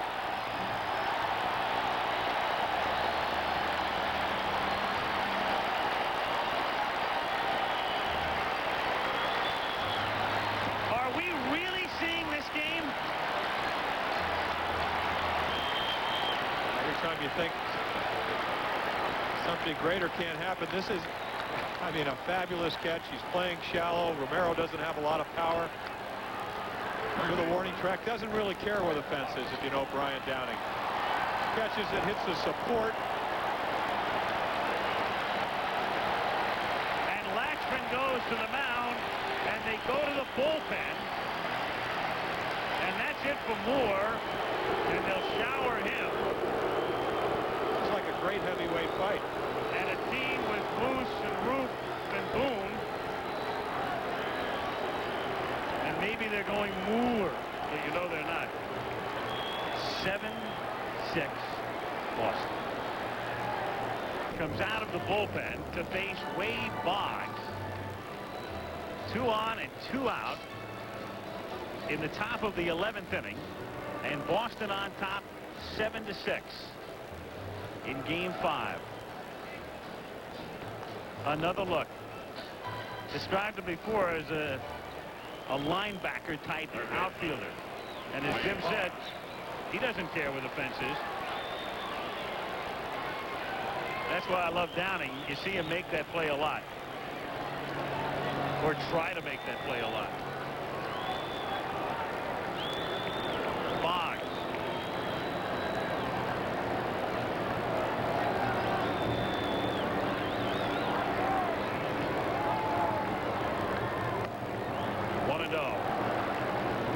Finley has a great arm.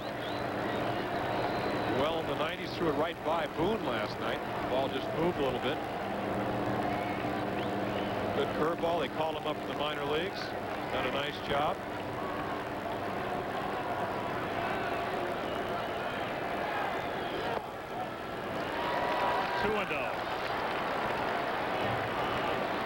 The right-hand batting Barrett on deck.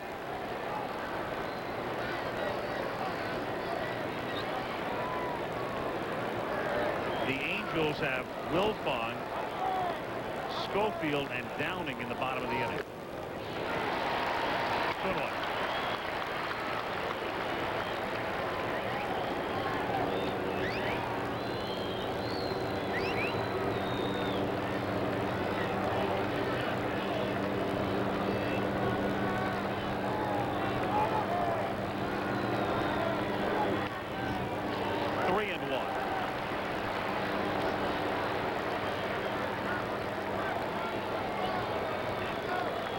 Next.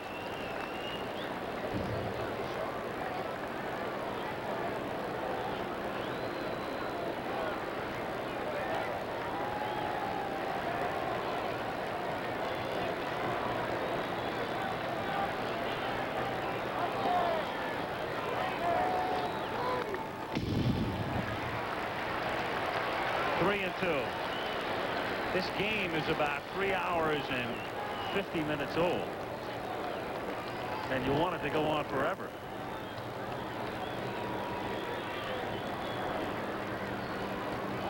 Three and 2, 2 down. Runners off and moving.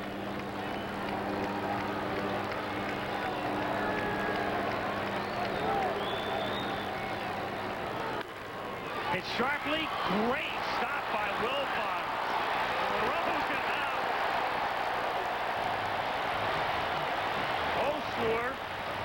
Just another routine play. Look at it once again. 3-2 down the middle. Boggs hits it right on the nose. Another topper. Dives to his left. Sees he has it. Throws him out. Boston 7, California 6. Wilfong to lead off in the bottom of the 11th. Started to throw when the Red Sox got the lead in the top of the 11th inning, and Crawford came on in relief and did a great job extricating the Red Sox from the situation in the bottom of the 9th, working the 10th, and now it's Schiraldi who comes up and out of the bullpen. Meanwhile, Houston and the Mets in game 4 at 8 Eastern time. Or what are we talking about? About an hour and 10 minutes. Just the second game of the doubleheader. So here's Schiraldi, who got a rousing welcome when he came on from the fans. You remember last night, something that Schiraldi would like to forget about. And this will certainly help to ease whatever emotional pain would linger to get the Angels out of the bottom of the 11th. Well, most managers, when they have a stopper that fails, they'd like to get him back out there to reestablish his confidence. And Really look at last night as something that I guess on one hand could be devastating to a lot of Red Sox fans, obviously to the Red Sox because they lost the game, but it's also a learning experience. Tried to make a great pitch with a second pitch, wasn't able to do it. Might have learned a lesson from it. It's been the stopper all year. Certainly is a stopping type of situation. Rob Wilfong, who made the great play, tries to bunt his way on. 0-1. Wilfong pinch hit for Burleson and singled a little squibber up the middle. And then got the base hit to drive in the tying run in the bottom of the ninth. It's a perfect situation for a power pitcher. He's standing in the sun, the hitter's standing in the shade. 1-1. The keys, of course, is just to get the ball over, make your pitches. We'll see Gedman basically sit in the outside part of the plate against the left-handed hitters. Schiraldi tried to hit him. 1-2. We mentioned it on the pregame show, and worth stating again with Schiraldi. Great style and class, and if you watched last night's game, you saw him just shattered in the dugout. But in the clubhouse, talked to all the reporters, and gets Wilfong here. And a lot of people talking about Schiraldi's class act after the game. Deborah Schiraldi as wrung out as everybody else in this throng of 64,223. Throws it right by him. Late swing. Really a chance for redemption. Chance to come back out and do what he tried to do last night. He's pretty thankful just to have the opportunity to be in this position. Schofield now. 0-1.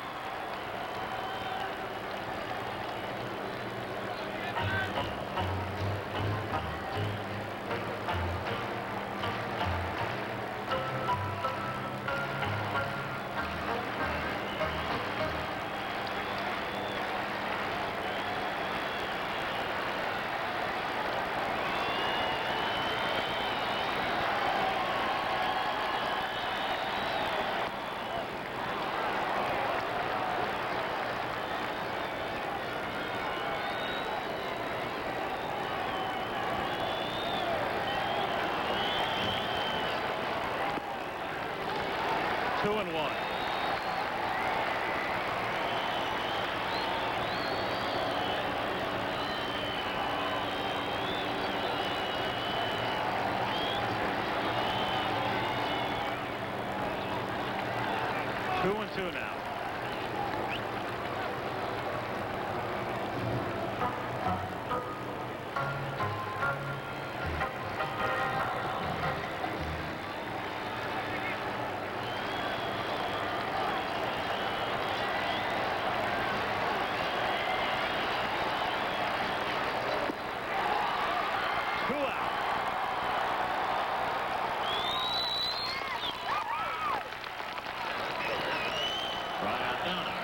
Back to the fastball. Hard to see. Rich Gedman's glove. Again, Angel hitter just couldn't quite get to it. Time called. Seat cushions coming out to Evans and Wright. Let me go back to last night. It's interesting when talking to Downing, he said Schiraldi's always pitched me that way. Except last night he reversed the way he did it. In other words, starts him out with breaking balls and then goes to the fastball. Last night threw him a fastball right by him and then hit him with what turned out to be, I suppose, will be a very memorable pitch. I don't think we'll see a 1-2 curve today. 1-1.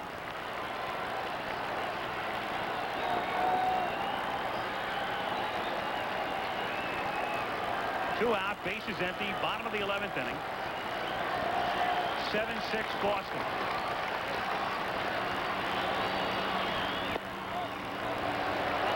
Two and one.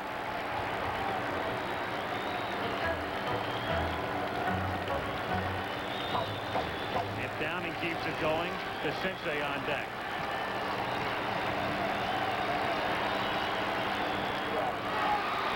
2-2.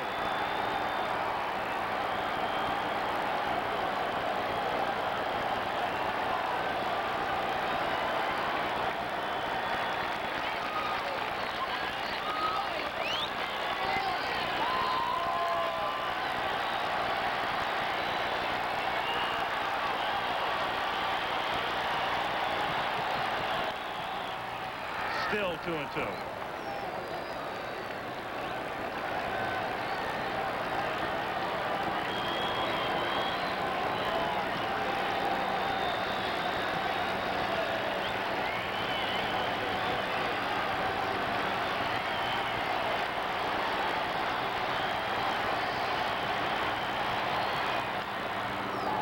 Up. Here comes Stapleton. Next plane to Boston.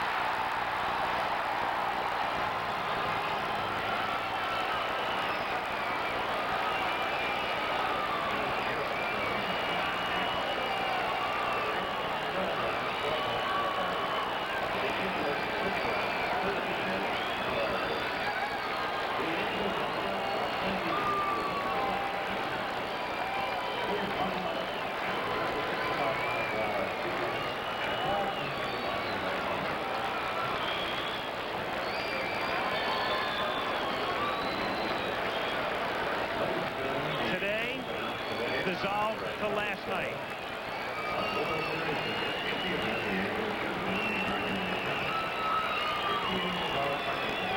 Moments ago.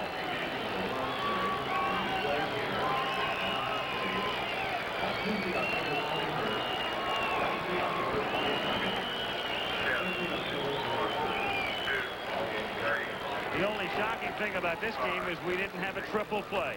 You saw everything else.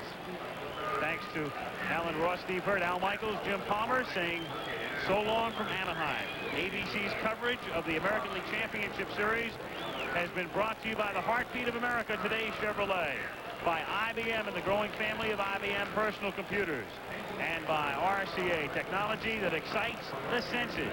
Tuesday, Game 6, Boston again today in one of the all-timers. The Red Sox win it by a score of 7-6.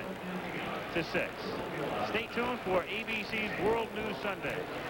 Travel arrangements made through and a promotional fee paid by United Airlines. United flies more people to Hawaii than any other airline. Nobody knows Hawaii like United. This has been a presentation of ABC Sports, recognized around the world as the leader in sports television. Millions of Americans can't read. Join the fight against illiteracy.